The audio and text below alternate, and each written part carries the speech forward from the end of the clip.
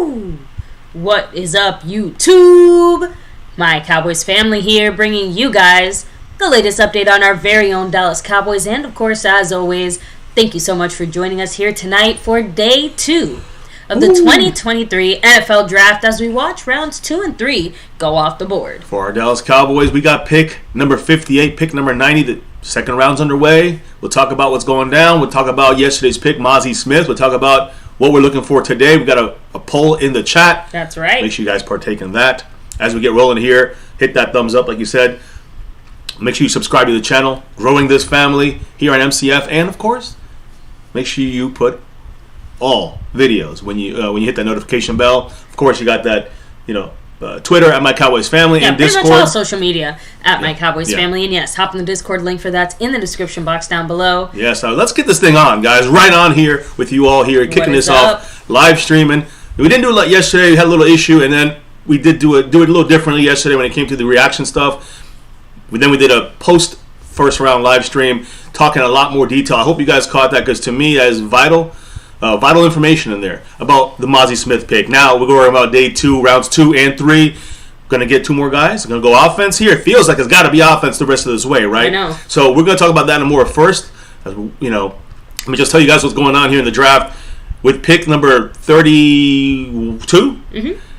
Pittsburgh Steelers selected Joey Porter Jr. No surprise. Cornerback, former, dad played there. We figured this last night. We knew that was going to probably happen. And then the next pick, the Tennessee Titans, with pick 33, pick quarterback Will Levy, whatever. And now he's, he was one of the embarrassing guys sitting there by himself in uncomfortable situations with his girl, his mom, his family. He got picked today by the Tennessee Titans. And now the Detroit Lions, pick 34, just made their selection. And and that's relative to the Cowboys. Sam Laporta, a tight end from Iowa, that the Cowboys had very high on their list. Well, off the board. Michael Mayer's still out there. A couple other guys, Darnell Washington.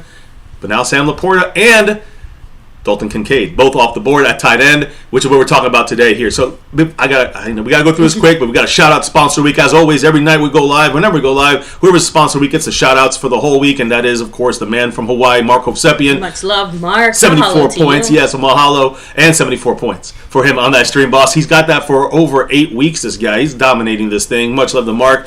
Right above, well, we'll talk about the leaders right now, but we got to also talk about the Cash App King, the crown being worn by Trent M, all the way from Australia. On the other side of this rock, he's repping that star over everything. Much love to Trent.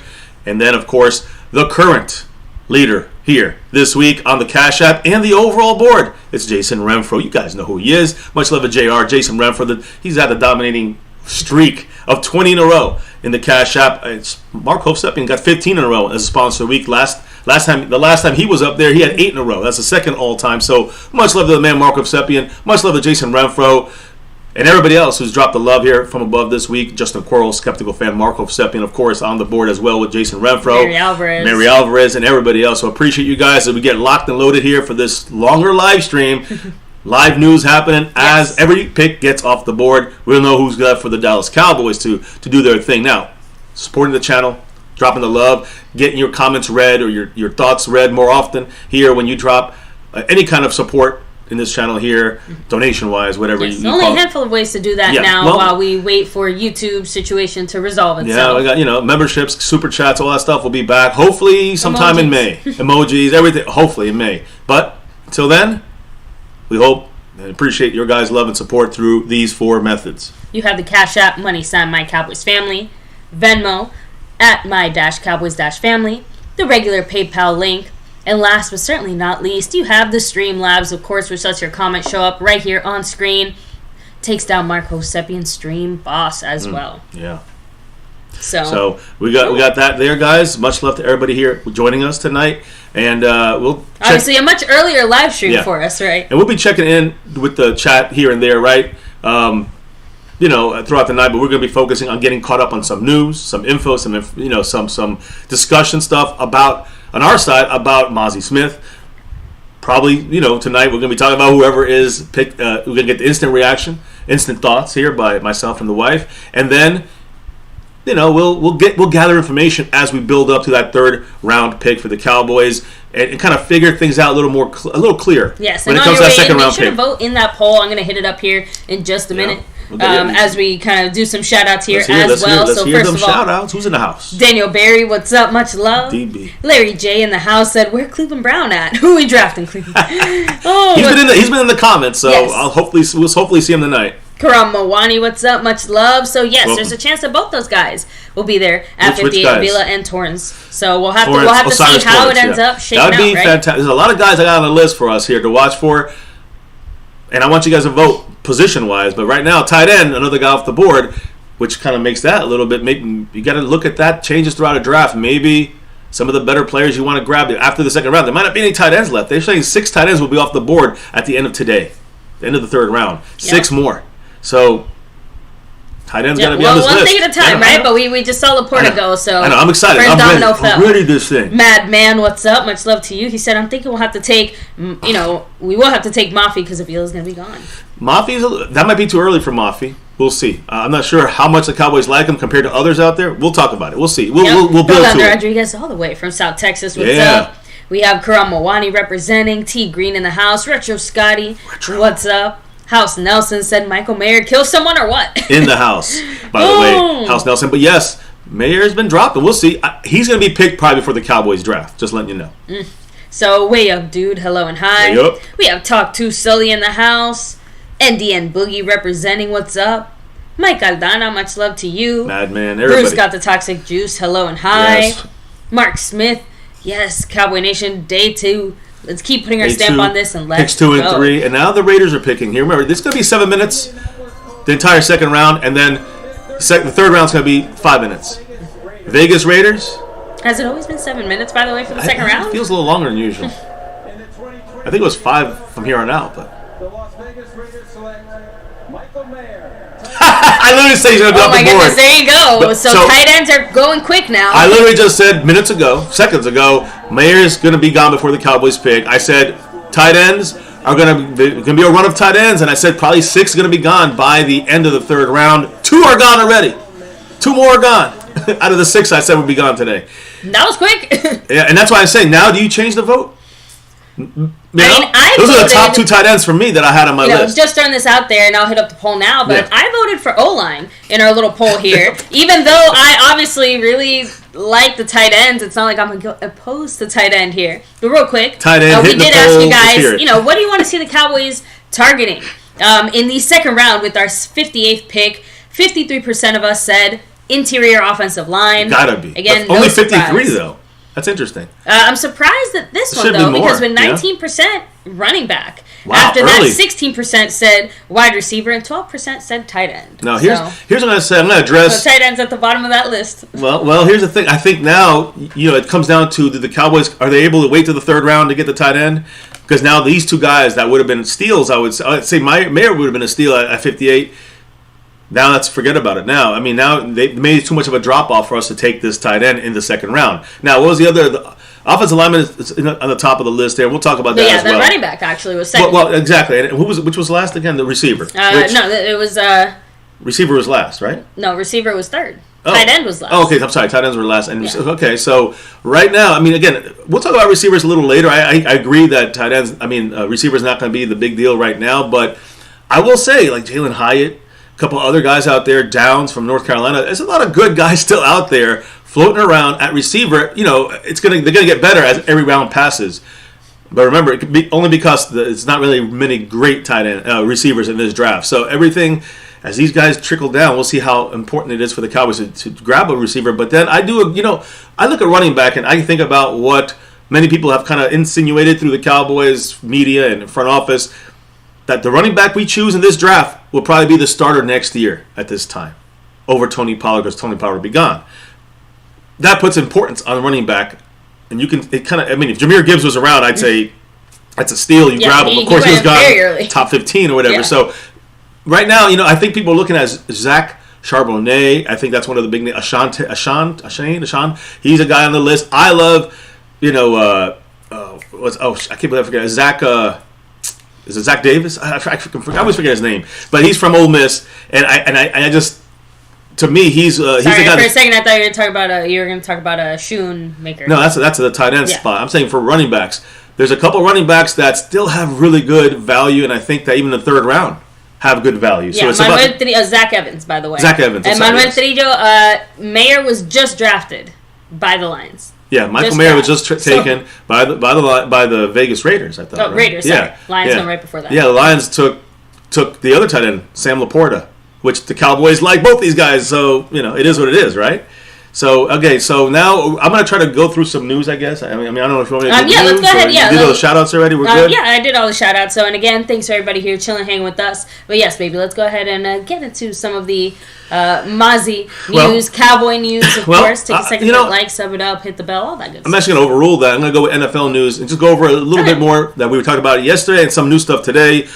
It's important to the Washington Commanders not going to get that fifth-year option. We heard Herbert got his fifth-year option with the Chargers, of course, with Kellen Moore. But the Commanders are not going to exercise the fifth-year option for Chase Young. He would have been costing them $17.4 million on the salary cap next year. You can still franchise tag him, maybe for even less money than that. And that makes sense if that's what they're going to do.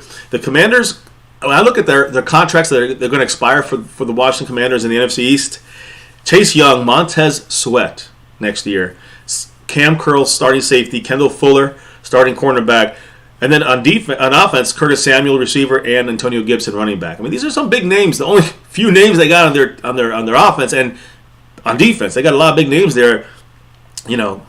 Weeding out there.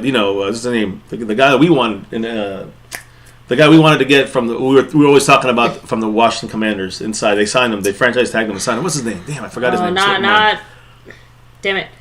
Not Payne. Yes, Deron Payne. Was it Payne? Yeah, okay, so it was Payne. There you go. Deron Payne. Sorry, for some reason I thought it was somebody else, and I was like, man, it's on the tip of my tongue. But Deron Payne was the first thing that came to my head. I hope we got our Deron Payne kind of guy in this draft from Mazi Smith. Mazi straight up said that he studies his film. He doesn't like to compare his game to anybody else, but Deron Payne is one of the few guys that he actually watches his film and watches his tape and sees how he plays. And that's interesting because now, when you look at the situation with Washington, he's kind of now, Deron Payne's kind of the only defensive guy going to be there after this year. That fearsome group in the front. Now, unless they do moves. Remember, guys, the Commanders can trade one of these talented pass rushers, like Chase Young, before his contract expires, or Montez Sweat during the draft as well. So keep an eye on that. Avila just went to the Rams. God damn. Wow. That sucks. That one hurts a little bit. That was one of the guys we were looking at. Steve Avila off the board to the LA Rams. Again, a lot of guys that the Cowboys specifically had rated pretty highly and seemed to have a lot of interest in. All just went back to back. So, oof. And no surprise that the Rams obviously went for some O-line help, considering just how bad their O-line was last year. So. And there was a lot of injuries, too, on top of that. Yeah, Mary Alvarez, what's up? Yeah, Mary even said, I wanted Avila, but it's all good. So, Skeptical fan, much love. Always staying skeptical, said, guaranteed if the Cowboys got Jalen Carter, it'd be all over the news. The Eagles get him, and no one bats an eye. Yeah, with the whole situation going on with him. I have heard even non-Cowboy people saying that, he still has a lot of issues. And not just about, like, the driving situation that happened to him, but it's also a lot to do with... his work ethic. He's still kind of immature, so I don't know. Look, obviously, let's see exactly how that shakes out, but you still can't deny it's kind of high upside, but it's also it's not as high of a pick as you first thought before that situation happened. No, it's Nelson saying, MCW, let's just hit the panic button and take note. I'm always ready to hit that panic button, right? That's always a good pick.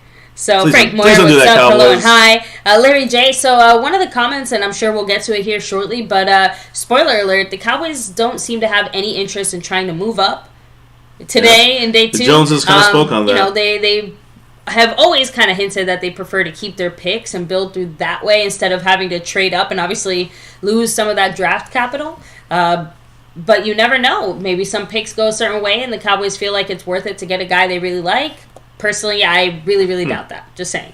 Throwing that out there. So, again, I'm not sure if we should have gone with the Vila last night.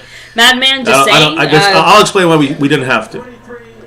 Next pick. Let's see who the Seahawks pick. Derek Hall. These guys, Seattle fans don't even know who the hell he is. So, anyways, and neither do we because we weren't looking at him. But Jason Renfro's on the board for a reason. He dropped $1.67 in the Cash App. Much love, Jason. Yes, appreciate you, bro. And again, keeps his lead in the Cash App. Cha-ching. Keeps his lead in the overall board. Appreciate you, brother, as always. Jason Renfro. No, go Cowboys, as always. So, as you're seeing, again, maybe just scan the chat for me. But I wanted to just say that, Montez Sweat, Chase Young can be traded by Washington if they really wanted to. They're both pending free agents next year. So, just to keep in mind there, as we're touching on different things. And, because this is about the draft, I'm just trying to throw in a couple of things here that may impact the Cowboys, whether it's opponents or, players available, whatever it may be. So, Lamar Jackson, you guys know he got his deal. We talked about it quickly yesterday. Everything was on the outs with him. He wanted Odell Beckham and DeAndre Hopkins and more talent. And the Colts trade their pick to the Falcons. But Lamar Jackson, of course, was signed yesterday to a 5-year deal, $260 million. New highest paid quarterback. We talked about it yesterday. Again, $185 million guaranteed. And on per year average, 5 years, $52 million. That's number one over Jalen Hurts. So you're seeing these numbers still going up slowly. Woo! We got the man staying skeptical. Skeptical fan in the house. Thank you, Skeptical. And you know what he had to say with a $5.38 holler? Ooh, the drop of the day. He said, much love. Go Cowboys. Who are we looking for in the second and third? Well, maybe let's look at the poll. I know we kind of looked at it real quick. Let's just take a quick look at it and glance at it. And what do you guys think about that? And that's what we're looking at today, I think. Not defense. We did put 4 positions there that the Cowboys seem to be obviously the most interested in here for the 58th pick in the draft. And 50% of you guys said interior offensive line still. So overwhelmingly O-line here, especially with the Vila going, both tight ends. I mean, tight ends going, offensive line going. Now, it has changed a little bit because now it's 19% tight end and running back are tied. So it's gone up. Tight end went up from last. And receiver now is last. Yes. Anyway, and yes, receiver is last with 12%. And I know that there's still a lot of really good receivers left there, but I think maybe that's part of it too. Yeah. We can either still get a good one in the third round, or we've already addressed that position and the impact that a running back or a tight end or an offensive lineman can have is bigger than that. I still love John Michael Schmitz right now, and I don't want to say his name because I don't want to fucking jinx it, man. You don't understand. Fan, I don't know why it doesn't let you vote. I still don't get that. Yeah, so. I don't know why it's doing that to you. Maybe it's the device you're on, but man, I don't know. We have like the kids have voted before and fun things we've done like that before, and they have totally different devices. So that's right. We do it on a laptop here. So and you have a phone. So but he votes O-line. By the way. Yeah. So we'll there's definitely still cast some guys a chip there. in that direction. Still some guys there. Now, it looks like the Falcons got the Colts trade their pick to the Falcons, and now the Falcons are making their pick. John Abrams making the choice here. Let's see who they pick. By the way, Drew Pearson's going to do ours today. Skeptical wants to know if there's anyone specific we're interested in. Damn. Man, he's Bergeron. Good. That's one of my sleeper guys right there. He can play guard. They saying he plays guard better than tackle, but damn. As far as specific guys here, he looks like John Favreau in PCU. I have to admit it's tough because Avila was kind of my favorite for right at this spot. Man, Matthew Bergeron. I've been talking his name a lot. No one's been listening, but now obviously the Falcons have been listening. Yeah, he's good. He's a good player, and again, good tackle. Very good tackle, but I'm hearing great guard, and that's where he's kind of secret right there. Man, that's a pick I would have liked to see the Cowboys go at if they had to. Yeah, lots of people in the chat were also, Damn. I've been talking about Bergeron for a while. You know I've been talking about him for a while. Anyway, I'm sorry. I know we're bouncing around from topics. You guys sometimes get us back on track, but they were commercials. So I guess what do you want to? I mean, again, we can't crowd or spill milk. I'm just trying to say, did you have any specific guys? I mean, I just named the offensive lineman, Schmidt. I mean, he's the guy. Now it's kind of getting down to him. Now it's not even any other. The options I like are starting to thin out. So I'm trying to run through this. Let me run through this quick, baby. Much left. If you guys want to stop us, you know how to do it.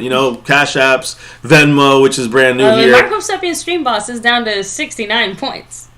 Uh-oh.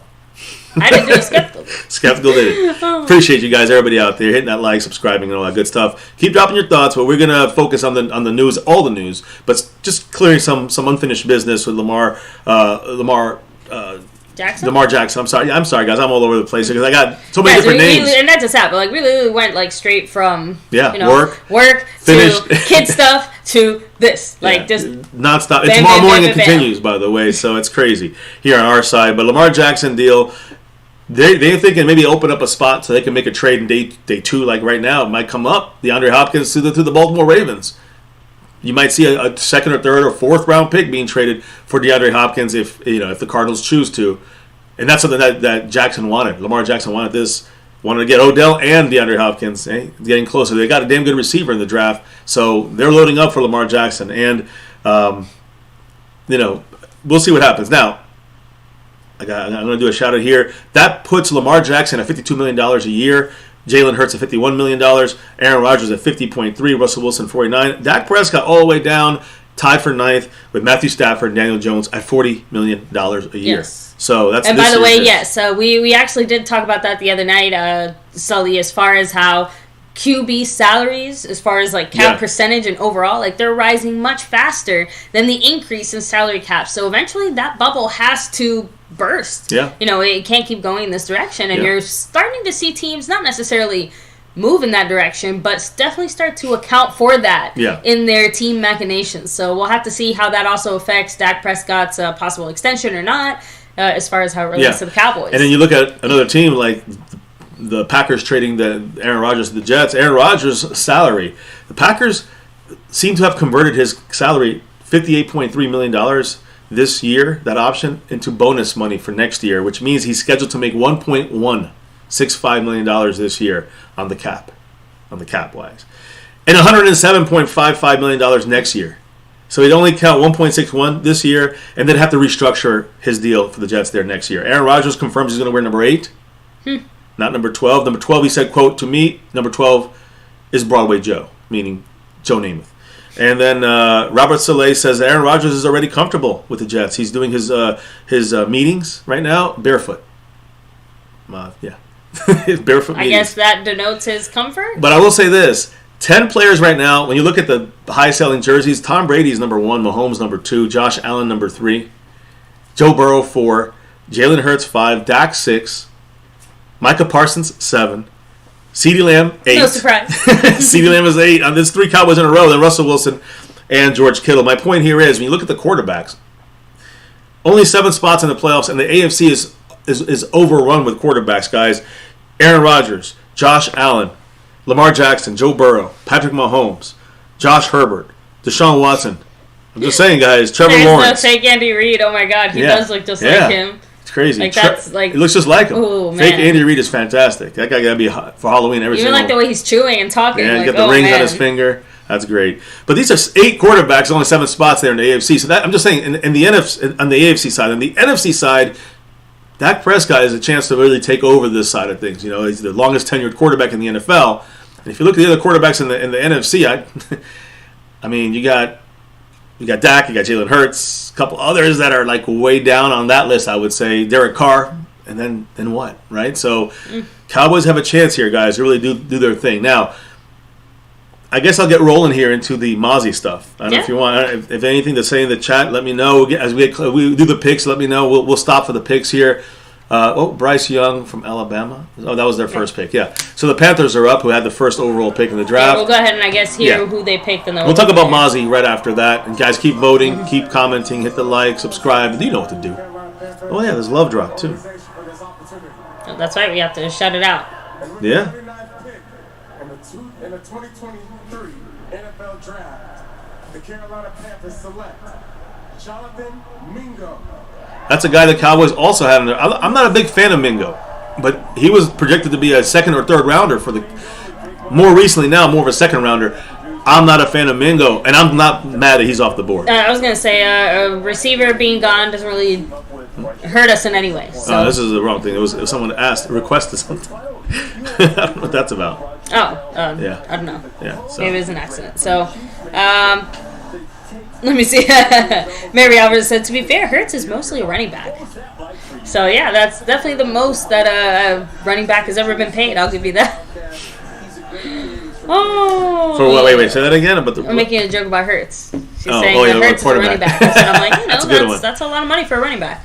That's good. That's a good one because they need to find a running back still, I think. They got no Sanders over there, Miles Sanders. They got to get a guy who's going to take some hits for Jalen Hurts. Because Jalen Hurts is going to be running a lot. He's going to be Hurts.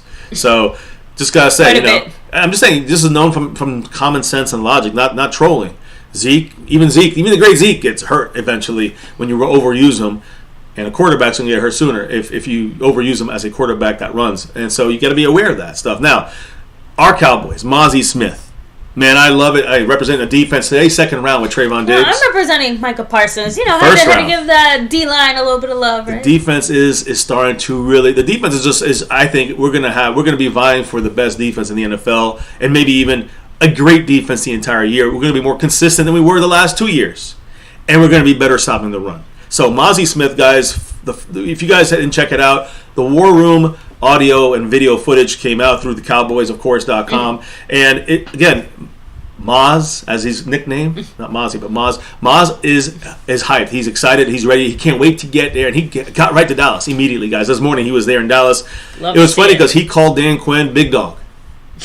So okay. I just love the It is respectful, right? It's all respectful. Trust me, when they met today, it was also respectful, and you can see that Mazi's ready. Maz is ready to roll, guys. Dan Quinn wanted him. You can tell easily this by the way they spoke. Dan Quinn was so excited. It was crazy to see him. Like, you could hear it in his voice. The way you hear it in my voice a little bit, you could hear Dan Quinn was very excited. Hey, we saw those text messages. We know behind the scenes what was percolating. Micah Parsons loves him. Loves this pick.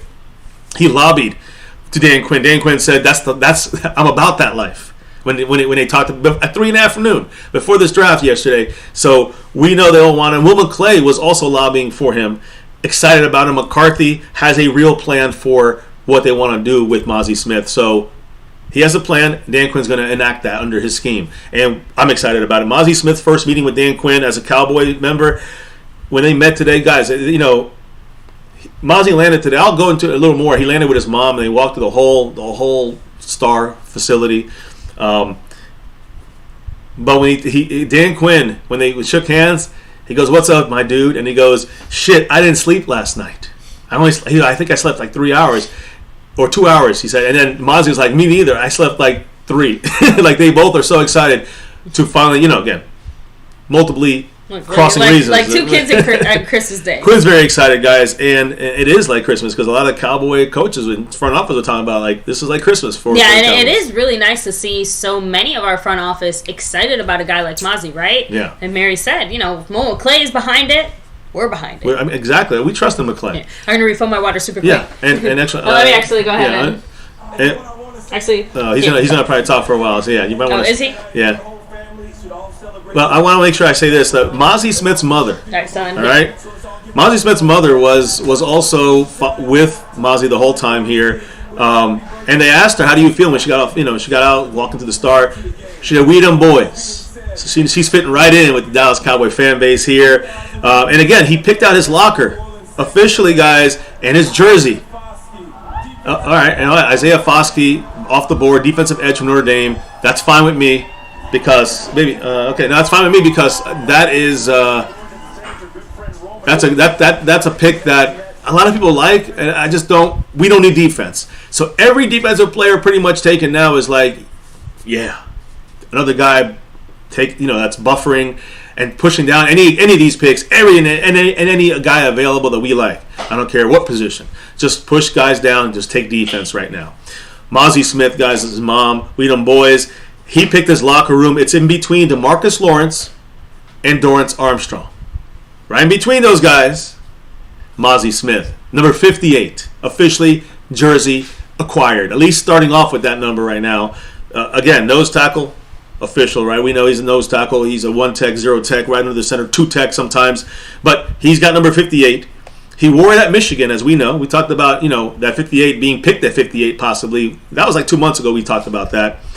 Things went up and down. He was more of a first rounder, went in the second round. He got picked by us in the first. But Mazi Smith, guys, taking number 58, if you recall the last numbers that were worn by last players in the Cowboys that wore 58, Aldon Smith, number 58.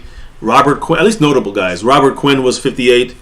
Jack Crawford, before him, he went to the Falcons and out of the league now, I think. But Ori Lemon, also going back a little farther. But the reason he chose to go with number 58 is because he initially, right, in his career, in his life, it was because he looked up to Von Miller and his style and non-stop motor. He said, quote, I want to keep that legacy going when it comes to that number 58. So hopefully, to me, it would be like a birth of a new number with the Cowboys, right, as a popular number. I know you're hearing me, baby, so you can comment on this when you get over here. But Mazi Smith also said, and we're going to hear more about this from the wife here, when his quotes, what he said today, from his press conference that they had actually today with Stephen Jones, Jerry Jones, McCarthy, and of course Mazi Smith and his mother in the crowd there. So let me make sure everything is good here. Yeah, there it goes. Okay, and so. Oh, Scorpio. What happened? What did I miss? No. The Spectrum screwed him over. Oh. We got lucky because right next door to us, it lost all their power last night. We were getting tornadoes all around us. We were worried in the middle of the stream we were going to lose power. Yeah, there was a lot of stuff going on yesterday. We couldn't go live, but we're live now. That's what matters. So Mazi Smith said, hey, we're going to talk about some of his strength later, refrigerator style. But he said in 8th grade, this was before he got to the press conference. This is walking around the Star and people kind of interviewing him. Some clips, you can hear him talking. He said that he used to hold his friends in 8th grade. And this was in 8th grade. He used to hold his friends upside down by their ankle. Yeah, baby. Like you just caught something, like an animal. And like you're showing off a fish? Yeah, kind of like that.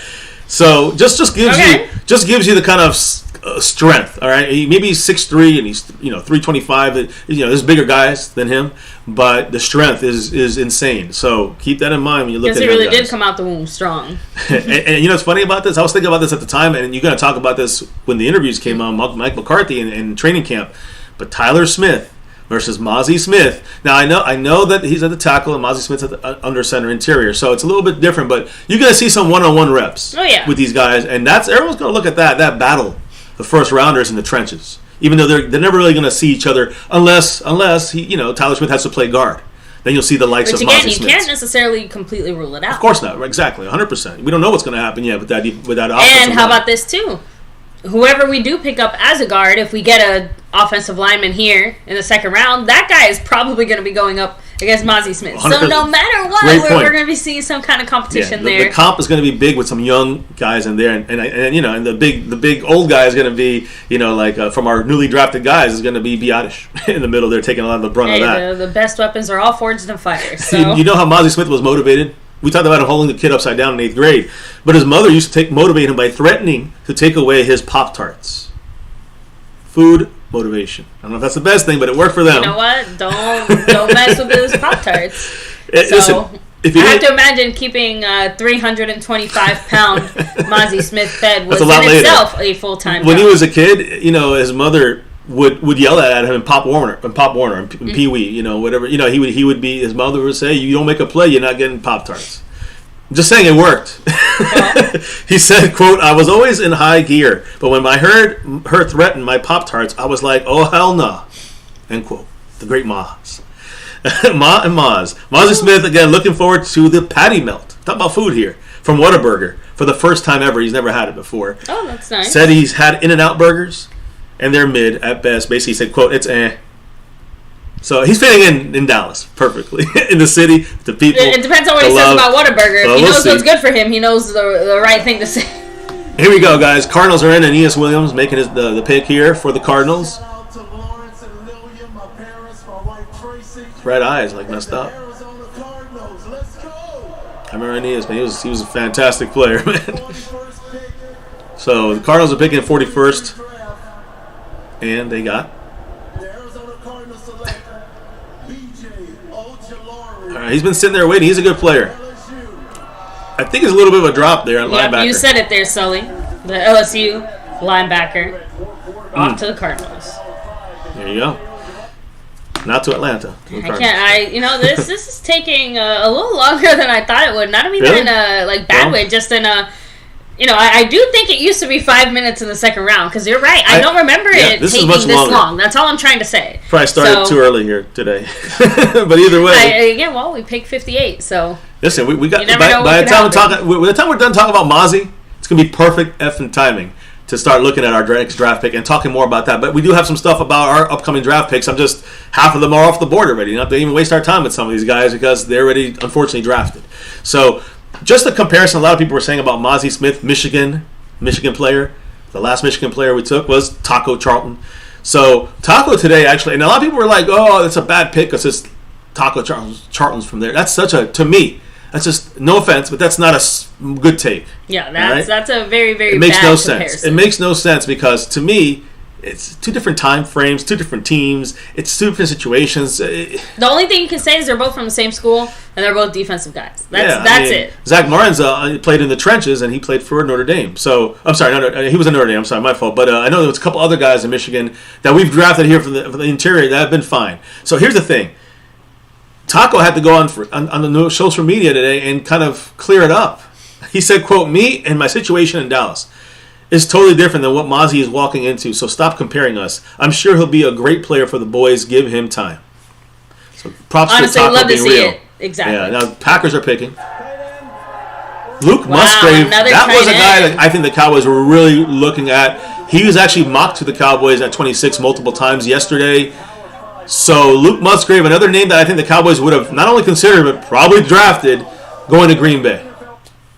Another guy off the board of my list here. So Mazi Smith, guys, walked into the Star today, Cowboy headquarters, for the first time ever. Now, he's been there before, but he's never walked into the front. We walked in the front. You see how that marble and the chandelier and all that stuff hanging there, guys. He was really mouth dropped. So was his mom. They were like, he said, he arrived at the facility in Frisco. He said, quote, he said this. Let me see. I lost my thing here, but basically, it's the first time he's ever seen it because he's never walked in that way. He said, basically, I've come in, but I guess they came in the back way. They didn't want to maybe see him for the media and the public. He came into the public's entrance, and he was like blown away by that. He'll make comments about that later, I think, about the money he saw when he walked in there, so to speak. But he saw the trophies, the Super Bowl trophies. He took pictures with mom there and the whole thing. And he said, quote, "Let's get to work, please. I'm ready to hit somebody in their face. I'm not playing around." And he seemed like excited, like really, you could see it. He's just talking. It wasn't talking to the press. He's talking like to himself. And you could see him. He's excited. He's ready. He's got a defensive mentality. I love it. And again, you talk. He's well read. He likes. He's very, good football IQ, smart guy. I really like what we got here in Mazi. More and more, the more I see of him and see what he's about. So that's really great there. And then I hate to use this terminology because I know it gives us a bit of a wartime flashbacks, but he does seem to be the right type of guy in the sense that he's ready to put in the work, right? Like, not just like he physically fits the bill, but mentally he's like ready to, work. And he's got, you can say all the guys on defense, like you could say Dorrance Armstrong, you could say DeMarcus Lawrence, you could say Jonathan Hankins. These guys are going to help him get to that spot he needs to get to and get better faster, I think. So he's got a lot of great guys around him. And, he met with Osa Odigizua today. He met with Osa, and he also met with Tyler Smith today. It was interesting. Tyler Smith still looks huge next to all these guys, and Osa, by the way, looked bigger. Osa looked bigger today. Like he's been working out. Is my point. He looks like he's getting a bit bigger. Maybe he's going to play more interior as well. And it's plans for the Cowboys. I don't know. We'll see. That's definitely what we want to see. Now he's with the Cowboys training program, so they know what they want to see from him, and he knows what the Cowboys want. So Mazi Smith, he said that he arrived there. He was first met by Osa and Tyler Smith. He said Osa was technically the first person that reached out to him and tell him how excited he was. They have chemistry together already, just walking around, talking. You can see it. And Tyler Smith also was there welcoming him in. I'm looking forward to that battle with those guys. Trenches, first-round picks battling out in training camp. Now, DeBrickashaw Ferguson calling out the pick for the Jets. Pick number 43.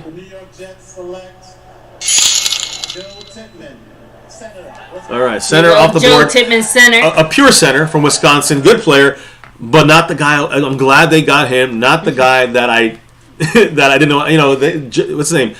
Schmitz is the guy I want to see the Cowboys make a move for. We'll see what happens. Skeptical fan dropping that $3 holler. Moving Mark to 66 points. Skeptical. Appreciate you, of course. What did the great Skeptical fan have to say, baby? Is he moving up this board here? Cracking me up here. He said, "I imagine Mazi meeting Jerry just like Post Malone in that video." He's all blinged out. That's probably a very fair comparison. So especially Jerry's is kind of like, slightly confused, slightly bewildered, but just overall happy to be here vibe, Oh. By the way, skeptical with that drop. Jumps over Justin Quarles, the Q-Man, into second place. That's right. Trying to close in thank on you so much, skeptical. the Q-Man, on Justin Quarles. Jason Renfro. Jesus Christ, I have so many different names in my mind. I can't even get them out, guys. But yes, Jason Renfro still in first place. Skeptical fan in second. So yes. Oh, so and Mary Alvarez, we'll catch you again here shortly. Yes, appreciate I you know here. There's playoff games and other things going on tonight. Basketball going down, yes. yeah. But when it's Cowboys, it's first. For me, for us, So I'm not sure if he's met with Gallimore. Not yet. Not that we know of yet. He's met with Osa, met with Tyler Smith, met with, of course, everybody there at the Star, the Cowboy coaches and front office. So Mazi, let's keep in mind something here, baby. He's 21 years old. Mazi Smith. Mm-hmm. Only 21. He's going to be 22. He has a birthday in June, so he's going to be 22 next month. Over a month, yeah. The first round has a lot of 24-year-olds getting drafted in this first round. Just so you guys know, even though, again, 24 years old, that's old already, right? For college. So, again, a lot of 24-year-olds there. Cowboys got low mileage when you look at it on the first round kind of guy, overall-wise, for a day one starter who could be here for a decade, possibly. Possibly, right? Now, Mazi Smith, when you look at his stats, and we kind of talked about his stats in the past. You got to remember, guys, nose tackles don't have big stats. They just don't have a lot of stats. They just don't. Their jobs are different. We've said it before. We'll say it again. Several of you guys said it last night as well.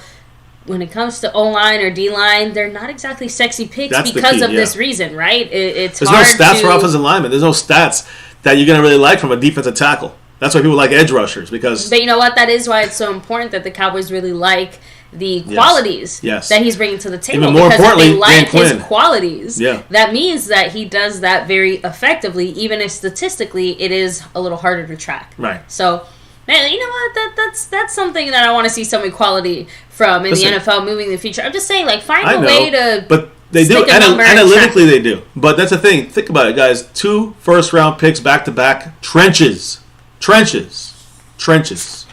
on both sides of the ball. Yeah. So Mazi Smith, guys, he had 48 tackles among defensive tackles. That is 6th most in this draft class. Or I'm sorry, in last year in the entire season in the NCAA in college football.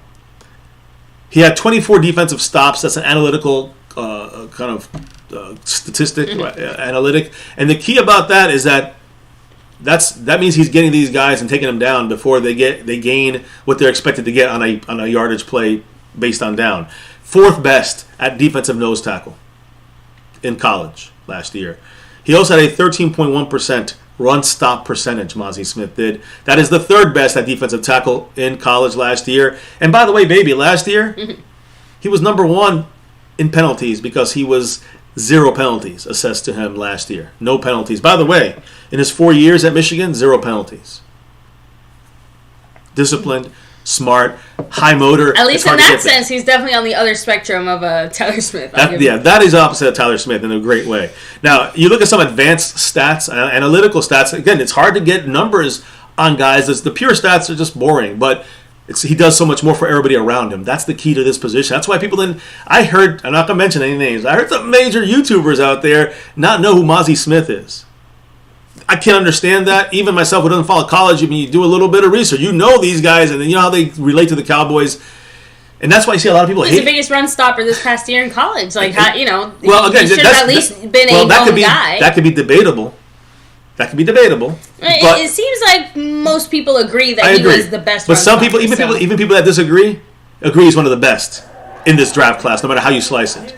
And cornerback Julius Brents goes to the Colts. Good player. They traded down that pick, and they got a good player there in Julius Brents. So, anyways, you look at the analytics now. It tells you a little bit more about the player.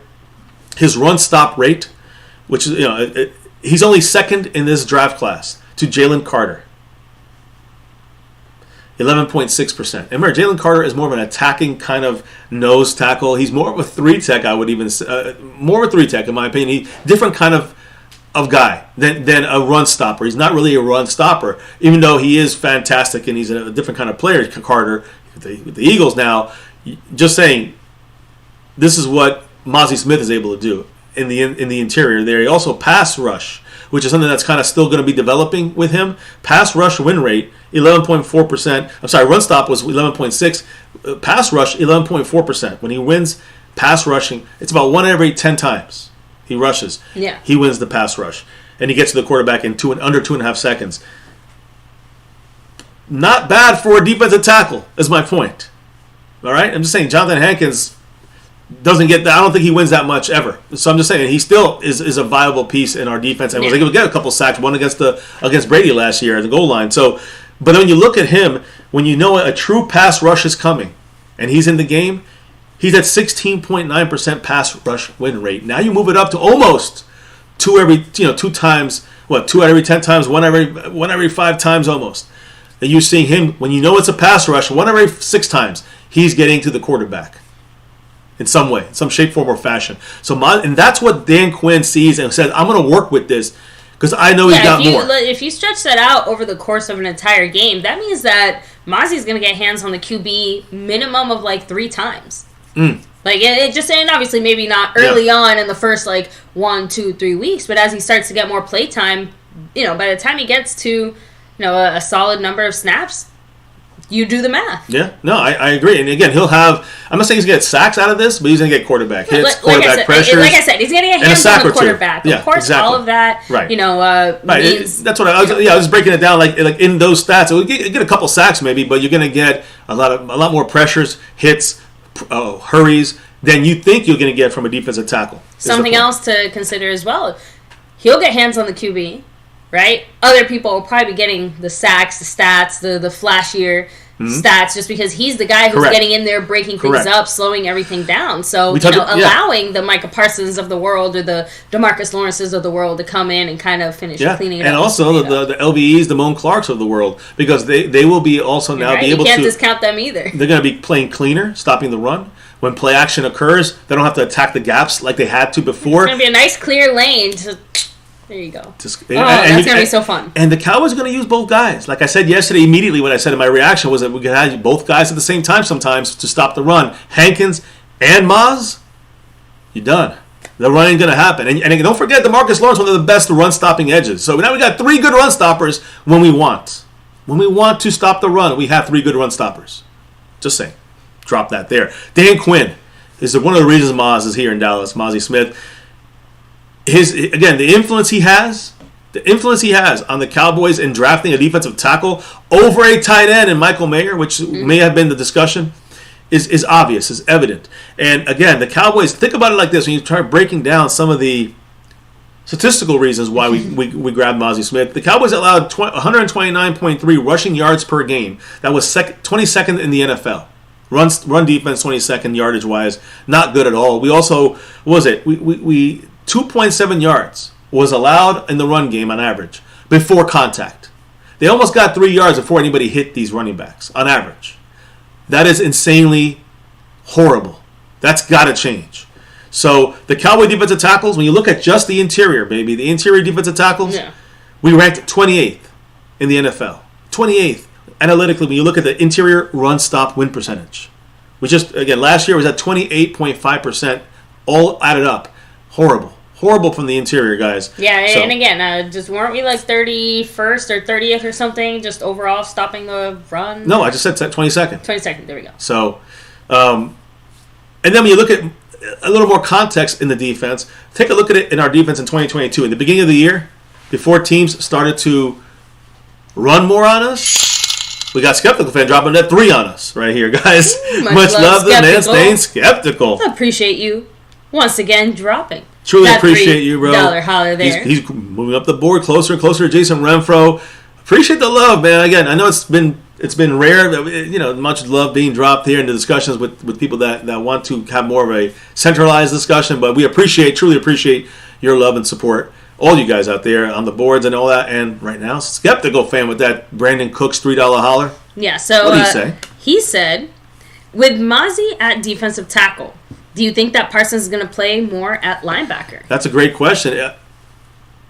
Maybe, but I don't think it's going to make that much of a difference in the sense that Jerry Jones said he's a pressure player in Micah Parsons. When Jerry Jones says that, it means we're attacking all day. Dan Quinn agrees with that. But to take some of the quarterback runs up the middle.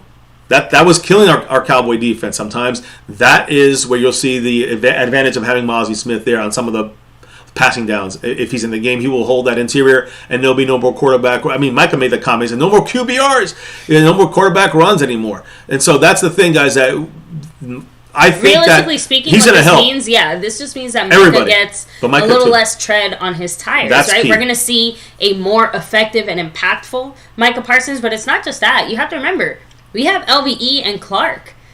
We're not really in real quick. Brian Branch was picked by the Lions here. Safety from Alabama off the board. Who's there still? Yeah, yeah. What was I just saying? You were talking about the defense and what he's going to do, Mazi Smith inside?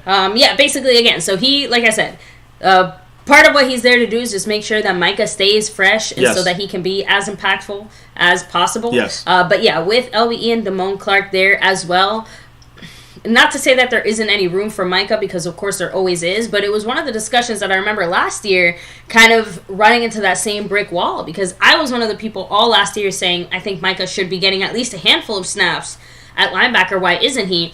And towards the end of the year, I remember we looked at some stats. Long story short, Micah just does not have the same impact at linebacker, and it's not to say that he's somehow a worse linebacker. He's one of the best linebackers. That a linebacker cannot have the same type of impact as a defensive lineman the way that our defense runs. So it's not to say that we couldn't have Micah, going in there and having an impact. But when I say impact, I do mean the types of plays that end up on stat sheets, right? The kind of, I think splash plays, the ones that cause turnovers. No matter what, that's always going to happen for Micah on the D-line 10 times more than it ever will at linebacker. At linebacker, I like you can move him around. Standing up, he can go here, there, middle. In the pre-play, that's where I like to use him at linebacker a little bit differently, a little bit better. Maybe he hasn't used that as much One thing to consider, too, this does give us the flexibility to now maybe get a little cuter with Micah, too. Not just, we're saving tread on time. Just saying that offenses are in trouble out there. Dan Quinn can get creative. So in that sense, that should be something that we continue to see. But, in Dan Quinn, we trust in that regard, right? Yeah, so we definitely do. Just takes a lot of pressure off a lot of guys' shoulders. Yeah, great question by Skeptical. And you know what, baby? It kind of leads me to this. Listen to this. The Cowboy defense last year, between games 1 through 10, right? Let's say the first half of the year, we had 42 sacks. Guys, that is mind-blowing, almost to a record-breaking, right? 42 sacks we had after 10 weeks in the NFL games. 42 sacks. That's, by the way, 4.2 sacks per game. From games 11 to 17, we only had 12 sacks. 12 sacks. That's 1.7 per game. Big drop-off. Big, huge drop-off. Guys, why? What's the best way to beat a great pass rush? Run at them. Cowboys obviously think that that's the way you're gonna chop down our elite defense. If you don't have that interior weakness, we have an elite defense. Elite, consistently dominating. That's why another reason why the Cowboys brought Mazi Smith in. And if you look at, a great example after Week 10, after that Week 10 game or Week 11 game against the Green Bay Packers, Green Bay beat us. They ran, 39 runs and only had 14 passes, and they have Aaron Rodgers. Yeah. That should tell you another reason why the Cowboys say, we got to fix this-ish, when they're not even going to their best elite Hall of Famer, Aaron Rodgers, to beat us. And we're missing guys on the field, by the way. They're going to just run the ball 39 times and beat us. And they were down by 14 in the fourth quarter. Remember that. Mm-hmm. So, again, with Mazi Smith, I think the Cowboys believe, the front office, Dan Quinn, that never happens. And they don't even have a chance against us, the Packers. So, I like to look around and see what other people are saying, other NFL coaches and stuff like this, other scouts. 2 NFL head coaches right now are saying they have very high grades on Mazi Smith. An athletic, 2-down inside player with rush potential. That's by one of these unnamed coaches. Another one said stout in the run game, immovable object. All right, maybe there's bigger guys, maybe guys that also don't move. Yeah. Mazi Smith's also a guy is listed by most of these teams that is an immovable object type of guy. NFL talent evaluator Greg Cosell said this about Mazi Smith, quote, "There's not another defensive line prospect in this class, including Jalen Carter, with the size, the mass, the live feet, and short area explosiveness as Mazi Smith. He's pretty rare as a prospect." Mm-hmm. So again, you get very specific things from him that you don't get from really anybody, even the best interior nose tackle type of guys in this draft, from Mazi Smith, according to this guy. And then You look at Yahoo; they have an all-juice team. They described him as one of the true athletic freaks in college football, blending together an elite short area quickness and change of direction, with also having superb size, a run-stopping space eater, but could be so much more than that, as in a pass rusher, right? By the way, pick is in for the Patriots. Skeptical Fan did have a little request if there's a way we can put like a number or something on screen just so we can see visually what pick we're on. Oh, yeah, no, I can do that. Hold on, let me see. Without further ado, I don't want you to get crazy about so much audio here. here. Let me see. There you go, Keon White. All right, good from defensive Georgia end. Tech I'm down. off Take to him off. Patriots. Good, So good. there we go. Yep, House Nelson said it. Cyrus remains for now. Still there. And Matt again, Prosecco, much love to you. Matt Much love in to the everybody house. here chilling, hanging with us. Again, take a second, hit like, subscribe, hit that notification bell. You guys can follow us on all social media at MyCowboysFamily. Hop into the Discord. Link for that is in the description box down below. Let me see here. I'm trying, guys. Give me a minute. By the way, House Nelson did say a really funny comment earlier. Tokyo, what's up? House Nelson said, are the Lions trying to fulfill some ancient prophecy, trying to find the second coming of Barry Sanders with all the undersized running backs they always seem to take? And I'm going to talk about DeAndre Swift because he's on the trading block. If you don't get a running back, what would they give up? They got 3 good running backs. We talked about it yesterday. Wow. I'm going to talk about that today, too. Sorry, I know we got to do so much stuff here. I'm trying. Chris got the toxic juice. Said Mazi was the second best defensive tackle behind only Jalen Carter. Anybody not liking the pick is just hating or mad because it wasn't their guy. I that's kind of agreeing with that too. I think a lot of people. And again, we had other. That was kind of one of our guys, but I don't care as long as it's the guy, and that's what I think everybody has to focus on a little bit better. Yeah, Scorpio, much love, said Keon didn't look happy. Hey, you know. Let me do this. Hold on. I'm going to do this here. Let me see if this works. Maybe that's just his face. There you go. 46. Oh. I'll go with this. This is the way he looks normally. Yeah, I'm just saying. Oh, let me see here. So technically we're on the 47th pick, right?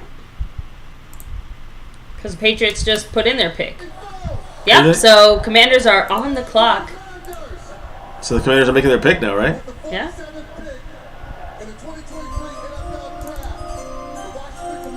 Now we're on 48 then. Good. Jartavius Martin, safety from Illinois, Just off don't to take the Commanders. offensive players, specifically offensive linemen, please. That's all I'm saying. That's all I'm asking for here. We know where their bread is buttered, and it's on the defense. So, all right, so that should be enough. Now we're on pick 48 right now, guys. As we continue this thing, let me see if I can. That poor Commander fan's gonna be picking glitter out of his beard for 3 years. Let me do this. I know I'm gonna do. Oh no. Anyway, but like I was saying earlier, but Okay. yes, thanks everybody here chilling with us. Hit like, sub it up, hit the bell, that good stuff. Yeah, we're almost to the pick, guys. We're getting closer. As you can see, pick 48. That's clear enough for everybody, right? Yeah, at least that one went by pretty quickly. Yeah, I agree. Those 2 back-to-back picks there. So, are you cold? Are you hot, by the way? No, I'm not. I'm a little hot. Okay, no. Just I'm gonna grab my soda if you don't mind. I'm sorry, I'm cold. Oh, sorry. It's all right. No, so safety off the board. It is what it is. Just looking at a couple last things here when it comes to other thoughts about Mazi Smith. We're getting closer to our pick, and I want to make sure we talk a little bit about this upcoming pick.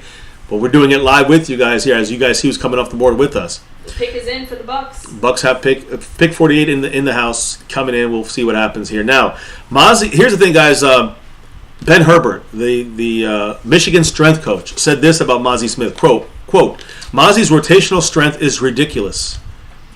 He's an incredible combination of rare traits packaged into one player. He's just ridiculously strong and powerful. You got to remember, guys, what he's saying here is that, and we've heard this over and over and over and over again, that Mazi Smith is a freak, right? He has a lot of rare traits packaged into one guy. You usually don't get all these things in one player. And also surprisingly athletic for someone his size. Well, that's part of that whole, that's part of the whole thing there. It's the athleticism that is also that's part of his makes traits. him part of the freak that he is, so to speak, right? So, yeah, I mean, I love when you look. We looked into him, but we didn't look at him this deeply. I love when you see, kind of the unanimous kind of thought process that this guy's a freak in very rare traits in one human being.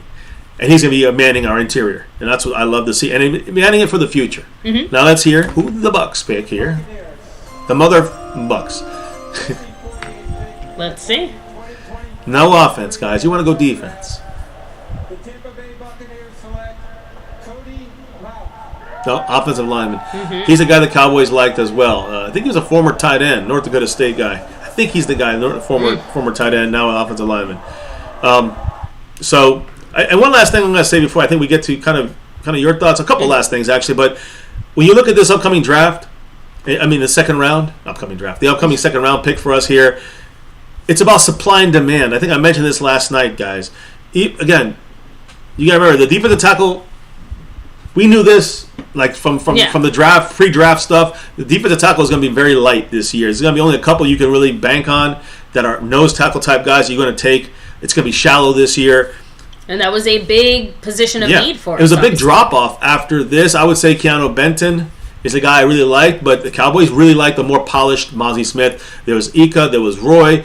Cowboys like all these guys, but they wanted the best guy that they feel at this point with the best plan with McCarthy and Dan Quinn's scheme. So the Cowboys needed a tight end, offensive lineman, receiver, running back, cornerback. Yes, but these are all deep, and that's what I'm trying to say. The Cowboys can still find a pretty damn good one of these position players later on in the draft. With second round, third round, even maybe fourth round, or even fifth round on some of these guys. I'm not saying starters necessarily, but rotational guys, depth, that's going to be eventual starters. You can find that in the fifth and sixth, possibly on some of our guys. I mean, damn. Deron Bland, Damone Clark, freaking, what's his name? Ridgeway, who's not with us anymore. We got these guys in the fifth round. You look at interior defenders, now only defensive 3 techs, defensive 1 techs, nose tackles, that play at least 200 snaps in college last year. There was 347 players that did that in the interior in college. Mazi Smith ranked 7th in positive graded play percentages versus the run. Against the run, he's the 7th best at everybody in college. Nose tackles, 3 techs, 1 techs, any techs inside. Pass rush grade, 46th percentile. All right, so could get better. That's the potential we talked about with Dan Quinn. Pass rush, when you're pass rushing on true, when you know it's a pass rush play, he has some good stats in there, but this was 40th percentile. The 3 techs are a lot more nimbler than him. They're going to have better numbers than him than a nose tackle. Pass rush grade during play action, 40th percentile, holding strong there. But that's about winning the pass rush. Pass rush. What he's going to help is in other ways. Is going to be in play action to make sure that the linebackers don't have to run up there quicker and fill up those holes we have sometimes in the run game. Now we don't have to bite. The linebackers don't have to bite for the play action. So even though his numbers are going to stay about the same, when it comes to the percentage of winning the pass rush situation, the linebackers get a lot more help. You don't see that in these numbers. He's a 40th percentile, but you're probably helping the linebackers 40%, with just helping on that side of things in depth coverage and not have to step up too much on play action when they're faking a run and then they throw it. Pass rush win percentage. These are all pass rush things. We're looking at Mazi Smith getting better at this. He's in the 69th percentile for him in winning the pass rush, which we already talked about. That is fantastic numbers from him, from a defensive tackle. We're talking about 3 techs here too. So we're looking at very nimble guys playing inside, and he's still in the 69th percentile. And then the run defense. His grade run defensively, 77th percentile for him overall, any kind of run defense against all 1 techs, 2 techs, 3 techs, 4. But what about the run stop percentage? I mean, the most effective guys that can come over there and stop the run immediately for a loss, for no gain, for a gain of 1 when they should gain 3. He's in the 95th percentile on that. So when you talk about stopping the run, this is the movable object that we chose to go along with this scheme. And look, I like to talk about the pros and cons sometimes. Again, freaky prospect. And we talked about the good things. Freaky prospect, and he has great blend, rare upper body and lower body strength. That's major for being a nose tackle. Yeah. Long arms for his position. And it makes him a better run defender and a pass rusher as well to separate from the offensive lineman. Sacks didn't show up for him on his number. I think he had 1 sack in 4 years, but he had major pressures. He had a lot of backfield disruption. He's a disruptor in the run game, in the passing game. He's always around the ball, always involved. Yeah, which again, that alone, just makes everybody else's job a little bit easier, even if he's not the one necessarily, like I said, making the actual play. Yeah. Right? He elevates everyone around him with that. There it is, yeah. So no, and that's what we love to see from him in his defense. That's kind of One of the fundamental reasons why we just got throwing him this out there, Lewis, he already picked number 58. So that's confirmed, right? Yeah, his number is 58. Well, again, starting off the season, you know how that thing changes sometimes. By the season starts, he might change it, but he might change his mind. He said he wanted 58. He wanted to, he's Von Miller mindset. He's had his whole career basically, so he's happy to make that number, I think, stand out for the Cowboys. Maybe we'll see. Position flexibility for Mazi is, he has the flexibility, but the bigger thing is the flexibility in the 3 downs, and that's what he's projected. He is projected to be a 3-down guy eventually in the NFL, if not, sooner than most out there, you can say. Now, in the negatives, production on the paper, statistically, it's not going to get that much because of the nose tackle, right? Consistency to some people wasn't always there. So hopefully with Dan Quinn, that's going to be improved there. Now, had opportunities to make plays, but failed to finish in the backfield. You can see in some of the highlights, you see him in the backfield, but he's not making the sack. You see him not, missing the tackle, but he's disrupting the play. So he's got to finish the plays off a little better in the backfield, I think. Again, remember, he's not the best guy on the field now anymore, like he was in Michigan. Now he's one of the least guys to worry about, which is perfect for him. Yeah. And you might see him bounce out even better than that now. But pre-snap, he has a very squatty kind of stance. It's too low to the ground. So, again, sometimes he has false steps out of his stance and loses a little bit of that up the field push. But, again, we talked about the read and react defense they use in Michigan. Partially the reason why he doesn't always go right up the field attacking like he probably will do more often with Dan Quinn. He runs out of gas, a little quicker. Even though a lot of these guys inside don't have that great stamina, he runs out of gas a little bit sooner than maybe most with the athletic background he has, with the athletic numbers he has put up. And again, all that power has to come at a price. Yeah. Right? Good thing though, he was like 335 when he entered this thing. Now he's at 325. He had to lose some weight to maybe have a better motor as a pass rusher and be more consistent. He's lost 10 pounds. So that's a definite improvement there. All right, so the Packers pick is in. No, it's not. They're not.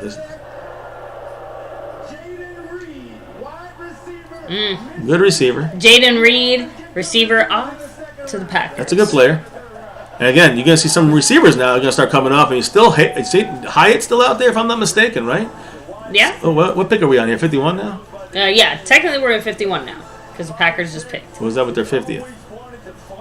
Packers are the 50th pick. Okay, there you go. Now we're at 51. So we're almost there, yeah, guys. they didn't make that very clear on the. Maybe they had it back to back. I don't know. That could be what they had too. Either way, Dexter Lawrence from the Giants. He's the guy that we have a lot of people comparing, Mazi Smith to, and his RAS score, by the way, baby, 99.9. I'm sorry, 9.99. I was gonna say, I'm like, that's obviously very high. Yeah, that's one of the best in the history at defensive tackle since 1987. Just gonna put that out there. So, by the way, Mazi, you know where his name comes from, baby? They asked his mom this. His mother said that she wanted him to have a Nigerian name, and the one that stood out at the meeting is, quote, the chosen one. So he was chosen by the Cowboys. He is definitely chosen, so very appropriate name. And some like athletic profile numbers, analyticals, when I say PFF kind of ratings, 6'3", of course, 337, now 325.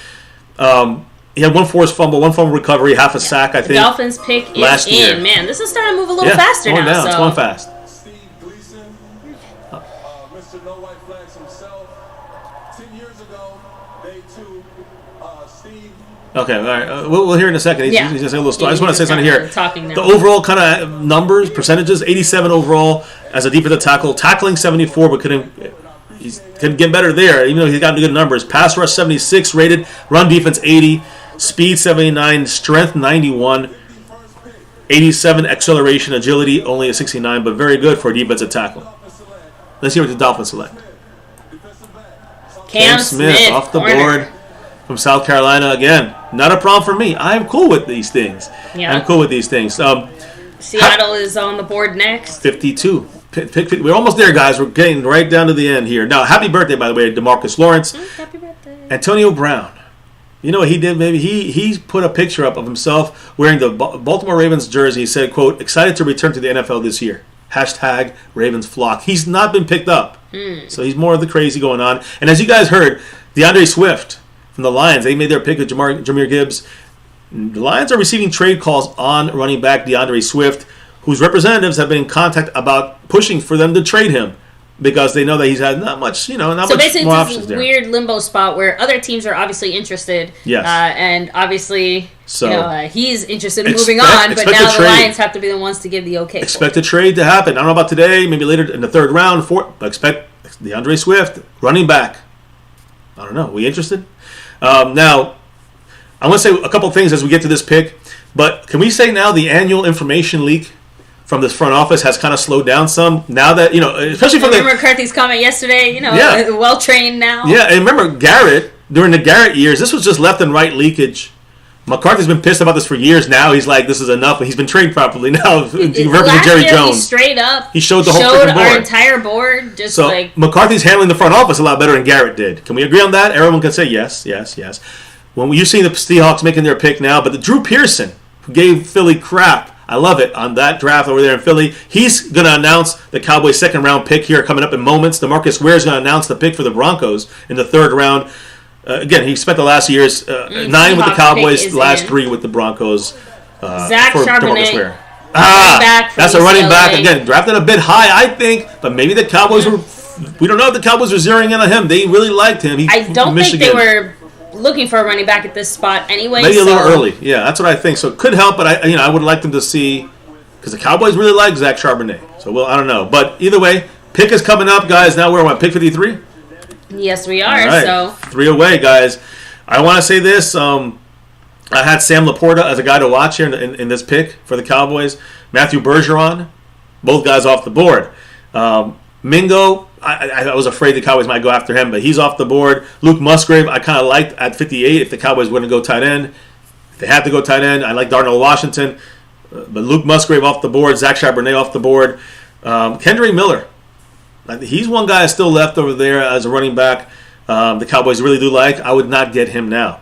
Defensively, Tyreek Stevenson still on the board, guys. Trenton Simpson, the Cowboys love him, but I'm not a big fan. Brian Young, Drew Sanders. Again, no defense needed, in my opinion, right now. Now, tight ends. We talked about the possibility of the Cowboys grabbing a tight end. What's the poll looking like? Yeah, if you don't mind. Let me go ahead and open it up again. Because Mayer, Luke Musgrave, Sam Laporta, all 3 guys are off the board. And these are 3 of the 5 guys I think the Cowboys are looking at. Tucker Kraft could be a guy, but I still am big on Darnell Washington.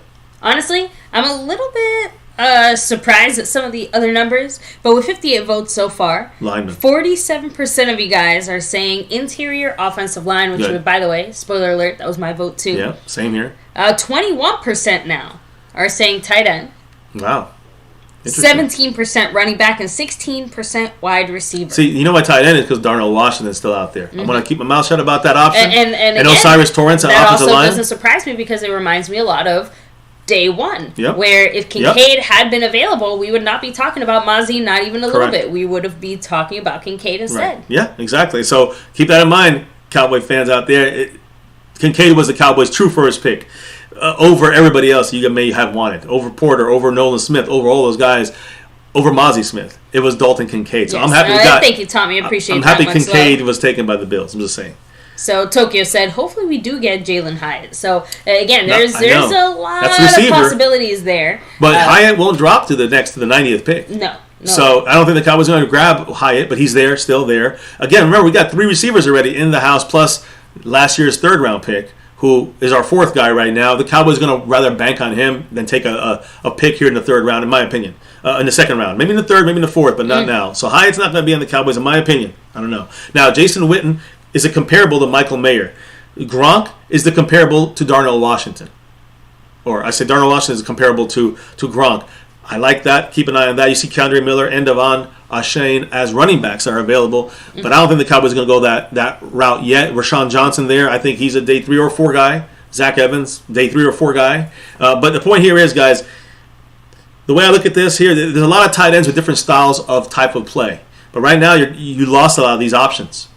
So to me, you got to look here and say, Darnell Washington, is he the guy you would like to see? Because right now on offense, at tight end, he's the only guy I'm interested at tight end right now. Offensive lineman, Schmitz and Osiris Torrance. These guys are still there at the offensive interior line. Now, what about offensive lineman Andrew Voorhees? I talked about he's dropping a little bit. I've heard Everyone's still picking him in the 3rd round and all this 2nd round. Listen, I don't know about that. But Voorhees today tore his ACL. You guys, we knew this already at this year's scouting combine. We talked about this. It happened during the combine.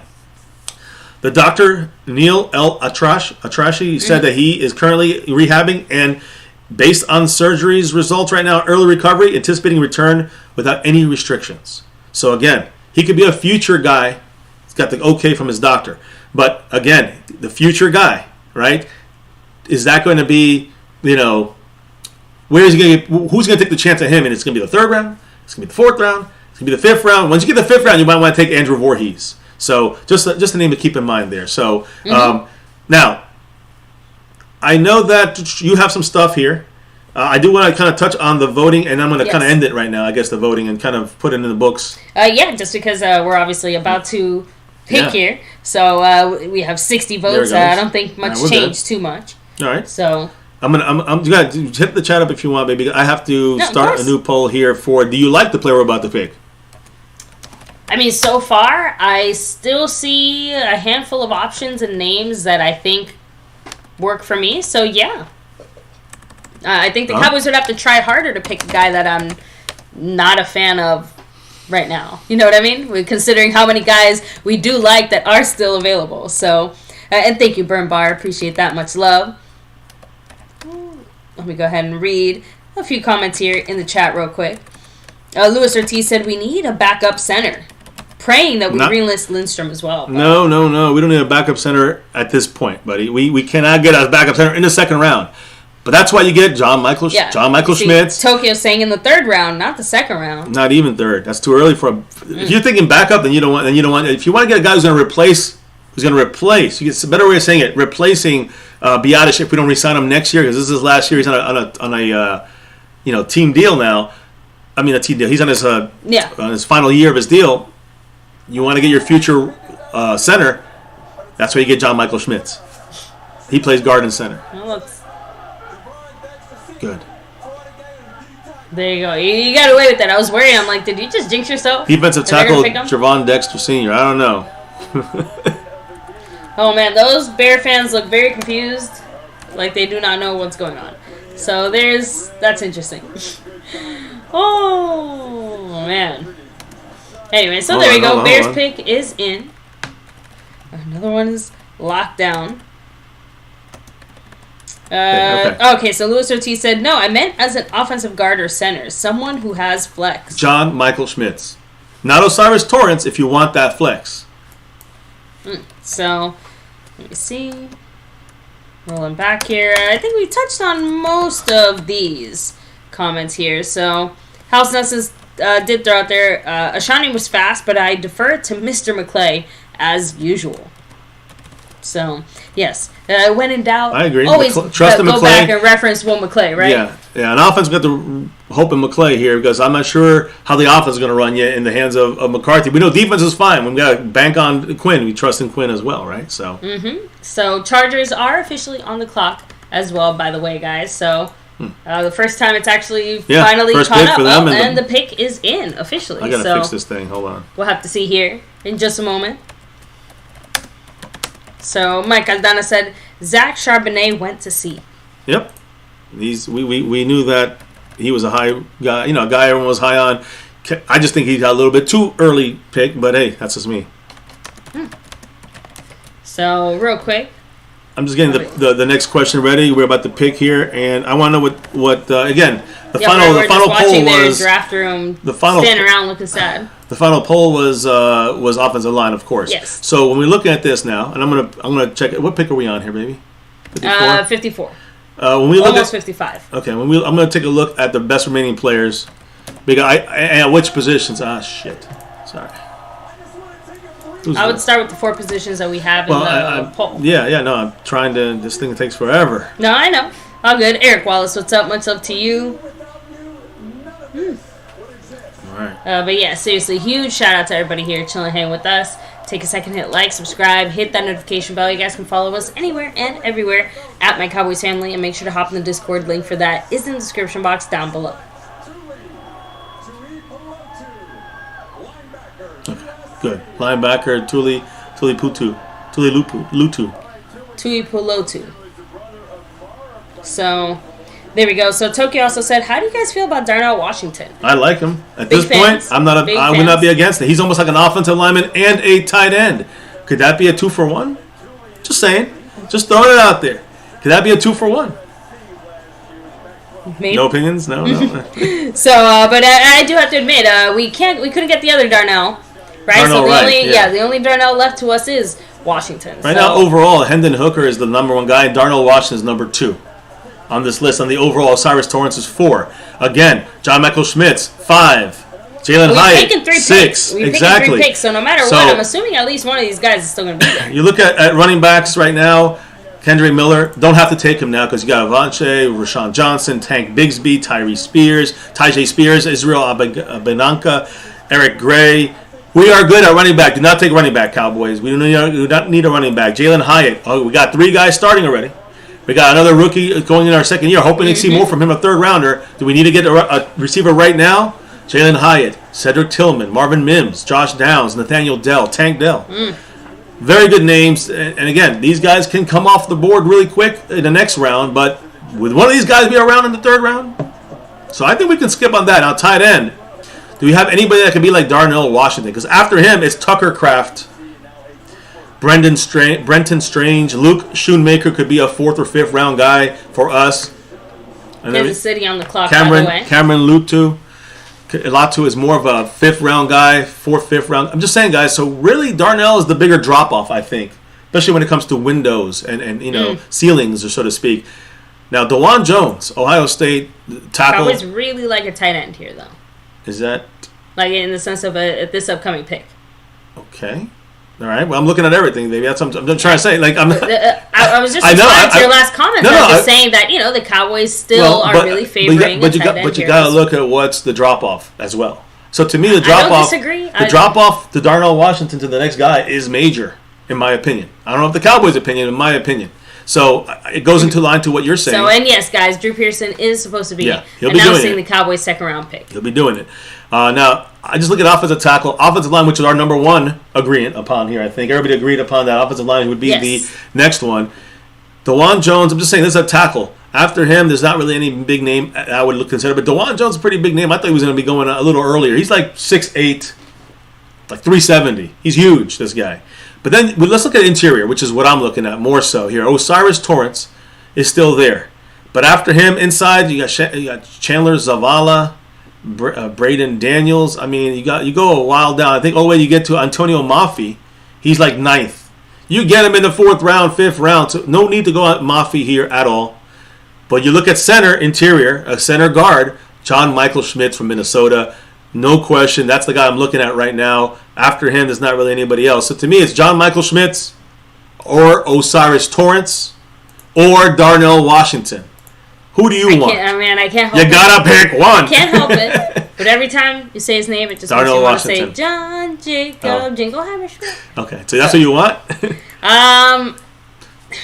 See, if the Cowboys go... I want to be mad at it just because... And again, to me, it's more about position of need just because...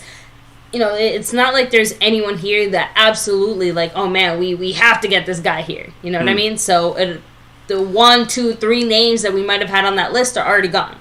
So I think overall, Osiris, to me, it's about getting the best out of it that you can. Osiris Torrance is the highest, really overall rated consensus guy on this list of the guys that we're looking at. Jalen Hyatt is also next after that list on that situation. John Michael Schmitz is after that. So it just comes down to what the Cowboys are looking for. But here's the thing I'm saying, baby. What pick are we on? 56 or something? Yes. So we're about to pick. Yeah, they're doing it very weird here. The way that they're kind of showing the picks and talking about the picks and stuff like that. They're doing it because the picks are being made. You have to watch the bottom of the screen because they're not announcing them all. I'm not disagreeing with that. I'm saying more about the way that even their imaging is handling it. Like, it feels like they're picking a half behind. Yeah, it's off the screen here a little bit, so that's kind of weird. I don't like that at all. But it is what it is. Chiefs pick. Oh, they're on the 55th here. Hold on. Okay, they're on the 55th pick. I'm sorry, guys. We're almost there. We promise. But what I'm trying to say is this. And when you look at the different options out there for the Cowboys, and I am taking running back out. There's no need. There's still good enough running backs, out there. that you can still find in the third round, even fourth round, right? So for me, running back, there's good ones. I wouldn't be mad at it, but it's almost like we didn't have to go that route at running back. That can wait till day 3, basically. Or third round. Or third round, I guess. And then at receiver, same thing to me. It's deep. To me, there's still a lot of good guys with Jalen Hyatt's range, right? Josh Downs, Marvin Mims, Nathaniel Dell, Cedric Tillman. There's still a lot of guys the Cowboys like in that group. You know what I mean? So receiver, you can go round 3 with receiver, is my point. So you guys feeling what I'm trying to say here, I think, yes. I hope. Tight end is where you have a drop-off from Darnell Washington. So if the Cowboys make Darnell Washington their pick, I'm happy. Offensive guard, Osiris Torrance, I'm happy. Center guard, John Michael Schmitz, I'm happy. So what I'm trying to say is either of those 3 picks, I am cool with. Now, don't let these guys take these 3 guys from me. Let's see what happens. The Kansas City Chiefs are up. All right, so let's see who they end up picking here. So, and thank you, Ryan. I appreciate that. Yeah, we have a few comments here. Thomas Garrett saying, something tells me that Jalen Hyatt's going to be going to the midgets. Are they picking right in front of us, too, I think? Let me double-check that. Yep, they picked 57. Yep, we got the unless the Jags they screwed us already once. Trade down or trade back. Yeah, this was traded from the Lions, who were originally from Minnesota, to the Lions, to the Chiefs, now making their pick at 55.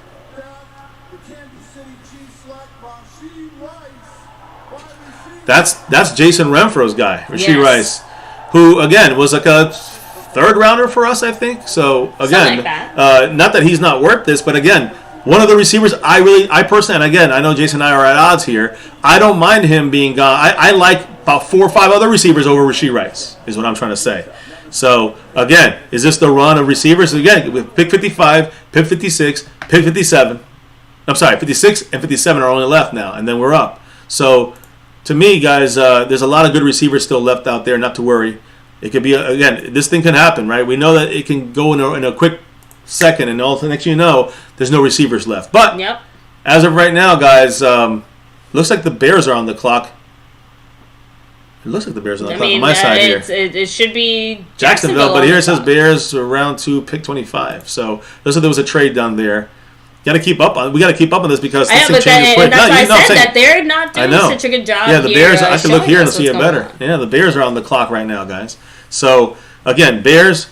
Looks like Bears, Giants, Cowboys. Looks like that right now. And yes, House Nelson. Mr. MCF's beard is looking extra manly tonight. So it's fully powered up. Yeah, fully powered manly rules there, I guess, right? Sorry, I just had to read that comment real quick. So, anyway, Thomas Garrett saying the midgets are going to take Jalen Hyatt just to keep us from drafting him. I don't want Jalen Hyatt. I don't need him right now is the point. I'm not looking at, again, you guys, that's probably best player available. But I still think Darnell Washington could be a better get here. Unless you think he's going to get to the third round. I don't think so. I mean, again, he's kind of where he should be here if he falls to us. Now, you also got, and the Bears pick is in, but you also got, offensive lineman. Let's stick to the offensive lineman plan, family. That's what I think in the end what we should do. I mean, Darnell Washington's a tempting pick. Let's see the pick, baby. Let's see. Tyreek Stevenson. There you go. Cornerback from Miami. Very good player, by the way, value-wise. Value-wise. And by the way, the Giants are officially. We're one away, guys. One away.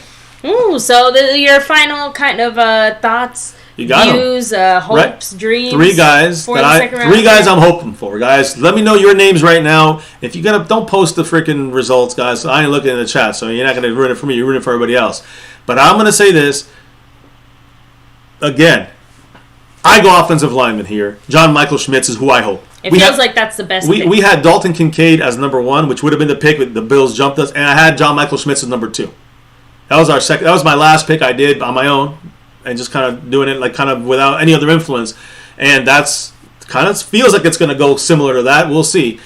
But my thing here is that the Cowboys now with this situation where you can go, we got 2 offensive linemen here, and we got 1 pick in front of us. I'm just saying, to me, Osiris Torrance is a good number 2 option. If the Cowboys like him so much better than John Michael Schmitz, I'm cool with that. And then you got the other pick, which if you don't go with either guy, you go with Darnell Washington at tight end. And the Giants pick is Cowboys are about to be up here. So that means Dallas is going to be on the clock here in just a few moments. Let me see. Jason Ruffer said, I'd say that Rashee Rice is a second rounder. I know. I'm glad we didn't get him. I don't want him in the second round. Sorry, man. No, not ours. Damn it! They took my guy. Sorry, baby. Yeah, bull crap. Hey. I thought that's who they were going to get last in the first round. As far as, like, some O-line help for Daniel Jones. Sorry that they took John Jacob Jingleheimer Schmidt. They always do this to me, these bastards. So now... How's this? It said Giants suck my... So now I'm open for Osiris Torrance or Darnell Washington. It can't be any... Okay, look, out of my hands, the Giants made the freaking deal. They did the deal. They did it. But I think this guy would have been the guy that you can replace Biotish next year with if you felt like you're not going to pay him, right? Well, and he could play guard as well, so you could play guard this year, center next year. It was like, man. And who knows? If he was there, the Cowboys wouldn't have taken him anyways. I'm just telling you what I feel after months of research, so to speak. So... All right, so not really sure. No. I'm saying I want to make sure we get ready for this pick here. Okay, I think we're fine. All right. Well, I thought we weren't. I thought we need to be centered better. That's all. But all right, no, we're good. Yep. Oh, all right, better. I know, but now we're like, don't worry about it. Anyway, just waiting for Dallas, obviously, to make their pick here. We're gonna pick Chaz Green.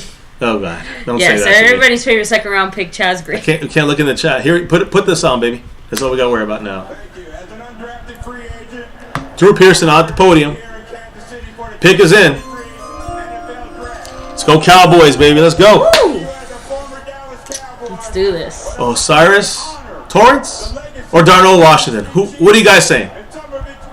Let's see. I don't know. O-line or tight end?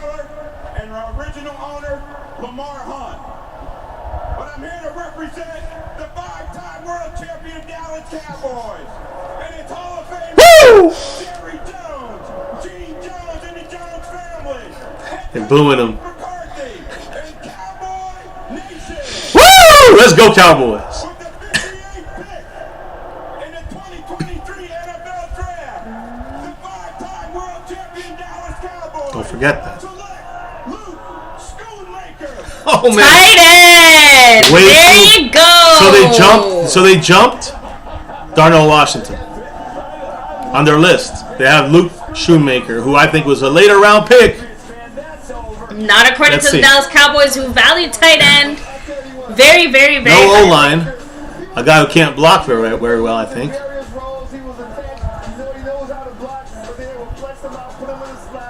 So he's going slot style here. West Coast offense, McCarthy. Hey. He's Dalton Schultz. That's all. Second round Dalton Schultz. I don't know. We'll see. Okay. I don't want to talk. Didn't we get Schultz in the second round Fourth, too? Baby. Fourth? Yeah. Talk about value pick wise. I don't know if I like that.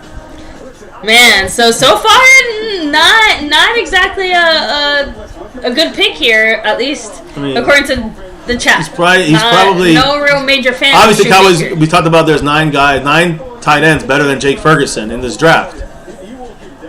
Supposedly he's supposed to be better than him. So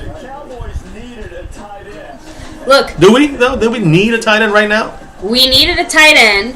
The Cowboys value the tight end position enough that they would have picked it over Mazi had it been there. Let me think it through. Go ahead, baby. Go ahead and think it through, but I am a fan. I can't, I make my bias very well known and clear. I don't know if I like it better than Washington. I'll give you that. But like I said, what I personally would do is obviously a little different than what the Cowboys would do. And in this case, I am willing to put my trust in our front office. If they feel that tight end is that much of a priority for what they want to do. McCarthy. Right? This one does feel like a McCarthy pick, doesn't it? So you guys are cracking me up. Montana 808 said, DeJuan Jones is there. This dude's a bum. Mike Aldana said, we didn't need a tight end now. That's my point. Let me see. Louis Ortiz said, we have 3 good tight ends. Skeptical fan said, so we're going for like a 3rd round offensive lineman? Yeah. Scorpio saying, Darnell Washington should have been the pick. Darnell Washington or Osiris Torrance. No, I disagree with the Tokyo one. said, wow, Darnell Washington was there. Yeah. DeJuan Jones, I don't necessarily agree with him because of the position situation. It depends what the Cowboys' plans are going forward. But another tackle, probably not, unless he goes to guard, right? And then I would agree there. But Osiris Torrance was there. No, Darnell Washington is still Darnell there, guys. Washington, yeah, Darnell Washington was there. I think Aguilar before said, I wanted an offensive lineman, but it's not bad of a pick. I guess we're moving on from Sean McEwen. Oh, yeah. The guys, whoever said we have 3 good tight ends is wrong. McEwen's a good practice squad guy. He's not really a good full-time tight end. Let's not get fooled by what the Joneses say. But Hendershot's an undrafted, and he looks good, but he ain't a superstar like the Joneses want us to think. And then, Ferguson, what I've heard from million different analysts, I know there's stuff about this draft, more than I do, more than you guys do.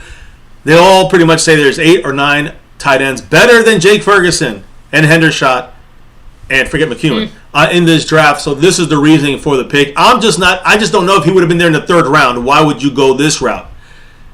If you're not going to get a chance guy like Darnell Washington, roll the dice. If you're not going to get DeJuan Jones to move him to guard. If you're going to say him a tackle, then I don't care. Then you don't have to bring him in. But then you have, to me, Osiris Torrance, who's there. The Cowboys obviously didn't like his situation there with the division. And one thing I will say, so far you guys are all pointing out Schoonmaker doesn't seem to be much of a blocker, right? Blocking is not they exactly said he can block when he wants and when he can. I mean, that doesn't mean anything right now. We'll have to do more looking into this. I think it's more about the fact that we can extrapolate from that. Of course he's going to improve in that, but he's not there to necessarily help block. You know what I mean? Yeah, he's there for the high-paced, West Coast offense, but we have a guy out there that can do that already. I thought they were going to get somebody who complements that. Well, I guess not. This is the way that the Cowboys chose to complement that, right? Not the happiest about it. House Nelson said, I'm about to belly flop off the wagon. I'll be back. Let's see here shortly. It bothers me that we went this route with tight end. By the way, it looks like the Bills got torn. I want to know, did they? Yeah, it looks like they're about to pick them up now. Great, wonderful. Well, there you go, OG guys. Looks 09 said he better have a better career than Washington. Yeah, Luke Schoonmaker. Hey, man, that's interesting. Scorpio saying this is like a TJ Watt versus Taco pick. And this would Would you go as far as to agree with that statement? Well, would you say? I mean, there's no way of knowing that yet, guys. Obviously, no one knows anything. We were still literally drafting, but we're talking about the feeling that it gives you, the kind of immediate response to it that you're having. I mean, let me see. Yeah, the Bills are about to announce their pick. Cleveland Brown, what's up? Much love. He said, I'm angry at this pick. He's a new Dalton Shits. I mean, hello, everyone. There you go. I see Cleveland got his new favorite guy. If the Cowboys like him because they're going to use him, then it's a good pick. If the Cowboys are going to... I mean, I don't know how you can use him with the other guys we have here, right? Well, I want to just know what the plan is. That's all. I'm going to hold back my thoughts. Office said, 105 through the fan said he's the best blocker left. We're going to run those 4 tight end sets again. Is he? Best blocker left. That's unfortunate. Because I know Darnell Washington's better than him blocking. So I know that can't be accurate. Darnell Washington's definitely a better blocker. Maybe blocking tight end, specifically. You know what I mean? Just saying, the best blocking tight end is Darnell. There it is, Osiris Torrance, guard from Florida. To the Buffalo Bills. But no, baby, I'm trying to say that Darnell Washington is looked upon as like the best blocking tight end in this draft. Just saying, like, he's the best blocker in this. He's an offensive lineman, they call him, basically. So what I'm trying to say is Darnell Washington's the best blocker in this. If they wanted to run the ball all day, and like you're saying there, Voodoo, they would have got Darnell Washington. Mm-hmm. They want to throw all day. Cap 52, we just drafted tight end Luke Schoonmaker. I'm asking you guys, what do you think about this pick? I think I got it all right. I took some time there. So you guys, maybe why don't you read it over and have everybody vote as we wait for the 3rd round pick, which will come faster. Our Dallas Cowboys draft choice to tight end Luke Schoonmaker in the 2nd round at the 58th pick. The three choices are yes, I love it, maybe not sure, or no, I hate it. Guys, this is an instant reaction, so Yeah, it's no one's gonna come after you if you're right or you're wrong. If you hate this pick, then hopefully it's good that it's a good thing that you're wrong, or I'm wrong, or you're wrong. See, Retro Scotty said I did actually get Schoonmaker, but I got him in the 3rd round. So that's what I'm saying. I think it was an overdraft, another reach. And again, I shouldn't really say Mazi's a reach because of the reason we got him and his freaky skill set is what the need is, and that's why he's a 1st round pick. Yes. But to me, this one is a little bit of more of a reach than Mazi Smith. For Cincinnati, the pick is in, by the way, real quick. Just to let you guys know. Here we go. Corner, Michigan. DJ Turner, corner from Michigan. Off. What pick he are we goes on here? to the 61 Bengals. now? We're in 61 now officially. So the Cowboys We pick picked what, 90? But at least the next the next couple picks will be 7 minutes, and then we go in 5 minutes spans, and it goes a little faster. So, what are you gonna say for this, baby?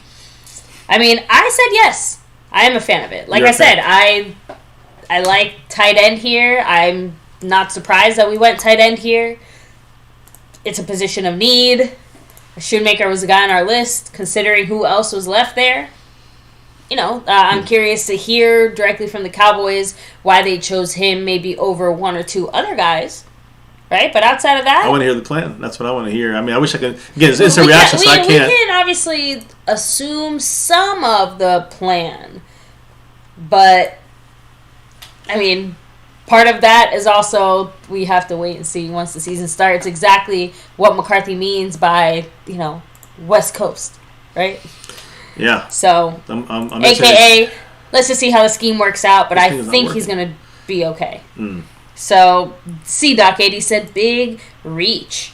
That's more or less, I think... Mike Adana said, this has Mike McCarthy's fingerprints all over. Correct. That's what I said immediately. But, it's funny. I feel like I might even still have that comment. McCarthy even said that tight ends in the first and second round are, more important than ever, and they're being more highly rated or highly valued as far as the draft capital or potential, however you want to break that down, right? So, let me see. Louis Ortiz said, wanted to pick hate it, but it wouldn't let me. So, sorry about that. But, yes, again, make sure to let us know in the chat, I guess, if it, for whatever reason, doesn't let you vote. But I will hit up the poll here in just a second. Frame Ripper said, when the Cowboys draft, sometimes they have to draft a round ahead. So, and not just a round ahead. Sometimes it feels like a whole season ahead, depending on how you're doing it. But, one thing at a time right here. Let me see. Tokyo said Shoemaker's about to be 25, by the way. So, because I remember earlier you brought up the fact that there's a lot of players in this draft on the older side of things. So, he's one of those guys that's on the older side of things. No, I said first round guys, but yeah, now you're a lot of the COVID thing also pushed these guys down the line. That's why these guys are a little older as well.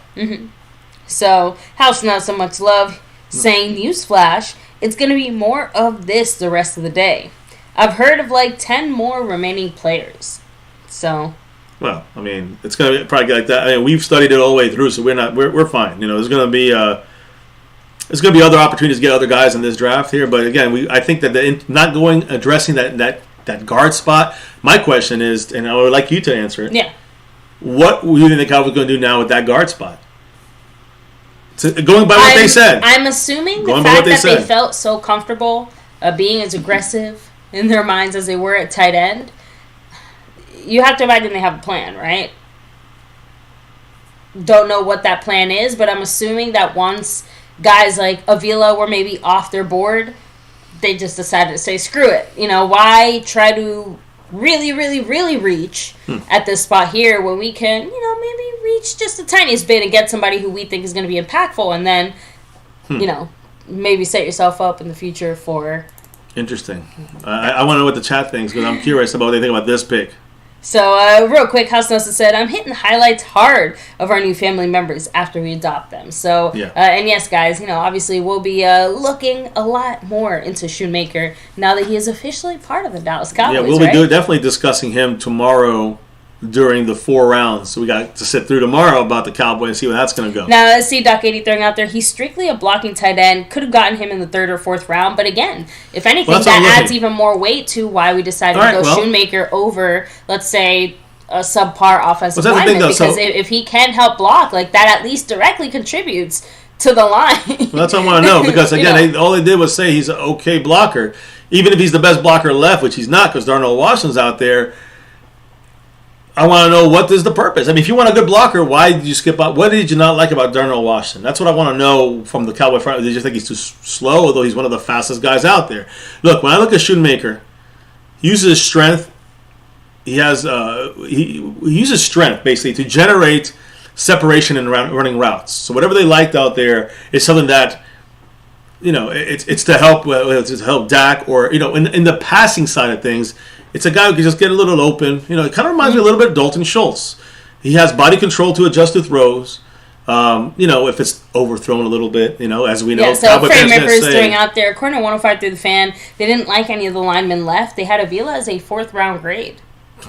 So, like I said, Justin McClay. Just to understand where we had who, what, when, where, why, how, That's crazy.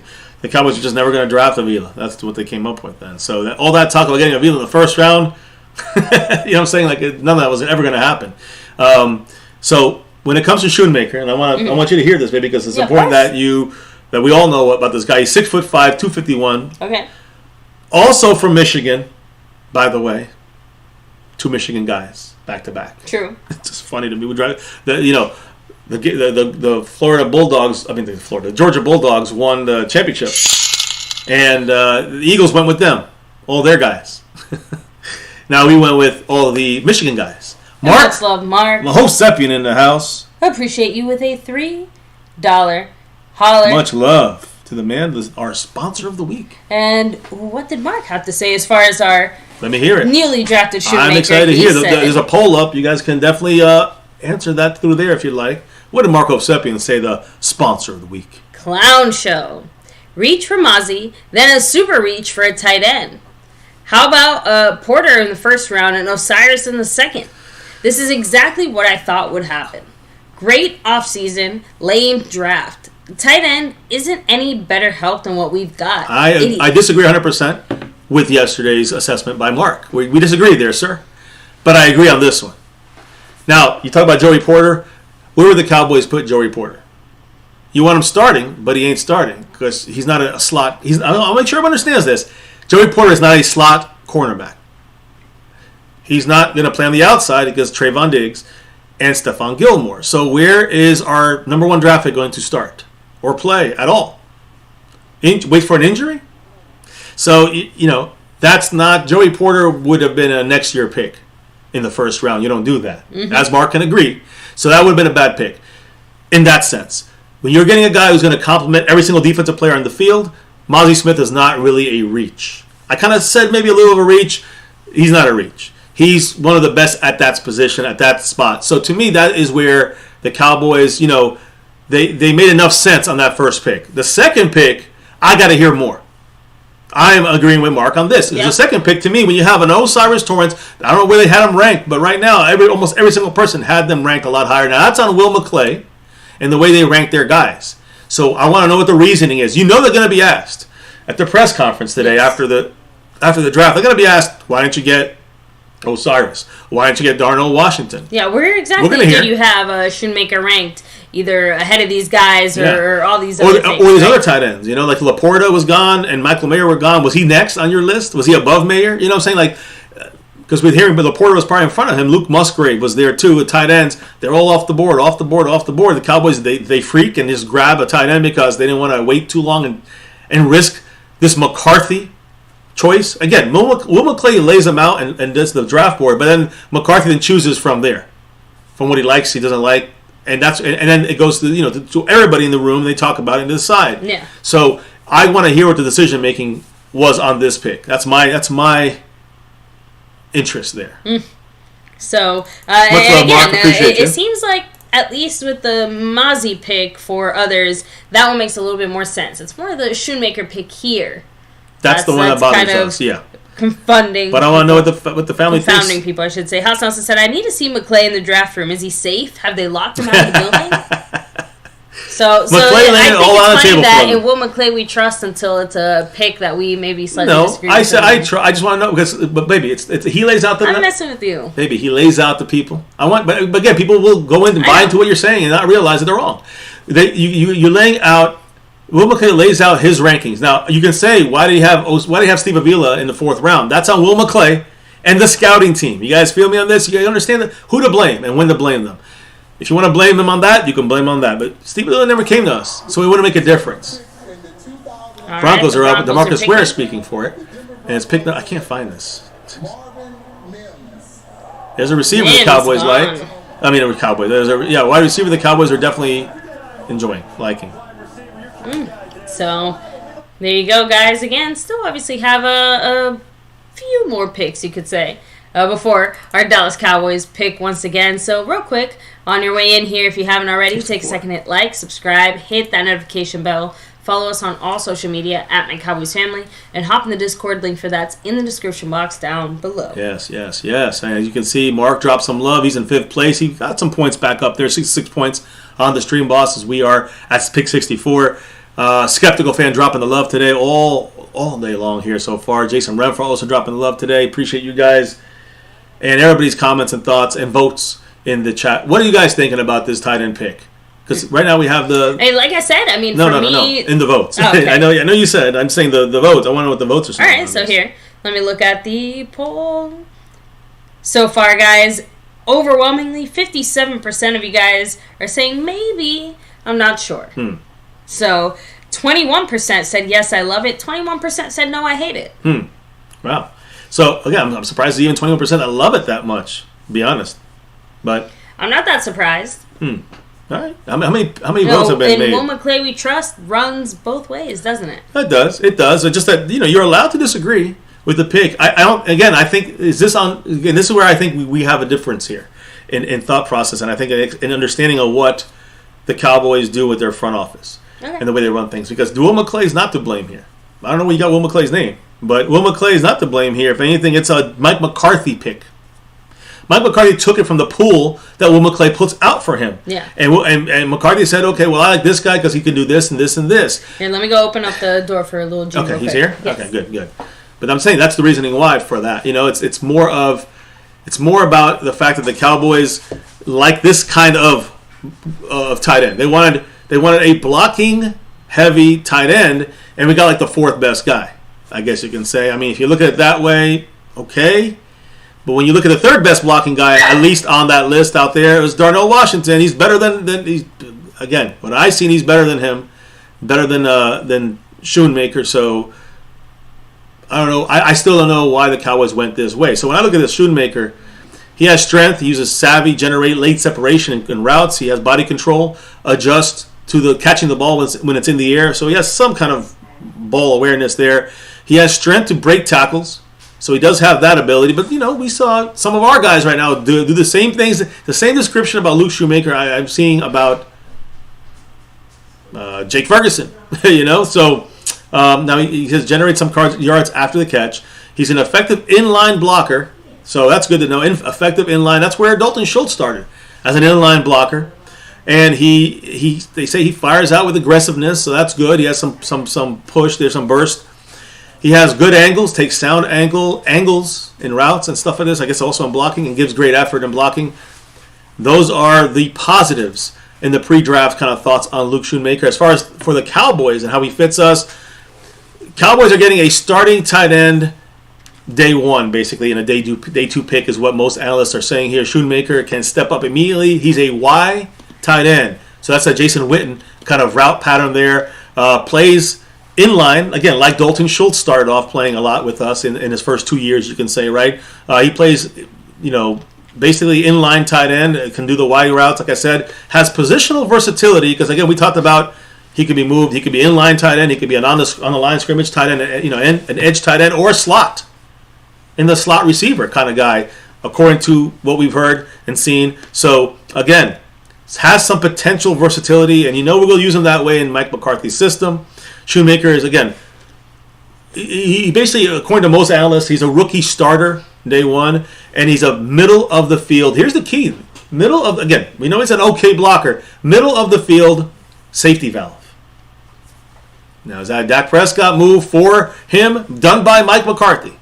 It feels like it's 2 birds, 1 stone in that if it's Dak Prescott's kind of natural inclinations, well, it's not also Dak. Seems to possibly fit McCarthy's soon-to-be new scheme. And that's the thing.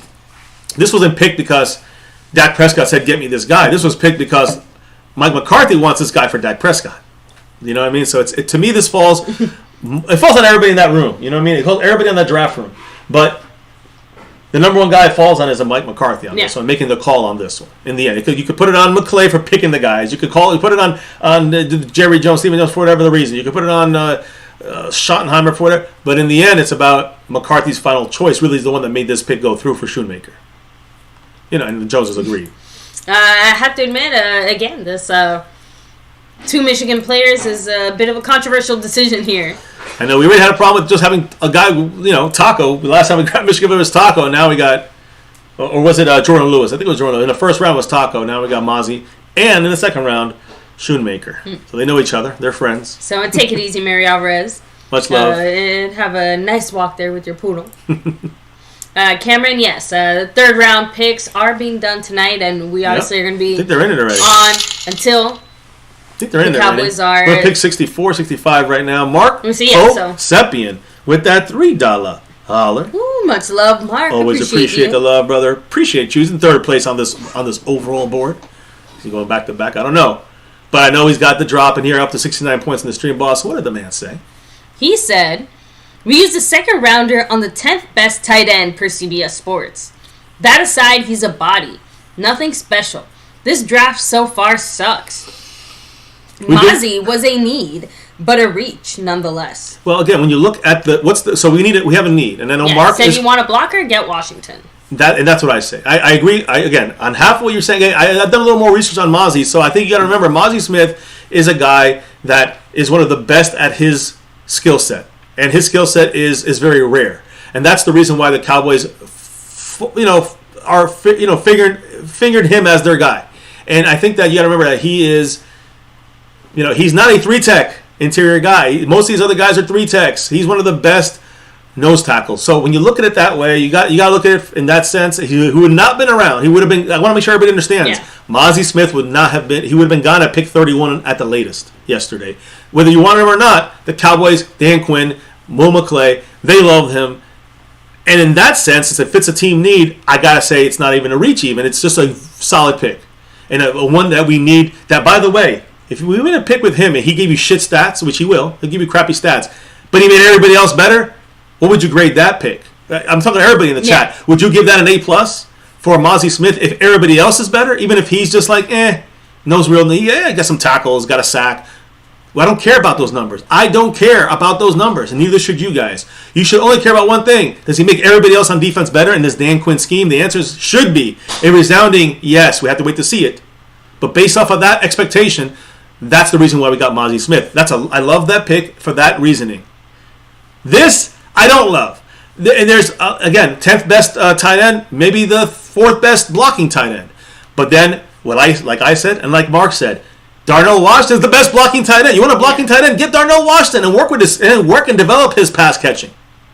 And he can do it, but work on that. Get him more involved, whatever you want to do. But you want a 6th offensive lineman, there you go, who's also a tight end. His name is Darnell Washington. He's I don't know if he's off the board, but we ain't got him. Well, at least for the Dallas Cowboys, they see it differently. Yeah, well, right? And again, wouldn't it be great if he's still there at 90? We ain't getting him, I'm just saying. Wouldn't it be something? That would be something. I'll give else. You that. Oh, crack me up.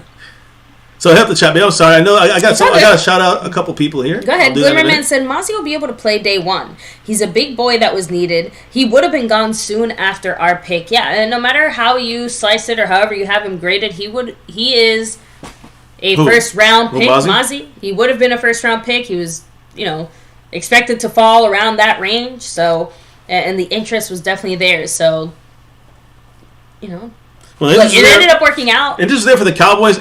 But also for multiple of the teams. The Raiders, maybe. But definitely the Chiefs. Definitely the Chiefs. By the way, we got the man Jason Renfro dropping $1 holler right above my head here. Much love. Let me give him a shout out here and let me put his name up on that board because he is the leader on the overall board right now. Jason Renfro said, got same feeling as yesterday on this pick. Meaning Schoonmaker. Mm-hmm. So, again, making a point there. That's why I'm kind of waiting. I want to see what the mindset was for the Cowboys. I still think it's a reach. Again, like I said, he might have been the 4th best blocking tight end instead of the 10th best tight end. But then why not get the 3rd best blocking tight end, which is Darnell Washington, and you can work on that. And that's the big mistake there. But again, it's about who the Cowboys like. Whatever the reasoning is, I would like to hear it. Now, Beast Mode said, I want to be positive, but all the research I did, I hate this draft. Again, I don't hate this draft. I don't even hate this pick. I'm just not really into this pick. That's why I went with maybe on this one because we don't know yet what's going to happen. I just don't see how you're going to get the second round value out of this. Unless You can look at Trayvon Diggs, one of the few that did do well in the second round, but then you look at others that didn't produce, right? Mm-hmm. But there was it Gavin Escobar way back? He was a second-round pick, but then you got other guys like, Chidobe Awuzie. You had Jalen Smith, who kind of, worked out for a second there. Randy Gregory, Kelvin Joseph. Just saying, like, there's a lot of question marks. I don't know. Was it Neville Gallimore? No, he was a third-round pick. So I'm just saying there's just, to me, a lot of questions there about maybe overshooting your shot there with a guy like Schoonmaker when you could have gotten either Darnell Washington or Schoonmaker in the third. That's my issue. You go Osiris and you get Schoonmaker in the third if he drops that far. We're assuming, right? I don't know. I'm just throwing stuff around here. Eagles are up. 65th pick. I'm sorry, baby. I know you're going to say something. Yeah, no, Scorpio said, does Shoemaker have red hair? Maybe that's why we picked him. That was funny.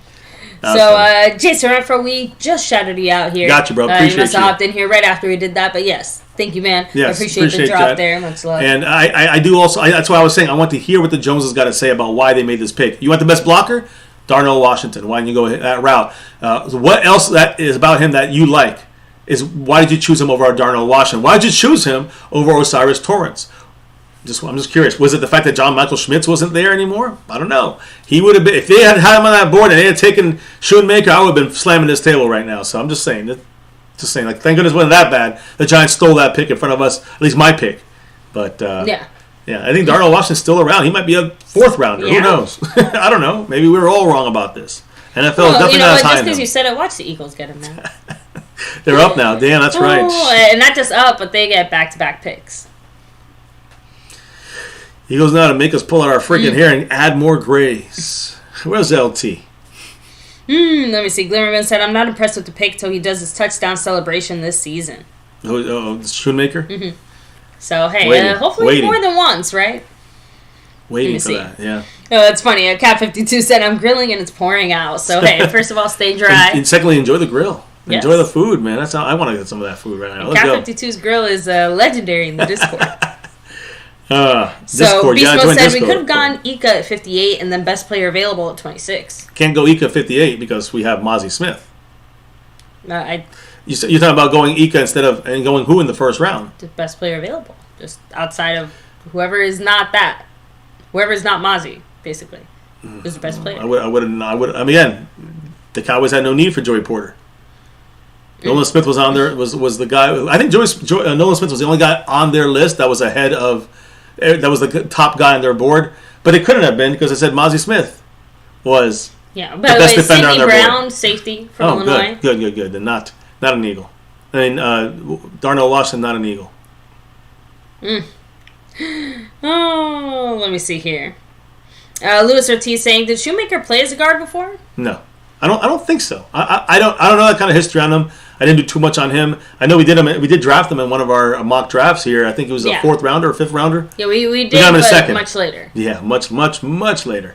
Again, I know things change, and I know it doesn't mean anything when you pick a guy 2 weeks ago, but it just seems interesting that the league, or at least the Cowboys, had him in a different bracket than everybody else did. So, let me see here. I gotta find this. Hold on. And real quick, guys, as we continue to chill here, hanging out, chilling, relaxing with you guys, take a second to hit like, subscribe, hit that notification bell. You guys can follow us on all social media at MyCowboysFamily. Hop into the Discord as well. Link for that is in the description box down below. So, 67. Broncos pick is in. And baby, I don't know if you want to take a little bit of a commercial break, just because we have a lot of picks to go here. So I will, but I can't. That's what I'm saying. Yeah. Like, I don't know how you want to. Yeah, we're gonna stay on this thing here the whole way through, aren't we? I didn't. Yeah. Yeah. I'm saying like I guess you don't want to. Okay, forget it then. Yeah, you got me lost there, baby. I do have to do a shout out here. Sorry, baby. It's okay. We got, and again, I don't know. I'm trying to think who that is in our thing here. I know that we have. Is it Gotham guy? Isn't that Jade? We got a drop here, guys. I know that name. Yeah, I know too. I'll just say this: FJ, if you know who you are, just say in the chat who you are so I can shout you out. But he dropped. Yeah, there you go, Gotham guy. It is Gotham guy. See, I know my family. Much love the Gotham guy in the house.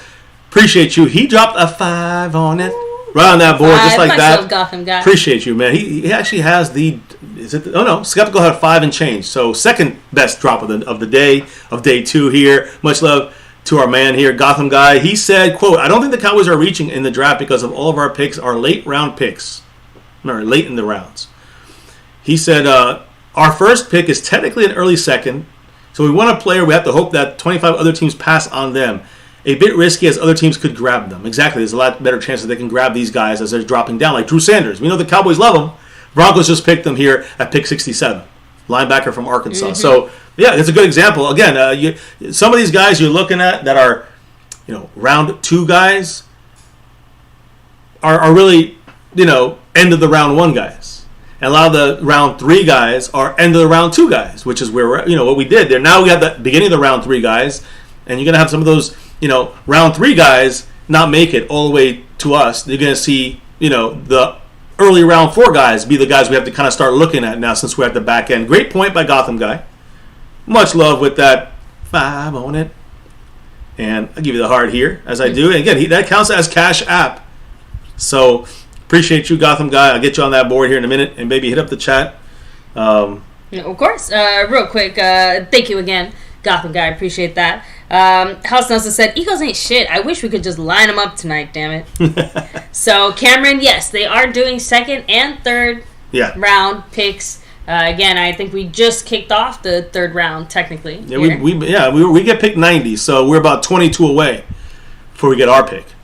But let me also shout out Jason Renfro, baby. He dropped a little love in the house here. Appreciate him as always. Trent M is the king of the Cash App, but Jason Renfro is the leader of the Cash App and of the overall board. And he said this, quote, please get my over shown. I know. He really wants to make it happen here. Jason, I don't know if the Cowboys go defense, though. I don't know if the Cowboys go defense here. But it's definitely one to watch. He also dropped another $3 holler, baby. Ooh. Hell, Cowboys! Oh, let's go, Cowboys. Jason Renfro keeping that lead in the Cash App, keeping that lead on the overall board. Much love to Cash App leader, Jason Renfro in the house, repping that navy blue, silver, and star over everything. Hell yeah. Hell yeah. Pick 68 here, about to be done. I'll add Jason Renfro here. I'm going to also add Gotham guy on the board, baby. Here, let me go ahead and keep hitting up a few handful of comments here. Yeah, hit up the comments while I pick the board. Rippers, a.k.a. Voodoo Alpha, said, but if Washington's a good 1v1 blocker against, but is Washington a good 1v1 blocker against defensive edges? According to the Cowboys scouting department, that's Schoonmaker's biggest flex. And maybe it is. And do you get it only on one flex? Because, again, what Darnell Washington can do is block all over the field. I don't know if he's as good as the edge, but he's pretty damn big and pretty damn good. He also can catch the ball. He's a tight end. I'm just saying, he's such a big guy that talk about an overthrown. He's going to be caught. He's 6'7". I'm just saying he's he's talking about a freak. Darnell Washington is a freak. Can't cry over spilled milk anymore. But I'm just saying that to me, if you're getting a freak at interior, you want to get a guy who does both things. You will go tight end, you get a Darnell Washington if you want a guy who blocks and is a tight end. He is, to me, still better overall and in almost every way than Luke Schoonmaker. So if Luke Schoonmaker gets him on a couple different areas, all right. Are those the most important areas for the Cowboys? All right, that's why they got him. That's the explanation I want to hear from the Joneses by the Cowboys. But if it's a 50-50 throw up in the air, there's it's a fact, a much bigger ceiling, a much bigger high side of things when it comes to Darnell Washington versus Luke Schoonmaker. We know who Luke Schoonmaker is, but Darnell Washington is a guy who can, we know he is blocking wise as a tight end. We know what kind of frame he has in the athleticism, but then, can he get better at catching the ball and getting more targets? Yeah. Can he get there? He needs more targets, right? But also he was a number 2 there in Georgia. My question though is. Isn't that Mazi Smith? Isn't that Mazi Smith? That's fast. Good to know, Gotham guy. So he said, according to Tom Downey, Darnell Washington had medical concerns. Not sure if it's minor or major, but the point is that something health-wise is going on behind the scenes that the Cowboys probably passed on. Everyone's passed on. True. Reminds me of the Kobe Dean situation last year. A little bit, right? Well, look, I'm sure somebody will grab him, but obviously whatever's going on health-wise is enough, to make everybody take pause and say, maybe not now. So, yeah, medical red flags. Thank you, J SoCal. Appreciate that. And again, that Brown means said Michigan is the new Boise State. We'll draft more players from there, I bet. So I think we're done with Michigan now. I got to assume it. We are, but there's not many other spots you can really go with them. Oh, cracking me up here. Gotham guy there in 5th place on this board here. Perfect. Appreciate you, man. And I think everybody else is still the same. Jason's in 1st place. Skeptical in 2nd. Q-Man in 3rd.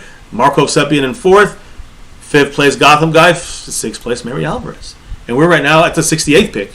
Still need 22 to go before we get to our pick, which is what matters, right? You guys go ahead and refill my water real quick. Okay, you guys. And I'll need a break after you get back. And you guys keep voting on what you think about this pick. But there's still a couple. Listen, Osiris is off the board. I'm trying to look at my list here. Which of the guys that are still left that are top notch? I mean, is Jalen Hendon Hooker, quarterback, off the board from Tennessee? I was just looking at Tennessee receiver Jalen Hyatt. Is he off the board yet? Because now you got to look at receiver. We start getting excited about that. Do we hold back on that still? Because Jalen Hyatt and this is where Hendon Hooker threw to. Jalen Hyatt and Cedric Tillman both still on the board, both by far. Right now, it's supposed to be drafted in the 2nd round. The 3rd round receivers, Josh Downs, 3rd round receiver. Nathaniel Dell from Houston, Tank Dell. Those are the 4 names I'm looking at receiver right now. The receiver. Now, running back, Keandre Miller's still there. Like him. Devon Ashante, like him. The Cowboys like both these guys as well. Rashawn Johnson's still there. I like him. You got Tank Bigsby, Tyjae Spears, Israel Abinanka. Again, these guys all the way down. Eric Gray. Cowboys like all these guys. You don't have to go running back, in my opinion, now. We got our tight end, although Darnell Washington is still there. 6'7", 264. Offensive lineman, we have DeJuan Jones still on the board. A guy that I know Choctaw, Montana likes, Ohio State. That's partially another reason why Choctaw loves him. But DeJuan Jones, I know I like him too. I just thought he'd be off this board already. He is 6'6", 374. He's a monster of a man. I think he is better as a guard. Could that be the sneaky pick? I'm going to just leave it there. Again, he's still available. To me, anything else, guard or center, done for right now. You don't want to get a guard or center. You don't. Edge rusher, I mean, there's no real need, in my opinion, to go with a Brian Young or Yaya Dybee. No need. Defensive tackle, we just got one. And I know Saika Ika is still out there. So is Jacqueline Roy. I don't think, I guess Benton was taken already, guys, right? Keanu Benton, he was gone. Yeah. One of my guys there. But again, not that we need him. We got Mazi Smith already. Now, the Cowboys love Trenton Simpson, linebacker, interior. I'm not a big fan. Of course, there's Jason Renfro loves Demarion Overshown, or as the wife calls him, overblown. If we get him, baby, you're done. You're stuck. If we get overblown. Marco Seppian dropping that them trees from above. That $3 holla by the man in command here as our sponsor of the week, the all-time record holder of 15 in a row, the man from Hawaii, Mark H. Marco Seppian with that 3 on it. What did he say, baby? The Brandon Cookson? Oh, okay. I'm sorry. You're chilling. We'll get that in a minute. I was just looking at the rest of the players that are available here. Outside linebacker Nick Herberg, you get him in the 6th, in the 5th round. Cornerback, you got Ringo still available there. A couple other guys, Darius Rush. Do we need one in the 3rd pick now? And then safety, Jair Brown, and a couple others. Guy J.L. Skinner, the Cowboys like him. In the end, you got Moody in the house too. But in the end, when you look at this thing, I think it comes down to only DeJuan Jones, all right, Jalen Hyatt, or one of the many running backs, I guess. I wouldn't go running back here. I go receiver, offensive lineman, preferably offensive lineman. If DeJuan Jones is going to be a guard for the Cowboys, then I'm in with that pick in the 3rd round. Still a lot of time to go. And the Texans are picking. I know Marco Seppian also got dropping his knowledge. What did he say? Early lunch, no dinner. So yeah. I was trying to it's one of those days. A little we knew it was going to be super quick snack be there. This way, yeah. No, but thank you so much, Mark. Appreciate you. Much love with that $3 holler. He said, I can live with the Mazi pick. Nathaniel Dell's off the board, by the way. He's going to the Texans. There you go. East side getting jerking. So real quick, he said, I can live with the Mazi pick. A word on him is he disappears a lot, but I get that. The tight end pick is a joke. We have 3 okay tight ends now. Osiris reminded me of Leary. What happens when Tyron gets hurt? Clowns. And, they're going to give you the answer of, we got Terrence Steele. Oh, yeah.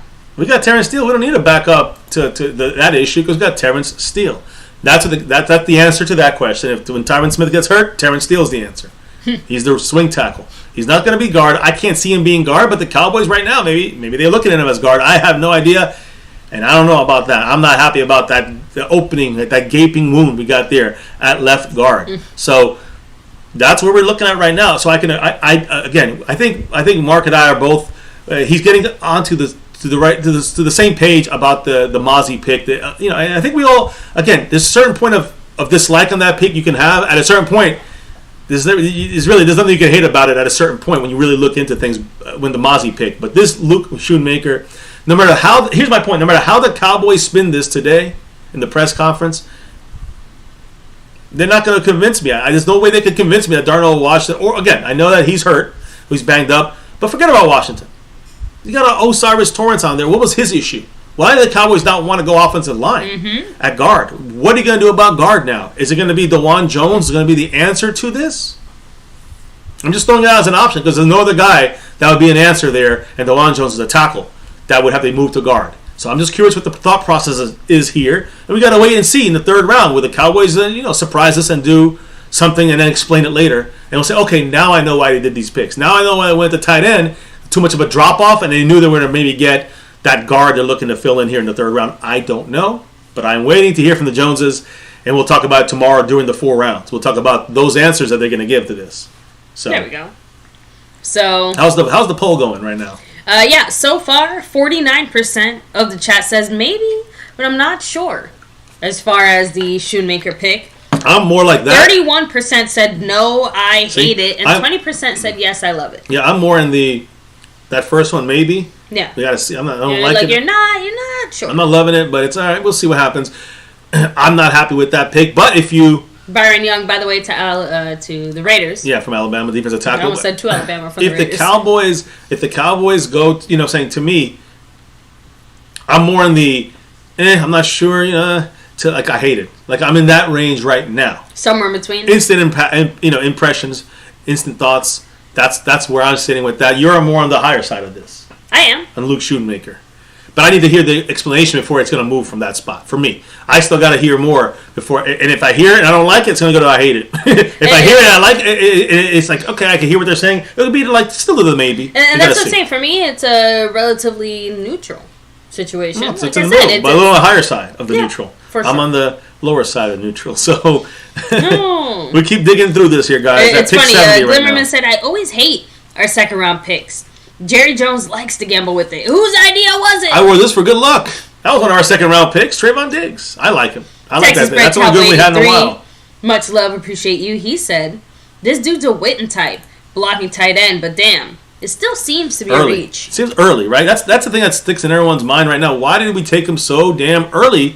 I would like to see the explanation on this. Now, look, I know the Cowboys do their thing. It's probably just something as simple as we saw tight ends leaving the board, and we just wanted to make sure we got a tight end. And we got a tight end that we liked. I mean, I guess. I was just saying, like, it can be very complicated and complex and whatever, and it also could just be relatively straightforward. My only question would be, like, you didn't think you'd fall to the third round? That'd be my question to them. I want to know. Inquiring minds want to know. Oh, let me see. We have to see. By the way, much love, Texas bred Cowboy 83. Been a while. He's around here back again, representing here with the family. Appreciate you, man. Hope you're doing well. I see Cleveland Brown in the house, Madman, Luis Ortiz, Glimmerman, like you said. Much love to everybody hitting that like, subscribing, notification bell, following us on Twitter at MyCowboysFamily and on. Discord, all that good stuff. By the way, Marco Seppian has 72 points on the stream boss. Just throwing that out there. 72 points. 71st pick. See what happens. Mark's got that sponsor of the week. You got Trent M from Australia repping that Star of Everything as our Cash App King. And the overall leader right now on both sides of things in the Cash App and the overall board, the man, Jason Renfro. At it again. Appreciate him and everybody else who's dropped the love here today. Gotham guy, Jason Renfro, of course, Marco Seppian, Skeptical fan. We appreciate you. We bow down. Appreciate you guys. Thank you guys. Cleveland Brown said there's no good guards left. Who will be our left guard?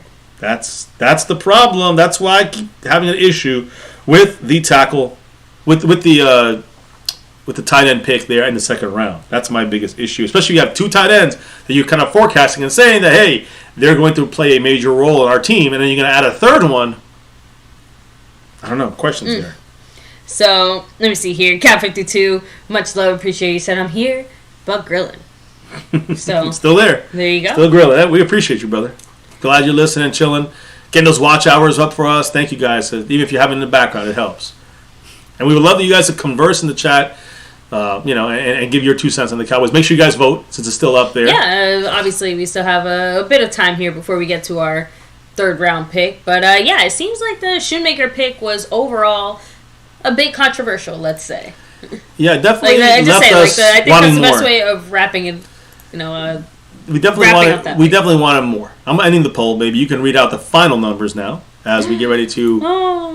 One of these days we'll get a blue star in Mr. MCF's beard. We'll have to figure that out. It's better than the gray, so you can do that anytime you want. All right, so there you go. You heard it here, guys. He gave me permission. What's the final numbers, baby? Real quick, guys. 50% of you guys are not really sure about Shoemaker as our second round half pick. the family right now is like, meh. 30% of you guys said no. I hate it. So 80% are question marks or dislike it. That's a lot. It was the other way yesterday. It was 85 loved it, or we're in on this thing. We'll see where it goes. Now it's the other way around on this pick. Interesting. And what was last? I love it. 19%. Yes, I love it. 19%. Yeah. So I guess I'm once again in the minority. Basically anything to do with tight ends, I'm going to be on the unpopular opinion side of it. Probably. So it's okay. I accept my position in life, I guess. Beast Mode said the Cowboys should keep a Michigan draft today and draft Moody in the third round. It's funny though. Moody's been the guy. You guys call for Moody so much that they were drafting everyone from Michigan. Hey, that's why I said it was meant to be. So. Oh boy, I hope not. I hope we don't get a kicker in the third round. Oh man, I'm actually just trying to consider that the kind of chaos it would cause. Oh, that'd be a fallout. There'd be a huge fallout for that draft. You drafting someone that low? You see, this is why I could never be part of any kind of front office because I feel like a good part of me would do things just to, and not even that, would do things just to be like, what would happen if I did that? And then just doing it. And can't really do that. Screw up a multi-billion-dollar corporation. Exactly. Yeah, you definitely couldn't run the show here. So let me see here. Let me keep rolling here. Texas bred cowboy, much love. He said, working 2 jobs, 1 day off a week. Been on the grind. I'd be in bed early. I definitely miss you guys. Yeah, it's all good. Do you think that this is a McCarthy pick since he's calling the plays and it may fit his scheme? Yes, that was my. You can see it from the war room. You can.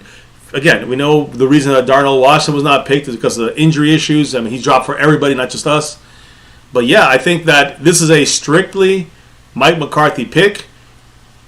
And it's hard, again, you remember, he wanted to still use that run game a little bit, right? He wanted to use the run game to, balance things off a little bit. Mm-hmm. Maybe, keep it when you're up by a little bit of points, rest your defense. These are his words, not mine. So to me, I think that's why he wanted to kind of, continue down that line when we go on offense. We don't really need a receiver great, receiving great out there. You need a blocker. So Shoemaker, outside of Darnell Washington, who is having injury issues, it sounds like, Shoemaker was the next guy in the blocking side of things, and the Cowboys went a lot earlier than I think I would have went with that pick. Garrett Williams, 72nd pick here off the board for the Cardinals. Cornerback from Syracuse. Giants are up next with pick 73. So, I wasn't sure if you're going to say a little bit more there. Frame Ripper saying, rumor has it the Cowboys are drafting Michigan players so Harbaugh's transition can be seamless when the Cowboys fire McCarthy. Yeah, they're going to go with, trust me, they're going to go with Dan Quinn if they fire McCarthy. I'm just saying that. So, let me roll back a little bit. And by the way, I know we make lots of jokes about Moody and all that, but I wouldn't be mind spending a 6th round pick on him. Just throw that out there. How about 7th? I'll let you have the 7th. Thank you for allowing me. That's all I would allow. That's all we'll allow. Let me see. Tornado, it is possible YouTube got an update, especially since the last time you used it. But if they update it and it looks different, I can't tell the difference. At least not this time. Let me see. Louis Ortiz said, hope we still get Darnell if he drops to 5th or 6th. Think about that. Can you imagine drafting 2 tight ends back-to-back? It ain't happening, my guy. We ain't drafted 2 tight ends. And remember, Darnell Washington has an injury issue. Now, unless he's going to be undrafted or something like that, then, Darnell Washington will be picked up by someone risking it, and it won't be us. That's my opinion, based on the fact that would you want to use most of your, Jalen Hyatt is now with the Giants, and they got him in the 3rd round. Damn. Man. Remember you guys said they were going to take him right before us? Yeah. No need. Jalen Hyatt is now a New York Giant. And that's a good pick for the Giants in this draft. Oof, man, I do not like that. I don't like that. The Giants, Jalen Hyatt, that's a great pickup for them. I hate to see them clapping. I hate to see them happy. I know. We don't want any kind of happiness anywhere in the NFC East except for in Dallas. That's the only place that joy is allowed to spark. Obviously, yes. So Gerald Beasley, what's up? Saying, MCF, what's going on? Past Sanders, Simpsons, linebackers, tight end at 58. It's a bad pick. Again, go ahead and vote in the poll. Overall, no, like I said, poll's over. Oh yeah, true. It is over. I forgot about that. Sorry. I'm gonna have another one up though. I want to know what you guys want. You just missed it, Gerald. But we did just have a poll there. Overwhelmingly, most of the chat felt like, That's the best way I can describe it there. As far as like in the middle, right? It wasn't necessarily great. It wasn't absolutely horrible. Biggest thing comes down to the fact that there were other guys available that, were much better than Shoemaker, and then the impact that you're imagining that Shoemaker is going to have on our team, not as justifiable when you consider the impact of some of the other guys that were still technically there. Yeah, Washington might have been injured. All right, maybe he was. So that's where you don't go tight end. But then you have Osiris in there. You had a couple other guys like DeJuan Jones, who's still on the board right now. So keep an eye on that. Maybe he drops to the Cowboys, and maybe the Cowboys want him in the 3rd round, which would be a major steal in the sense of like a big time prospect. I heard him in the 1st round sometimes, dropping all the way to the 3rd. If he goes to guard, the Cowboys obviously get him and move him to guard, not tackle. So we'll see what happens. The Browns pick is in at 74, and we're about 15 away after this one, guys. So stay tuned. It's around the corner. I don't like the fact that the Giants got a great pick here at wide receiver with Jalen. With Hyatt here, so man. Let me see. Liverman said, "Holy crap! Did we pick like dead last in the 3rd?" Nearly. Ooh, Cedric Tillman off the board. So back to back. I'm sorry. I'm just saying. I have to back to back picks right there by Tennessee. Of Tennessee receivers there, Jalen Hyatt and Cedric Tillman. That leaves Josh Downs from North Carolina. The Cowboys like him a lot at receiver, and he's really the only big name left in this round. I love Michael Wilson.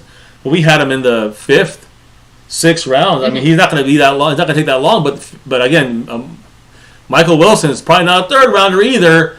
That could be again. I would say look for Josh Downs as an option. I don't think he gets us. I don't think he gets to us though. Honestly speaking, still DeJuan Jones out there, guys. Again, rare length for him, huge hands. He is 6'8", 374 pounds. I don't know if you can picture that, baby. Yeah, I can, but it kind of sounds like another refrigerator.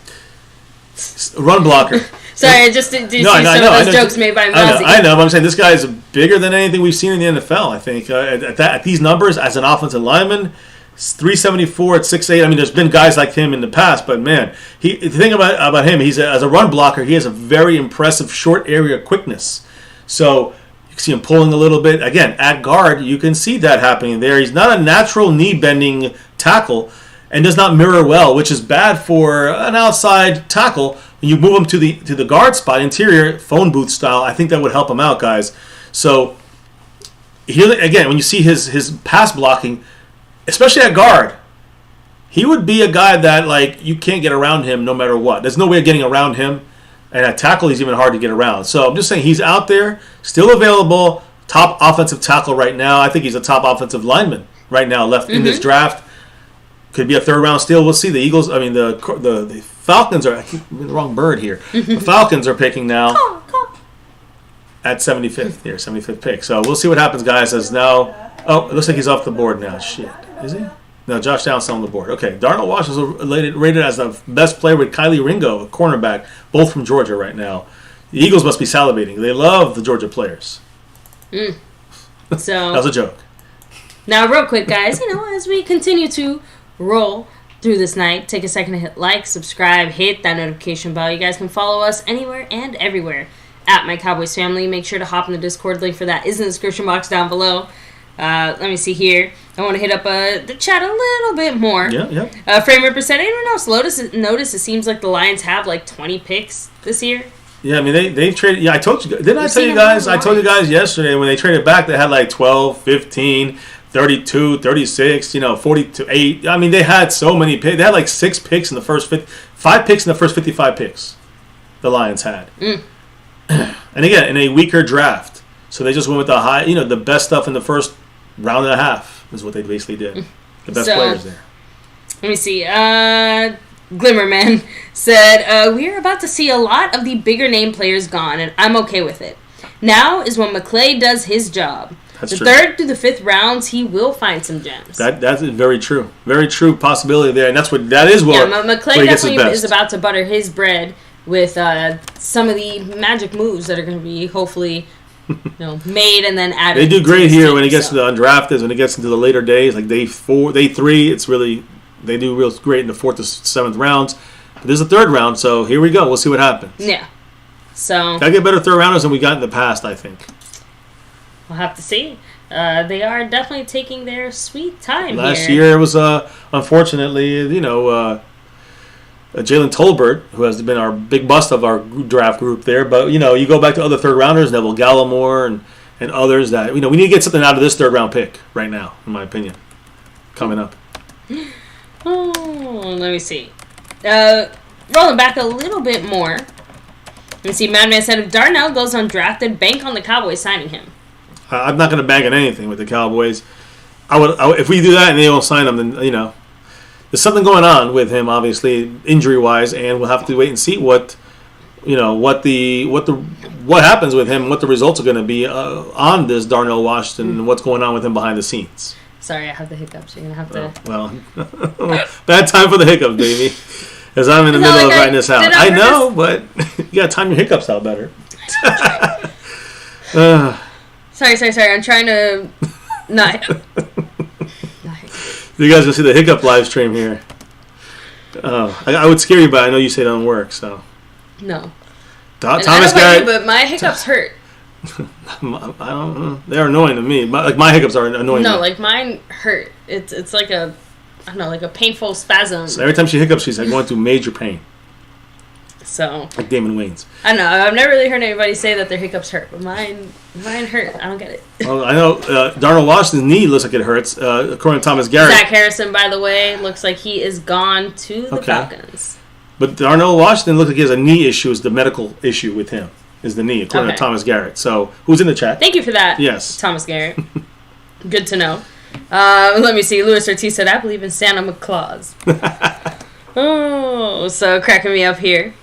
Let me see. Gerald Beasley in the chat here. Glimmerman as well. We already shout out Thomas Garrett. Frame Rippers, a.k.a. Voodoo Alpha. Tornado, hello. Even Lee's side, he's for his team. It. Yeah, his team. Who cares? He's celebrating another 2-15 season. Mm-hmm. Coming up. Let me see. Jumps and Cowboys, much love. Let me see. He's upset. He's saying, fuck. Jalen High is going to our division rival, the Giants. I told you guys, we said it last round. Well, here comes the Giants probably taking him. They waited to the next round to get him, and they got him. That sucks. Sucks for us. They got a good player. No, we basically more or less touched on most of the comments here in the chat. Yeah. But Dallas Comment 92 throwing out there, he said not happy with this draft so far. So, again, I think the Mazi Smith by itself had more fans, but the Shoemaker pick obviously makes quite a few people kind of stop and take pause and go, is that really what I wish they would have done? And it sounds like the resounding answer is no. So, just throwing that out there. Keep the chat going. There are still a few... Sorry, I'm trying to make sure I don't hiccup again. Okay, good. It's all right. There are still a few offensive linemen left, but the quality of those offensive linemen has declined very, very, very sharply. Pretty much by the time that Avila was off the board, that to me was like the final cliff, because one or two other guys that were maybe around that range were picked right before Avila. Maybe, but we had Avila, according to the reports, in the 4th round. I know. So if he was there, the Cowboys would not have drafted him. I agree. That would have upset a lot of Cowboy fans. Just trying to throw it out there as far as the... But I don't want to. I want to make sure we get that. Get the fact that if he's there in the 2nd round, if he was there in the 3rd round, Steve Avila would not be taken by the Dallas Cowboys. So I don't want to even talk about Avila. So I guess Avila. the question is, let's take Avila out of the mix. Who do the Cowboys have That's ranked the question we don't know. But nearby? I got a question for the family here, and you see on your screen, guys. What position do you think we need to draft now? And there's receivers, running backs, and O-line. I think those are the primary ones.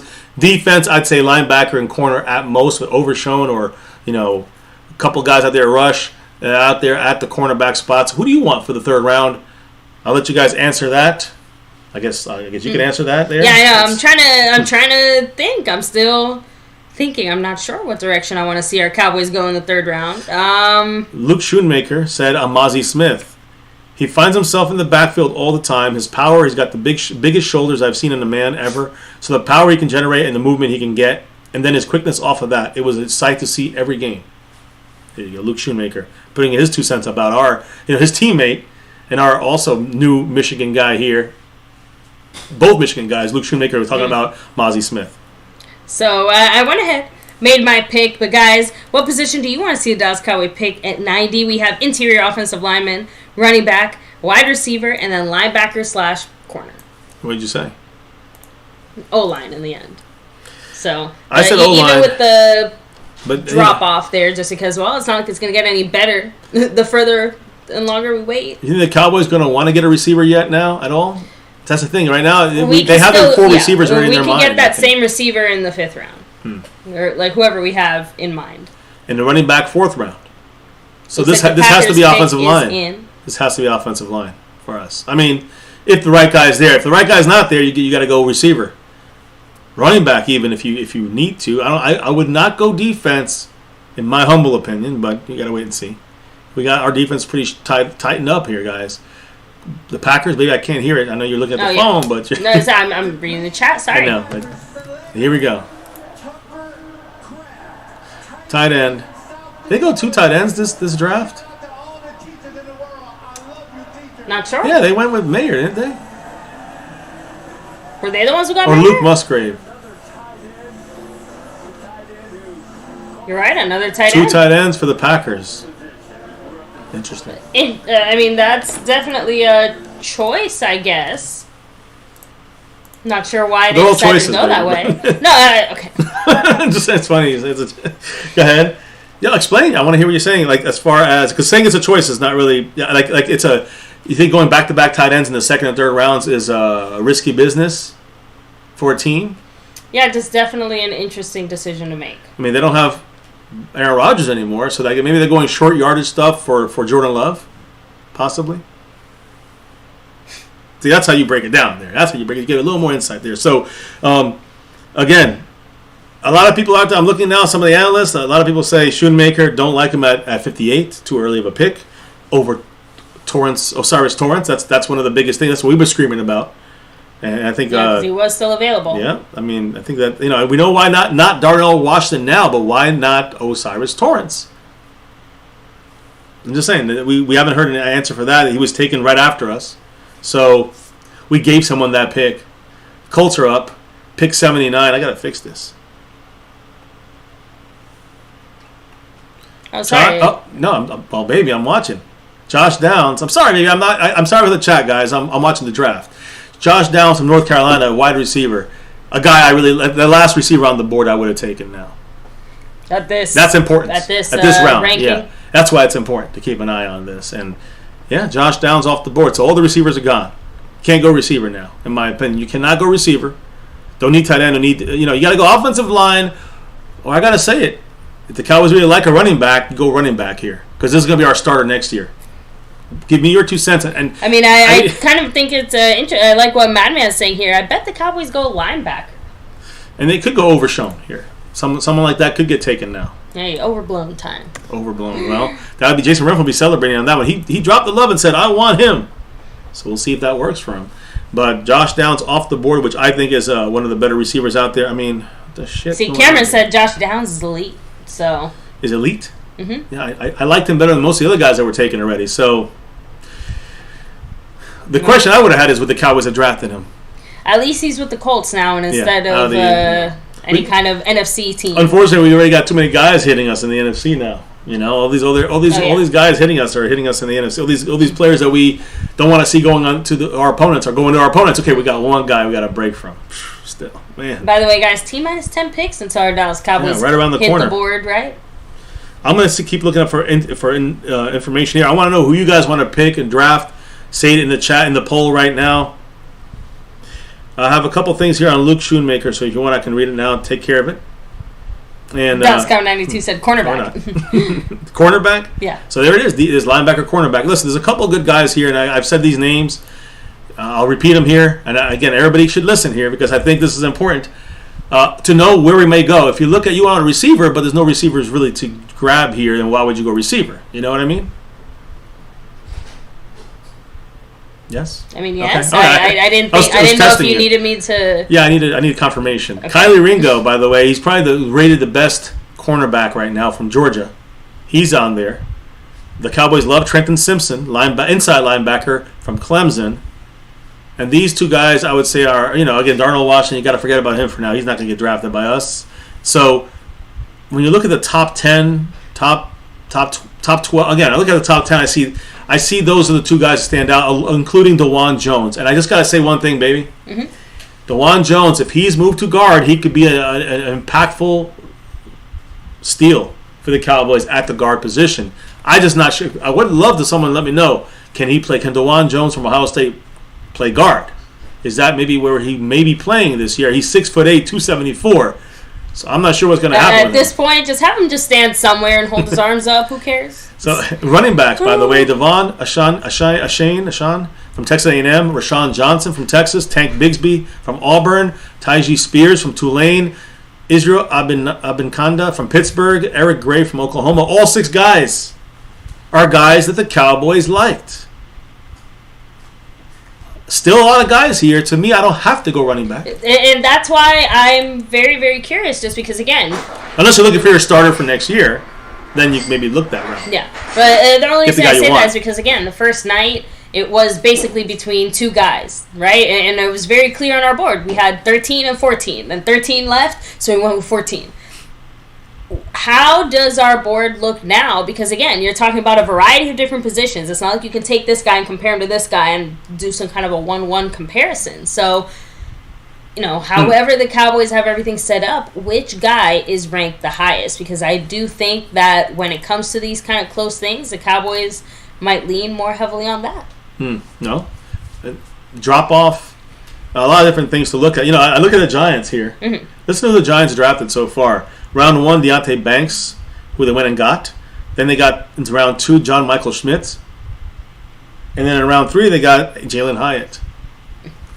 Good freaking draft. I still want to say John Jacob. I know, but I'm going to say damn it, because they got a damn good draft, the Giants.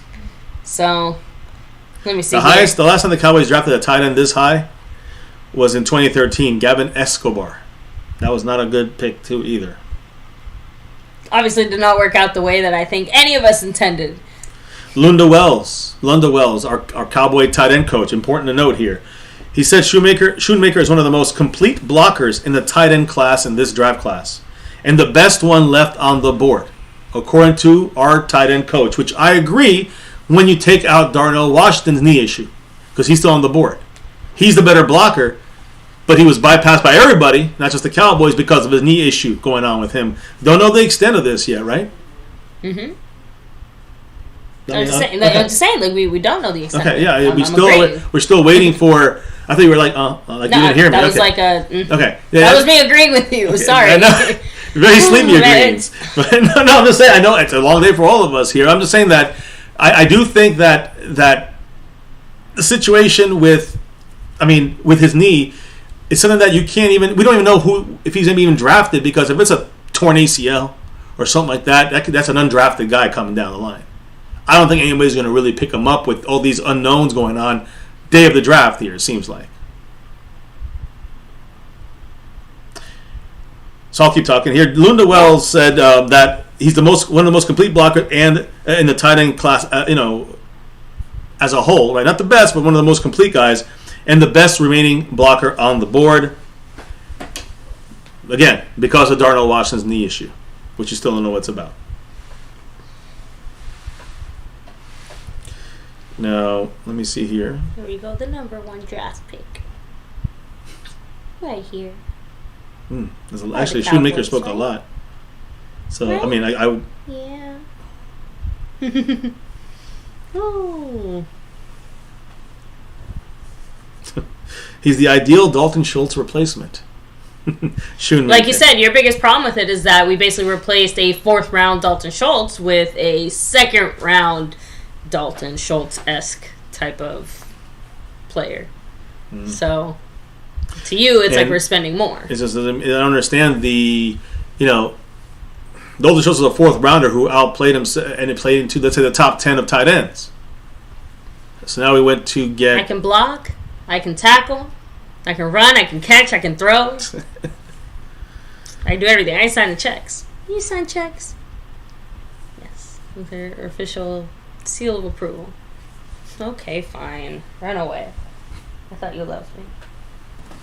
So let me see if I can get this together, because he said a lot, Luke Schoonmaker, and we're getting close to our pick here, so I need you, 10 away, less than 10 away. Yeah, right no, now, I'm keeping my eyes open here. So let me see here. I'm freezing, by the way. I know, I'm not going to text AC. I haven't said anything the entire time. Thank goodness. But man, I am a human popsicle right now, guys. Freeze it out, baby. Freeze it out. Keeping you awake. Luke Schoonmaker, 6'5", 251. He caught 35 passes for 418 yards with 3 touchdowns last year at Michigan. Okay? He had 2 drops and was a 3rd team all Big Ten selection. I'm not saying good or bad or ugly. I'm saying what it is. Luke Schoonmaker also has overcome health issues. Here, let me move this. So I just want to make sure I get you in there. Luke Schoonmaker, he has health issues, and I guess, are you curious to know what he has? Okay. health issue wise, an AC joint left shoulder issue, which again, could that be something that hurts him? He gets hit wrong, if he falls on it wrong, if he extends wrong. I'm assuming our doctors have already looked into that. Then he hurt his other shoulder, also, in the playoffs, in the college playoffs, semifinal versus TCU, and a heel issue on his pro day. How do you feel now? I'm not loving the injuries I'm hearing here. Tyjae Spears, by the way, off the board, running backs. Well, again, the Cowboys, the other tight end the Cowboys really liked was Kincaid, who had that back issue. So Cowboys obviously, I don't know, banged up guys don't scare us. But it scared him away from Darnell Washington.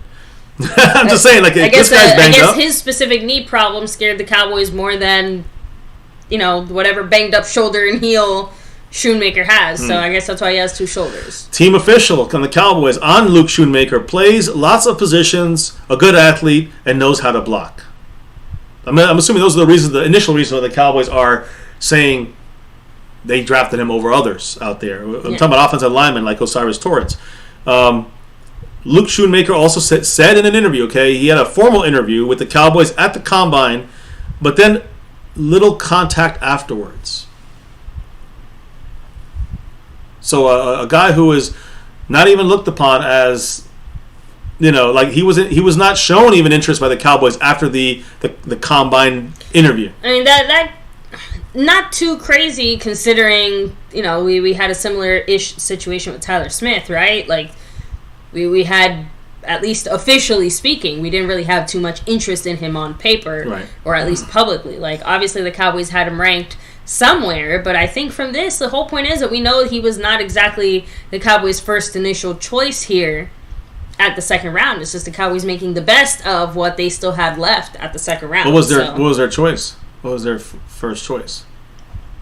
I mean, I'm assuming one of the other tight ends that got grabbed earlier? Maybe. I mean, right? I'm not sure. It depends if they were better blockers, I guess, right? According to the Cowboys. They talk about blockers. Look, the 3 tight ends got picked before Schoonmaker. So I'm assuming at least one of those guys we had ranked higher than him. That's all I'm saying. Like, and that was the tight end that we originally would have grabbed. Musgrave, had it worked out that way. Laporta, one of those guys, probably. Schoonmaker, it sounds like Laporta was the guy who was the highest on. And Musgrave. Just Musgrave as well. But anyways, Luke Schoonmaker. No, I'm saying Musgrave was... I'm talking about the guy who would have been ahead of everybody. Like, yes, we know... Musgrave could have been ahead of everybody too there. I'm just saying, both these guys are guys the Cowboys liked over, I'm assuming, the Schoonmaker guy. I know, but Laporta was being talked about possibly going to the Cowboys, like, even in the first round. And so was Luke Musgrave. Yes, I talked about it yesterday. Indeed, I know you don't remember. But Luke Musgrave was mocked by Jeremiah and what's his name from ESPN. Two guys I put him literally day of Laporta. Not Laporta. What couple had Laporta, and then they had Luke Musgrave as the guy. The Cowboys must have liked these two guys. Is my point, and they were both around the second round, and those are the two guys probably in front of Schoonmaker. When they got those two guys off the board, they probably went Schoonmaker. Although, why not Osiris Torrance? I still want to know. We have to wait for that, right? Schoonmaker said, I know he felt Dallas was going to draft him. He said, quote, something was in my stomach telling me. It felt like I froze in time and I was just in that moment. To receive that call is just the greatest thing that's ever happened to me. I'm so blessed. Schoonmaker obviously happy to be in Dallas. He also said that on his role with the Cowboys, it's something we want to hear, right? He talked to the Cowboys already, McCarthy, and they're telling him what the role may be. Quote, line me up in different spots, in the inline blocking tight end spot, in the slot, just like being the versatile player that I am. I think I could really add a lot to that room and to the team. So he sounds like a higher drafted Dalton Schultz, being honest. Mosh, man, what's up? Much Mosh love. In the house. Much love to you, bro. We're almost to our pick. You're at pick 83 now. Yeah. Luke Schoonmaker was a huge rob. Seahawks trade their pick to the Broncos. So they're about to make the pick, I think, now. The Broncos are the Broncos are now on the clock. So take a little longer. Their pick is in. Yeah, let me do this here. Let me put this on. What are we on, 83 83. Now? Okay. 7 away, guys. And it's getting closer and closer because they already made their pick. So Luke Schoonmaker said this about Rob Gronkowski. Huge Rob Gronkowski fan. He said, quote, I grew up as a Patriots fan, so I was a big Gronk guy. But I knew Jason Witten was one of the greats out here. Absolutely. So again, he knows the history, of course. Everybody knows who Jason Witten is. You'd figure, right? I'm starting to think some of these young guys several forget. Comments in the chat also saying that, Schoonmaker is less of a Schultz replacement and more of a Witten replacement, right? Like, he fits the bill closer to Witten than he does Schultz. And if the Cowboys are going for a second-round tight end like this, they're also maybe hoping that he's better than Schultz, like, you know what I mean? Like, you got to hope they got more. Ceiling is obviously, or at least maybe Schultz played maybe to a second round draft choice. So we just got that's what the second round guy could play like a first round. Yeah, or even play at second round, which would be we still got Schultz for cheap is what the Cowboys may be looking at it. But we also got Ferguson, who they don't believe that's Schultz, and Hendershot, who they don't believe it's Schultz. So Cowboys don't believe in their own guys they drafted last year in the fourth round. And Ferguson is what I'm trying to say. Again, I feel like he's different than Ferguson. I was just about to say, I'm like, belief is such a relative term because it's not like they are a one-to-one comparison. Like, Ferguson does not do what Schultz does. He does a lot of things, but not all of that. So, if anything, it's the Cowboys not trying to fit a square peg into a round hole and force Ferguson to do or be something that he clearly is not. Right? Or Hendershot. Right. He's not. These guys are not trying to be like, they're not like full-time blocking specialists so that are safety valves. They want to use Ferguson as a viable receiving threat. I don't know. For some reason, I feel like people are almost undervaluing the importance of tight end on our team and in our scheme in general by trying to be dismissive and say, like, oh, we don't necessarily need one in the second round. We have Hendershot, we have Ferguson, we have these guys. Whether you like it or not, moving on from Schultz does leave a pretty big hole, a pretty big tight end shaped hole on our team. So the Cowboys had to address it one way or the other. And I, for one, am thankful that they did address it with maybe a little more draft capital than most of us maybe wanted or would have assumed. See, I agree with just because of how important it's going to be, at least in my mind, for what I agree. So the Cowboys then want to take a chance and get him in the third round. That's my question. That's my only question left on this pick. You get Schoonmaker in the third, we look at it differently. Now, the only way that changes my mind here, and I still want to hear why this was done, we know it's blocking and inline, and he's versatile at the blocking, inline, and slot position. So that's a specific reason why the Cowboys. But my question is not him necessarily. It's the second round pick. Would he have lasted? Maybe not. The Cowboys liked him that much that they needed to get him. McCarthy. This is where it's the McCarthy pick. Because everything could be discussed, and McClay puts it down, and the Joneses talk. But it's McCarthy says, I don't want to risk waiting on him for the next round. That's how much of a piece he needs to be in their scheme on offense. I'm just saying that is one of the reasonings I want to hear if this is the case or not. But my question is this: if he was going to slip to the third round, what about Osiris Torrance? Or are the Cowboys hoping to grab a Dawan Jones type of guy and move him to guard? Riley Moss, by the way, safety from Iowa, gone to the Broncos. So let me see here. I'm just looking here, guys. Luke Schoonmaker. Final 2 years at Michigan, he had 54 catches, 637 yards, and 7 touchdowns. Back-to-back Michigan picks, of course. And also, here's what he said about being an all-around tight end. Quote, I just think being able to line up in different spots. I said that already. I'm sorry. He just wants to, he said the Cowboys, he said, quote, the Cowboys love big body tight ends. He goes, I'm over the roof about this here. So he said, quote, he says, he talked about the Jason Witten thing. I think he counts as a big body tight end. I think he might count. Yeah, I think I got everything already said about what Luke Shoemaker. He's a 6'6" guy. He's count. Now I have 6'6", 6'5". He's 6'5". Some people want to. I saw the comparison to Witten with the Y route, which I've talked about, is something that he does well, and it's something that's very Witten-like. The inline blocking, to me, it's like a Schultz Witten-like type of guy, which is good. Again, could we have got him in the third round? That's my only question, and I think it's a viable question. Glimmerman pointing out. Basically what I was going to point out, too. He said there was a run at tight end and O-line at the time that we picked him up. So remember, all the tight ends were going. All the offense, it was starting to trickle down. There wasn't really offensively, as far as O-line, all the guys that we thought that the Cowboys could have wanted didn't seem to be there anymore. And I hear that. The only thing I have a problem with is, were they that scared that they didn't think they were going to get their guy in the third round? That's all. And I'm sure we know the Joneses. We know they're going to tell us, yes, that's the reason why. We were scared he wouldn't be there. Or we want to know we really liked him and he was our guy. Devin Ashane, by the way, gone off the to board. the Dolphins. So now we're going to pick 85. We're 5 away. Now we're buckling in for the last test, the last run here, guys. So now, yes, I'm gonna get up, stretch my legs one last time, then I'll let you. I gotta stutter. Okay, but I go can't. ahead and take your break. I can't stretch. I can't stretch because you literally got to ask. This is gonna be done in like 3 minutes, baby. We're gonna be up to our pick. We're not gonna get a chance to stretch. We have to stretch when we finish this thing because here's the thing, guys. Entering 3 hours here live. We're gonna cut this thing pretty much shortly afterwards. I'm sure we'll talk about the pick a little bit. Probably be the end of the draft by then, so that probably end about the same time. But I do want to know how the poll is going right now in the chat because hop in there, check the poll. I still say, and I'm going to go through the guys that are currently available in this draft, and I'll give you the guys' rundown on this here. But what's the poll looking like right now? So who do you want to see the Cowboys draft at that 90th pick in round 3? 36% said offensive line.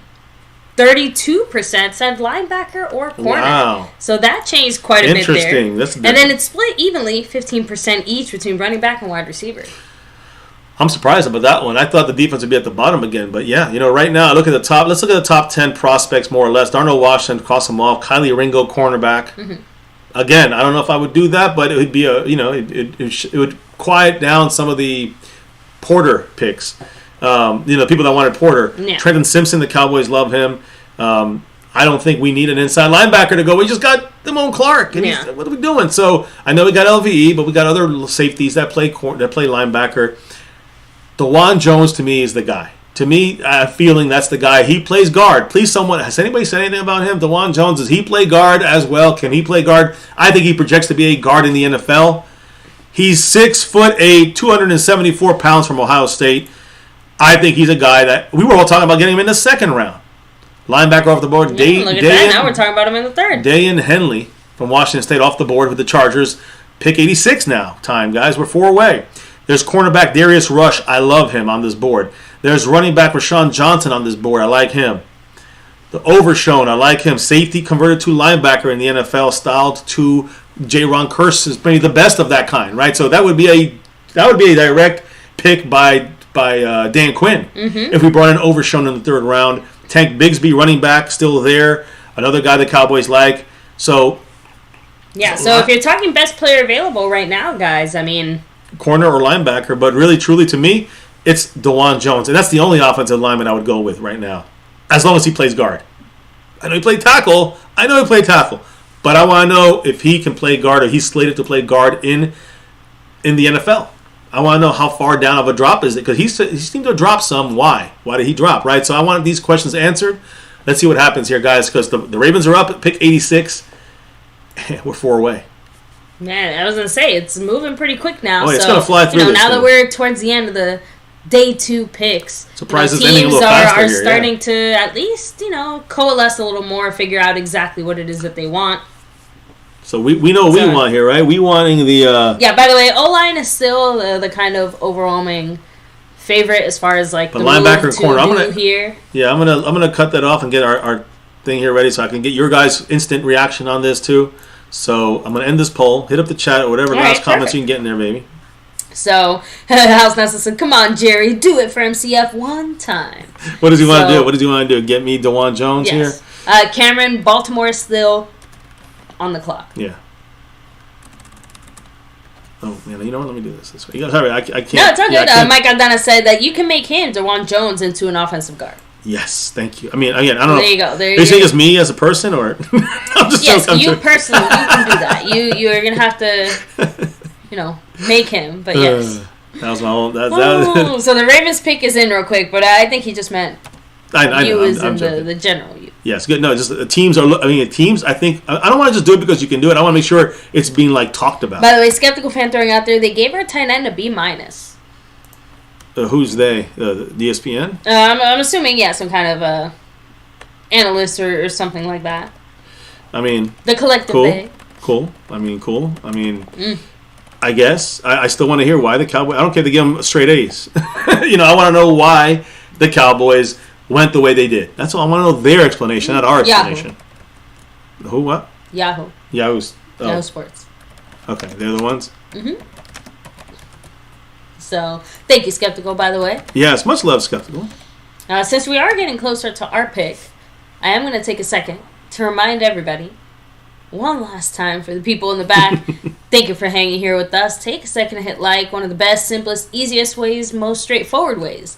You can show some love and support here to what we do at MCF. Of course, you can follow us on all social media at MyCowboysFamily. We always post there before we go live and things like that. And, of course, here we are, talking Dallas Cowboys daily, nightly.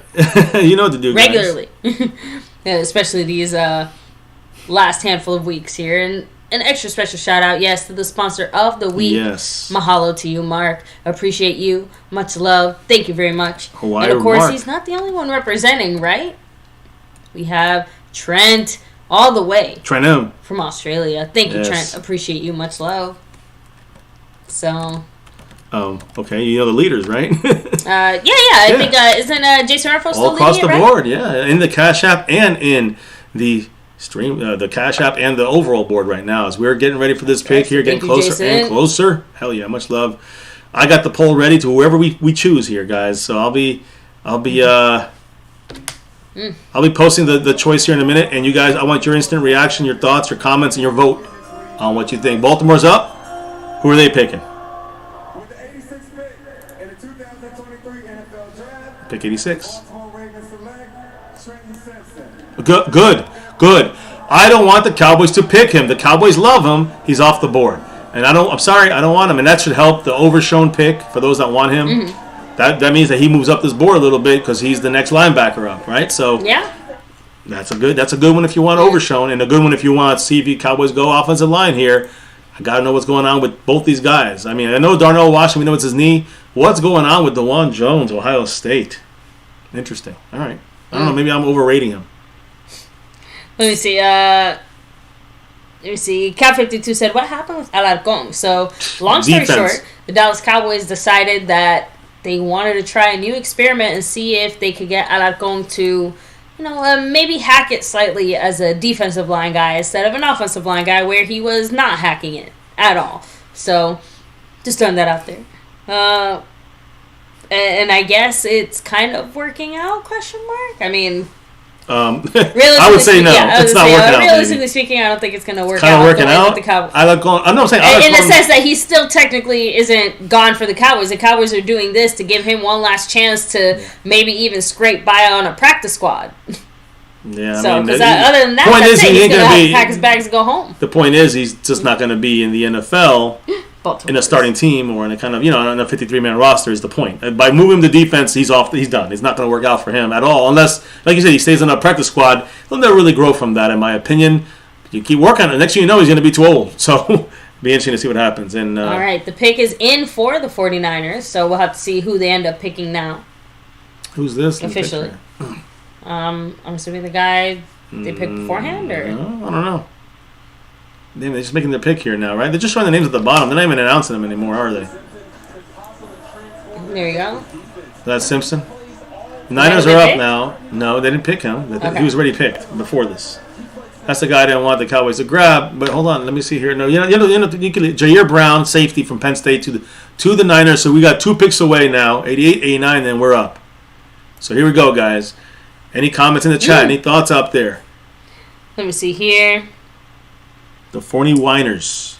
Mike Aldana said left tackle Tyler Smith and DeJuan Jones at left guard.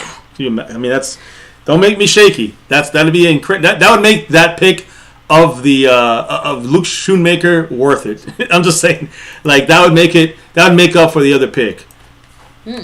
So let me see. Oh, tornado. That's funny. 40 whiners, 40 criers. Let me see. Bruce just said, "Don't reach this time." That's it. DeJuan Jones would seem like a steal. We're going to be okay. DeJuan Jones would seem like a steal. Why is he dropping? That's my question. I don't know why. He's just too big. It's not easy, too slow. What's going on with that? Anybody know? Anybody know? Because if we don't get him, I don't think the Cowboys should go running back. I think we go 4th round running back, and that could be locked in to me. In my mind, I think we go 4th round running back if we don't go running back now. But lineman, if someone takes DeJuan Jones or something's wrong with him, then you don't take him. So then you're starting to go now. You don't have running back. You don't have offensive line. You already took tight end. You already took, you're going to go receiver here, possibly. I guess the receiver could be an option here, or defense. That's what you got left here. Mm-hmm. Again, the receivers, you got Tyler Scott, Charlie Jones, A.T. Perry, Antoine Green, and Michael Wilson. Those are the top 5. Michael Wilson's my favorite of the group. Get him in the 4th. Or a running back. I don't know. I'm just saying, my point is that there's still guys left here. A couple of guys you can still maybe pick out of the receiver spot, but if you're not sure you got your receiver you really like, you may need to grab him now. Mm-hmm. Running back could be gotten next round if unless you want to draft for next year, at running back. And then receiver you can get, again, if you got 3 receivers this year. Remember, we got Brandon Cooks next year as well.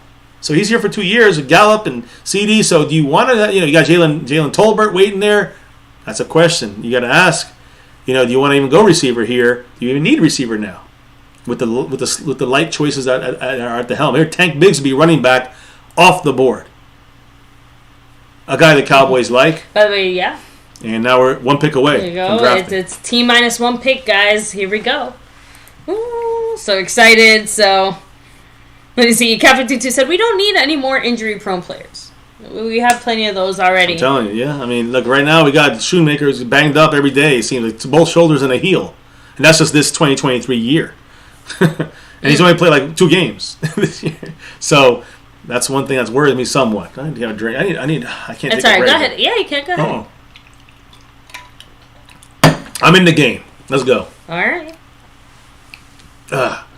Whew. Let me see. So then I guess here's a question for you. Based off Bruce's comment, what position or what names that the Cowboys have shown some interest in or whatever do you think would be a reach here? That's a long question there to answer because... Or just position. I don't know. Okay, you got to tell me position because I think I could go 3 position and I have to go down all the way to the bottom and say that's a reach. That'd be too much guessing going on. Good question if I had more time to explore everything. I know. Look into don't have that time. a little more. Don't have the time. I'm here just on the edge of my seat because after this pick, we're on the board, on the clock. We're gonna put the audio on, and we're gonna make our pick here. And again, my picks are left here to me. DeJuan Jones. That's it. Hey, you know what? It's okay. We didn't overcomplicate things. Watch him take DeJuan Jones. The Rams are up. I hope not. Cowboys ain't taking him anyways. I'm sure they're not.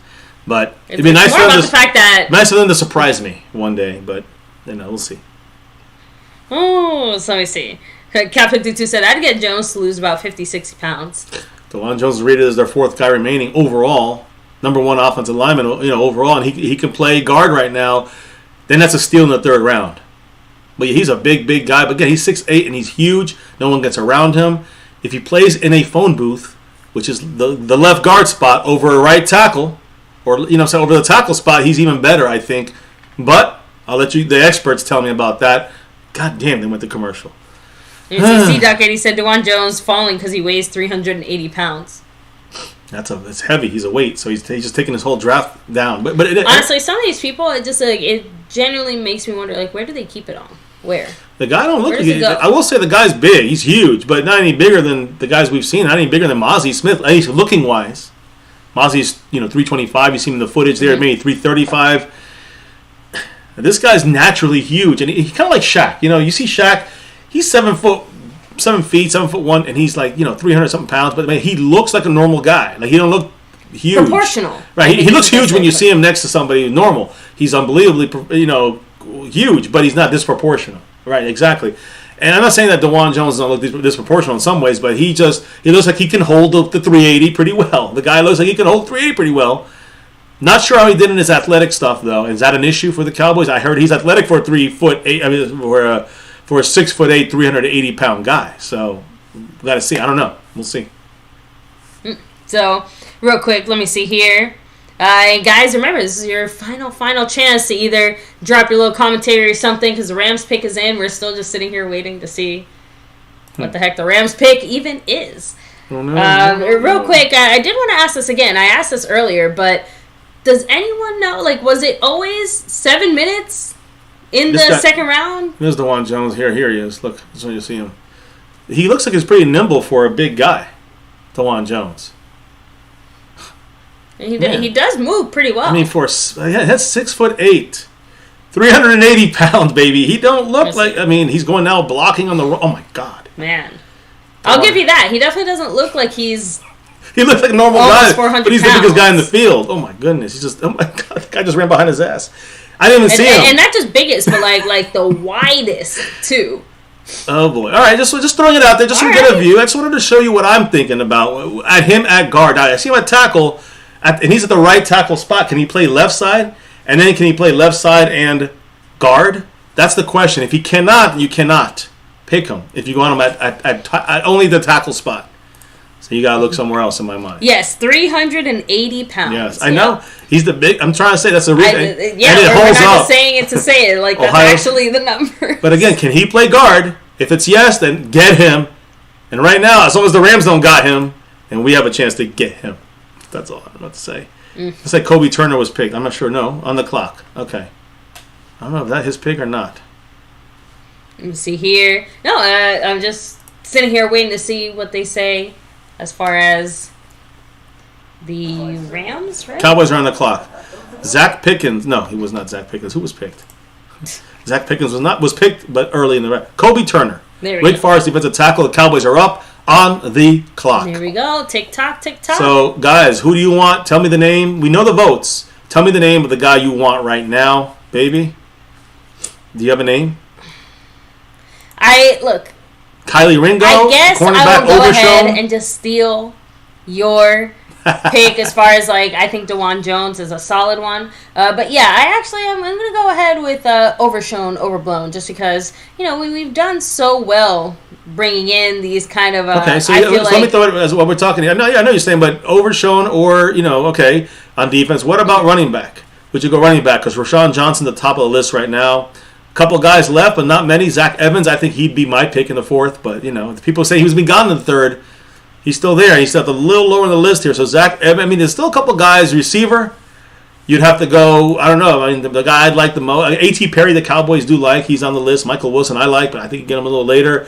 We talked about Dewan Jones. Defensively, we talked a couple guys here. And our pick is in. Okay, put it up. You scared the shit out of me. Sorry, I'm watching it, waiting for it to change over. Here it is. They're not going to announce it. They're going to just show it. Just going to show it. Hit that like, subscribe, notification bell. Cowboys are taking.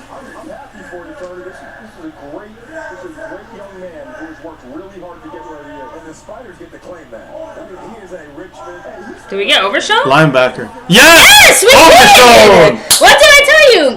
There we go. Jason Refro, I know, is happy as hell right now. He's like, that's my guy. And that's why I thought about him. You know what? Look, the best part ever, I get to say overblown. Look at that. See Dan Quinn?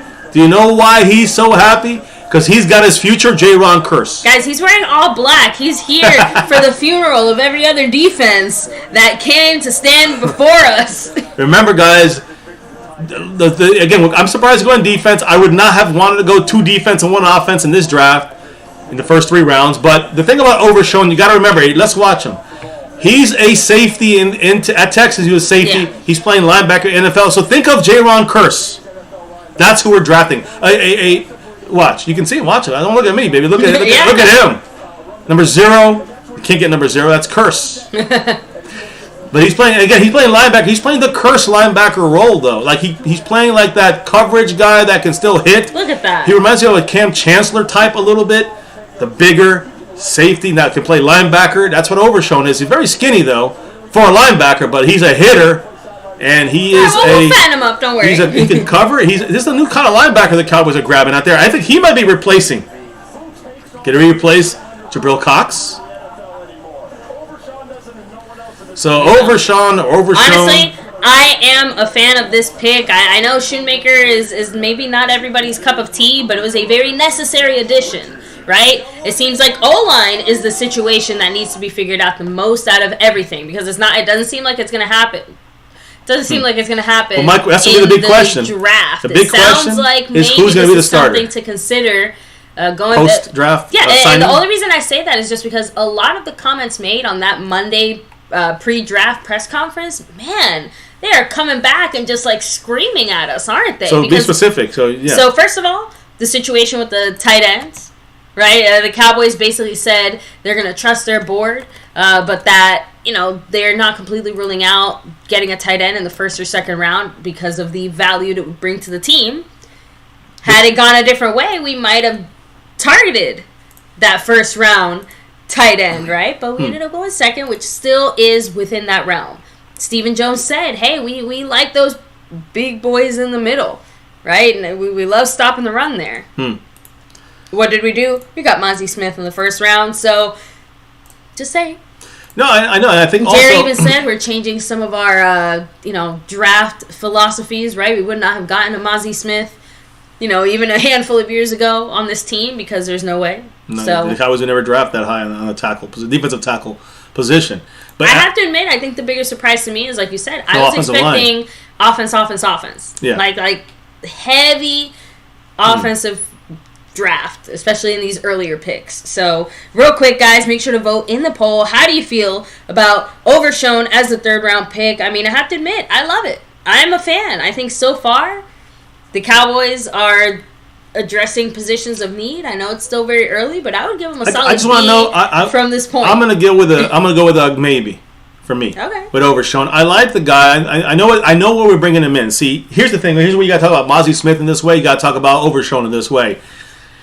Overshown is going to be utilized by Dan Quinn as, I think, the eventual, Jabril Cox takeover spot, let's say, at linebacker, but also kind of the preparation for what's after J-Ron Curse, life without J-Ron Curse. I think that the Cowboys are trying to maybe with Dan Quinn, that's a Dan Quinn pick with Overshown, which is fine. But I think all of these things right now it's showing us that the Cowboys are looking to Dan Quinn as a head coach in the future. Because he is getting his defense built for him and his identity. This team's identity is Dan Quinn. I mean, they're really listening to Quinn and McCarthy. And I said that from the beginning of this, especially Quinn. They're listening to Quinn the most. Because Quinn is the guy running the show right now. To me, it feels like a hierarchy in the sense of, I don't think it's just that, our front office is listening to Quinn. I think that, McCarthy's on board with listening to Quinn, too. McCarthy's also saying, let's go defense here. Quinn, where you at? Hit us up. Like what should we do? What do you want? McClay, how do we do this? It seems like in that sense, everyone is on the same page. It sounds like yesterday the biggest question mark was, do we pull the trigger and try trading down a little bit, depending on who is on offer. Outside of that, the Cowboys are just letting things happen as they happen here. So, I don't know. I'm a fan. Let me go ahead and hit up the chat. No, I'm just saying, I think the Cowboys have a plan on this. I know, but we didn't do anything to make it happen. We're just sitting here waiting to see what falls to us. That's what I'm saying. We're not going to make any trades. I agree with 100%. So, Jason Murphy said, now I can be happy with this draft. Cleveland Brown said, does this mean Jabril Cox and say goodbye as a starter? I don't think he ever, first of all, he never was a starter. Let's all remember he never started. He never was a starter yet. And he wasn't training. We didn't know what happened in the last year. Game of Where's Waldo every time we asked, was he even on the field? So to me, that's one you gotta just, you gotta forget about Jabril Cox, I guess. Skeptical fan with the 424. Ooh, much love, Skeptical. $4.24 drop. He's moving up this thing. I think he might. Oh no, he's still in second place. I think on this board. So Skeptical fan said, "What's your grade on today's draft, MCF?" I mean, a B. On today's draft, or so far up to this point, like on just today's players, a C. A C. Okay. For the players, for the whole draft, a B. A B minus right now. I think B for both for me. Just maybe one's like a B minus, the other one's like a B. I mean, the Mazi Smith the Mazi Smith pick pulls this up. I want to know what's going on with the Chiefs are picking right now. I want to know what's going on with the offensive lineman situation. I want answers on that. Yeah, Skeptical fans with you. He said C plus. Yeah, C plus, B minus in that range. That's kind of where I'm at right now. Mike Aldana said we're going back and forth between Quinn and McCarthy picks. And that's what I think. I think this one is a big time. It's a big time Quinn pick. And I think that McCarthy, when I say I think they listen to Quinn, baby, I think what I'm trying to say is that they're not overruling McCarthy with Quinn. They're just saying that we listen to everybody, and now their new remember their go-to guy was not Jason Garrett. It was not this guy or that guy on offense. It was their go-to guy 5 years ago was Marinelli. And right now their go-to guy, in my opinion, is not Mike McCarthy. Their go-to guy is Dan Quinn. Just saying, that's what I think based on the picks. The importance of the defense when we already have a defense set up. We're literally thinking about the future of our defense with a lot of our picks, replacing some of the younger guys we have here. We usually stick with to the end, and you're seeing the move here. I think to strengthen the Dan Quinn mindset to be maybe who knows. I mean, to me it feels almost like the Cowboys are getting ready. This team is getting ready to make Dan Quinn the head coach next year and have the imprint of this defense.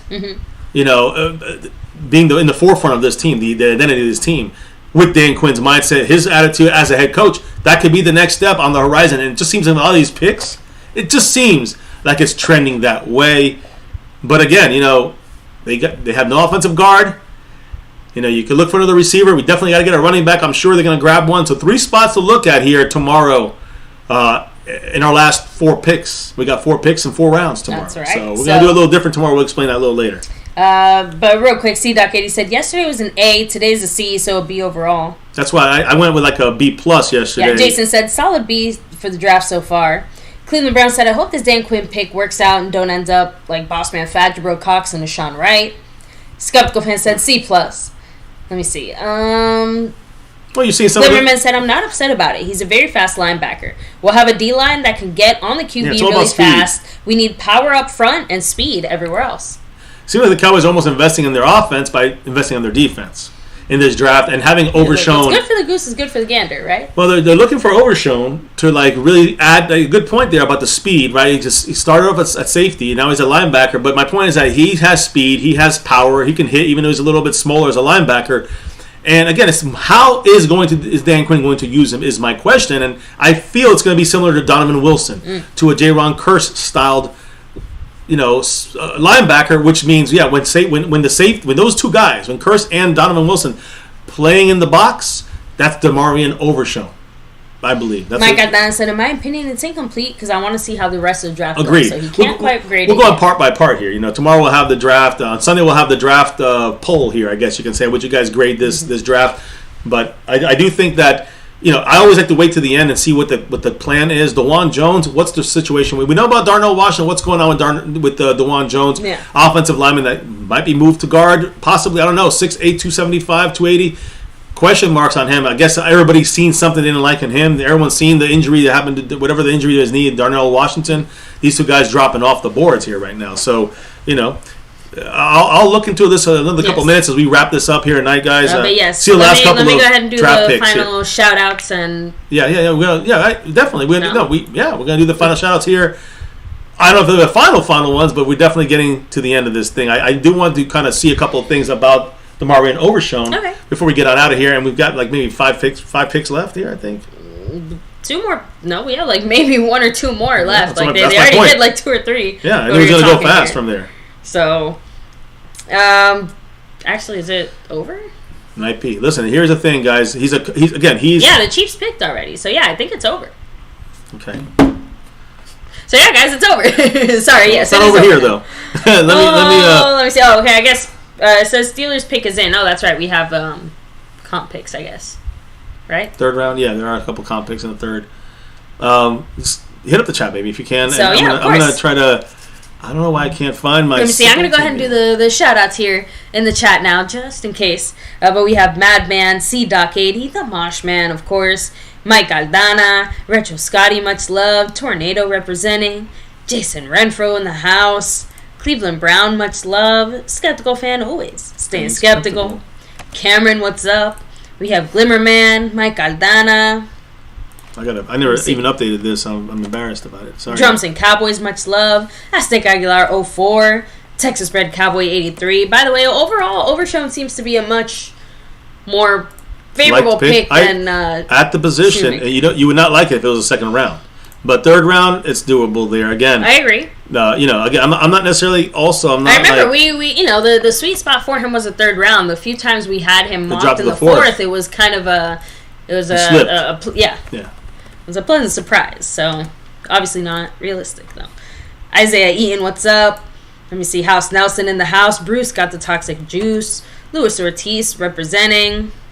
Remember, guys, hit big boss man in the house. For those that are new, make sure you don't forget to hit subscribe, and of course hit like for the stream as well.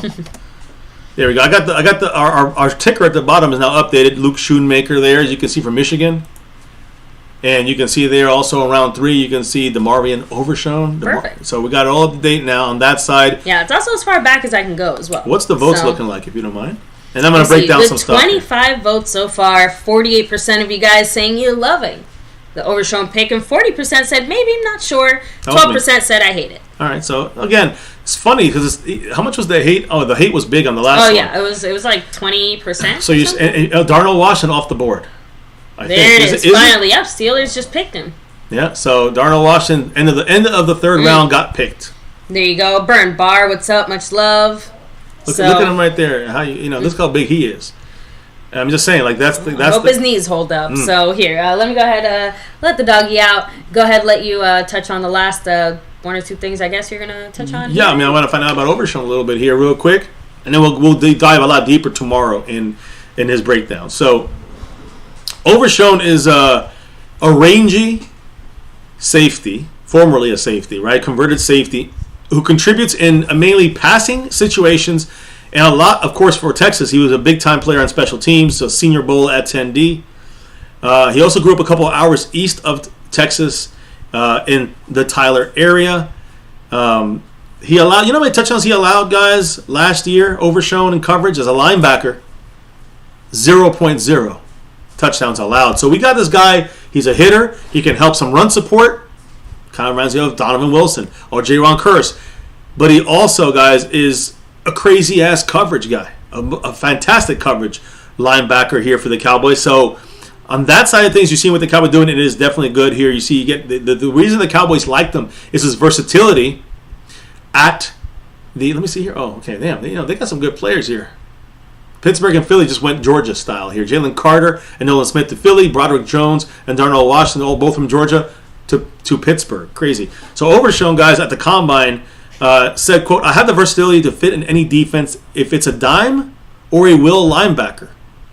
Even pass rushing downs on 3rd down. So again, you're getting a guy who fits perfectly into, it's the best combination of match you can get between, that position and that vital role of a J-Ron Curse style guy who can play in a dime and can also play in run support, can play in the box if needs to as a will linebacker. That's what you're seeing in DeMarvion Overshown, a younger, fresher, drafted guy by the Cowboys to take over the I would call Overshown the Dan Quinn, back end Micah Parsons piece. Like he is Micah Parsons, the front 7 kind of dominator, and you can see Overshown as the Curse back end.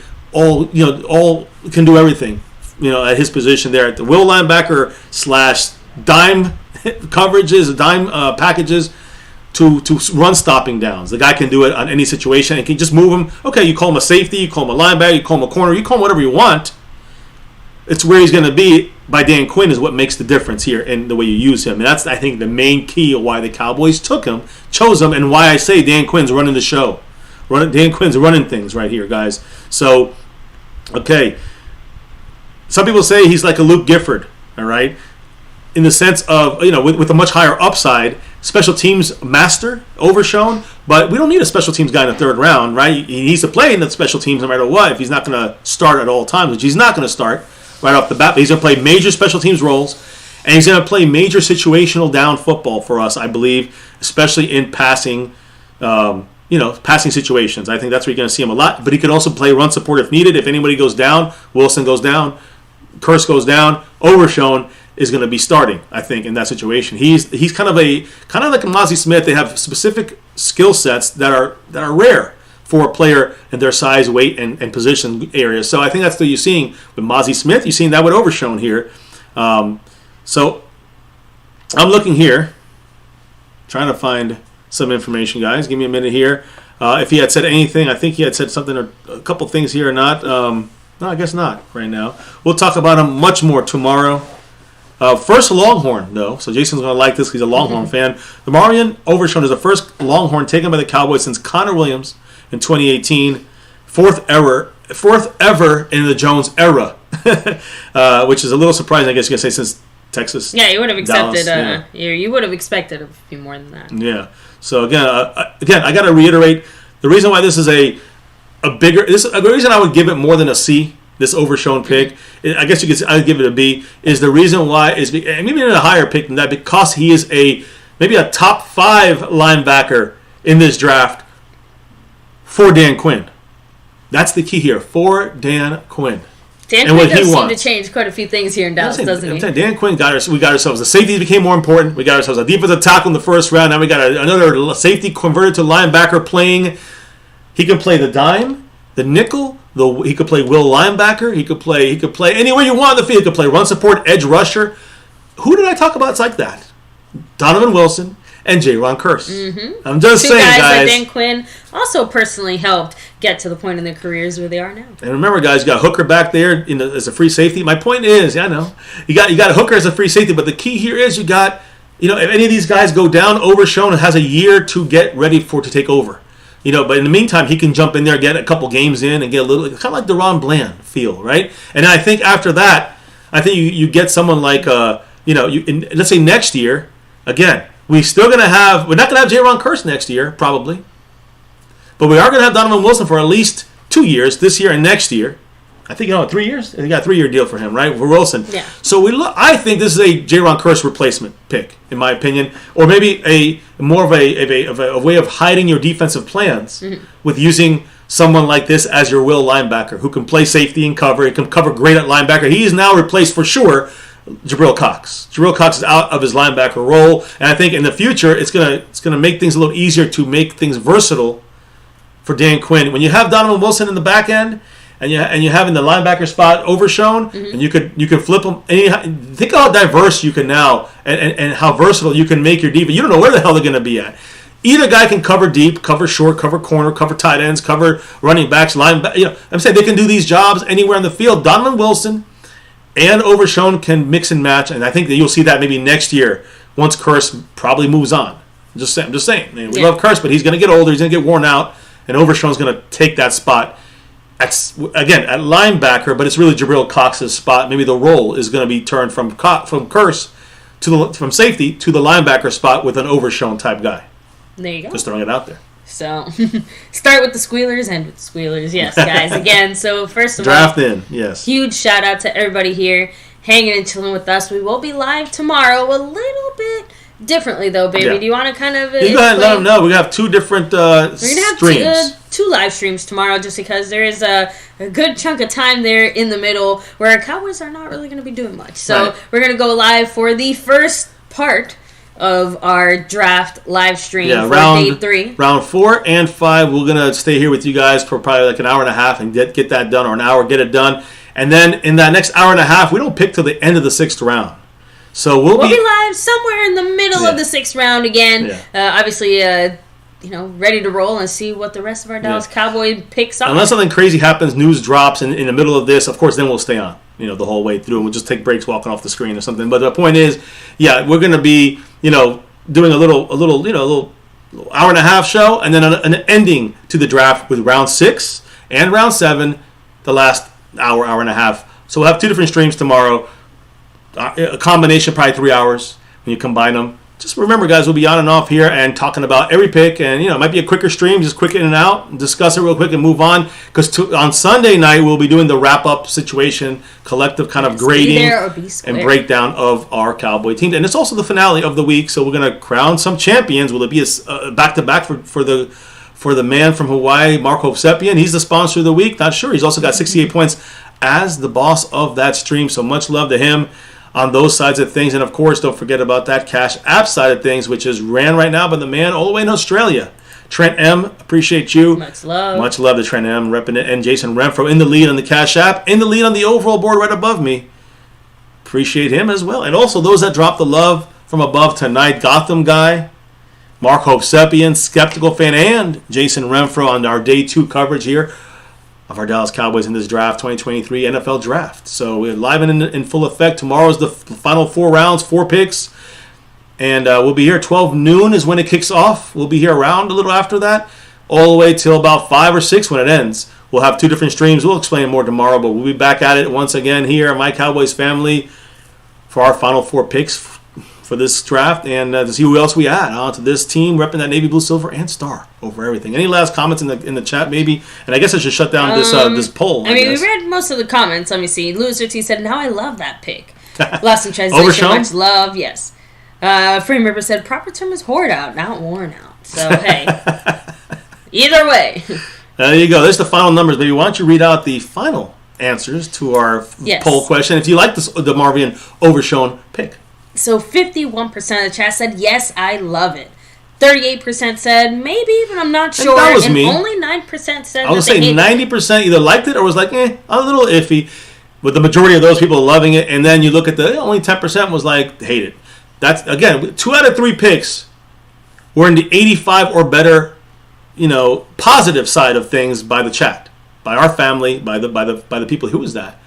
Is that Michael Wilson off the board? Commanders took Michael Wilson. Yes. The pick number 97 to me. That's a good player. I don't like that the Giants got Jalen Hyatt. Now they got Michael Wilson off the board. Cowboys gonna be receiverless here. I think we'll grab a guy later. I'm gonna look through it too, and I'll look through the guys remaining. Look through the Cowboys have talked to in the 30 visits and the Dallas Day guys. And I'll have a better list of guys you can maybe pinpoint for tomorrow, along with the breakdowns, a little bit better breakdown of Luke Schoonmaker, and a better breakdown of DeMarvin Overshown. But we got first impressions here. That's what we're doing tonight. And now it's all come to an end here as we wrap up this draft tonight here. As they get the last couple of picks, these comp picks done, but we didn't get any in the 3rd round. So, we'll talk about all these things and more, baby. No more people. Any last comments in the chat? No, we've hit up all the people in the comments. So. Sounds good, guys. So, back here tomorrow. 12:30 Eastern time.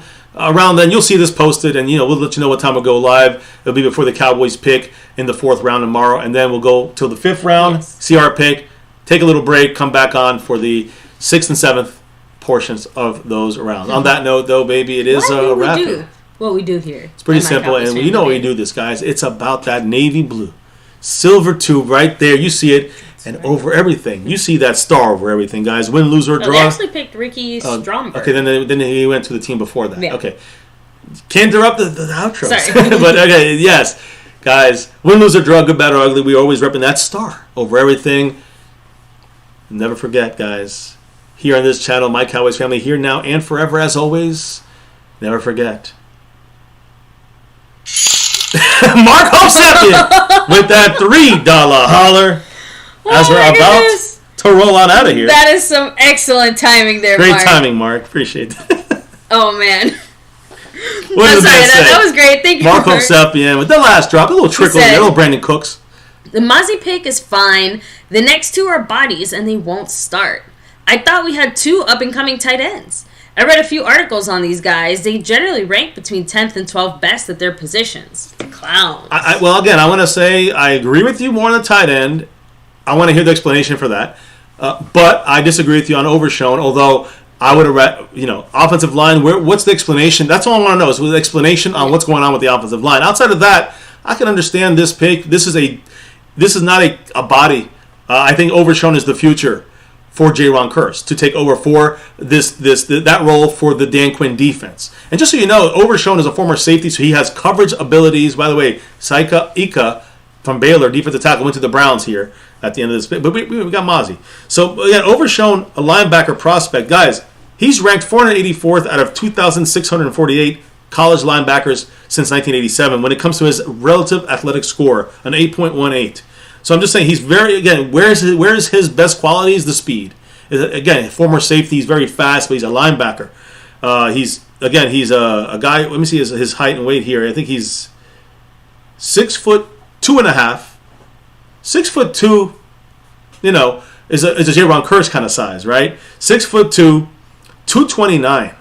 He's a big former safety, I'm going to tell you that.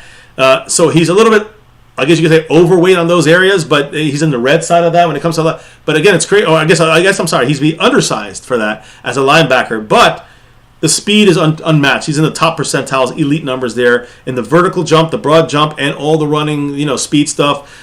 Overshown is fantastic. Now, it's how if you were going to give him to Marinelli, I would agree with Mark Hope-Sepien. If you give him to Dan Quinn, I gotta say it's at least a B pick. All right, it's a B pick to me, without question. A starter, he's going to have starting potential this year, starting abilities. Yeah. If someone gets hurt, he will definitely be starting. But to me, he's the starter next year, full time, And I agree. Maybe you could have gotten something like that a little bit later in this draft. That's why I do think. Oh fuck! Jake Moody's off the board, and we just got kicked out of YouTube for that comment. But Jake Moody with the kicker from Michigan, they can have him, baby. 3rd round pick, no. And look at him. Porn star match. Don't let my dreams be dreams. Porn star stash. And look, the point is that he is a kicker, and I'm not saying that's bad. You just, I don't know. Again, some people. So you would have taken him over Luke Schoonmaker? No. I'm not stupid either. I'm just saying that I just really like it. Sucks he went off the board, but if he was going to go off the board here, he was going to go off the board before we were going to draft him. So. Now, I will say, I'm about to go off the board because I'm just saying, my day is a little bit different than yours. Little D has a chess tournament. Yeah, we got to get up all the way on the other side of town. So I have a very long drive, very early in the morning after starting a very, very, very early day yesterday. I know. It has been a rough last week. All right, well, I'm just saying that if you have any other things or other thoughts to add, you're gonna have to add them on your own because Mark timed that so perfectly. He shut us down and made us keep going now a little bit more. Yeah. I'm gonna say, and I have to be awake in 6 hours. I know. So. I'm gonna say because I don't want to do this tomorrow half-assed. Overshown said, quote, "It means the world to be a Dallas Cowboy. The tears instantly came down my face. I'm ready to go to work and I'm ready." Once I saw that phone number, I started crying. Hey, you see that 214? My versatility is really what separates my game from other people, and I'm ready to show that. Again, Overshown said that Paxton Anderson, Jerry Jones' grandson, and his teammate at University of Texas, joked with him all the time about telling his grandfather to draft Overshown. So you got relatives helping Jerry Jones make this pick. He said, quote, whatever he said, it was good. Meaning whatever his teammate, his relative to the Joneses there said. He said, quote, they studied my special teams tape. Remember we heard about John Fossil? Remember John Fossil? We saw him at some of these places checking for them. Cowboys want that special team short up. Well, they got Overshown. And Demarion Overshown said, quote, they studied my special teams tape being a rookie. You're looking for ways to make the team. And every time I'm on the field, it's 120%. And remember, we moved on from Gifford, technically. Yeah. He's a coverage monster at linebacker. He complements LV and Damone Clark perfectly. I think we're looking at our new 3 linebackers for the future, is the point here. Jabril Cox off the board. So honestly, I feel really good about the depth there as well. Yeah, think about those 3 guys. Those 3 guys, that's your starters. And, Jabril Cox is the backup. Mm-hmm. And that's what you got there. And a bunch of safeties is backup. Rotational can jump in there as well. We're all right. Listen, got to look at the whole thing as a whole, right? At the end, I give it right now about a B minus for this draft because of locations of players, mainly the tight end. But outside of that, I think we could, we're doing okay. We're a little above average. I would say a B is about right. So, I don't know. That's me. You're about what, a B plus? You No, said? I give it a B. All right, so we're in the same place. Just let's Just for inhale, different reasons. breathe in, breathe out, and we'll figure this out tomorrow, guys. What's the number one reason why we do this here at My Cowboys Family? Never forget the reason why we do this here. The number one thing here on My Cowboys Family, as always, and say it with us. Don't do it, Mark. Go Cowboys! Let's get that 6 and beyond. Thank you guys in the chat, dropping the knowledge all night long. We'll be back tomorrow for the daytime tomorrow for a whole long-ass double stream, so catch us for that, guys. Appreciate you guys once again dropping the knowledge, dropping the love from above. We can't do this without your guys' support. But now it is officially time to drop out for the night here on My Cowboys Family. Day 2 in the books, baby. We'll be back for day 3. 4 more picks, 4 more rounds. Mm-hmm. Much love, baby. Why do we do this here at My Cowboys? Well, we know why we do it, but before we can drop out of here for the night, clock out, what do we got to do here, baby, before we say goodnight? Relock, reload for day 3 tomorrow. Oh, my goodness. It's going to be a 2-minute nap. I know. And we're back at it again. What do we got to do here, baby, before we drop out for the night? We got to drop the beat. Thank you, guys. Once again, we'll see you back tomorrow for another one right here. Yeah, tonight, rounds 2 and 3. Done in the books. Day 2 in the house. Done. Deal. Lock. And loaded for tomorrow, day 3, rounds 4, 5, 6, 7, right here in MCF. Never forget the number one thing right here, My Cowboys Family. That Cowboy!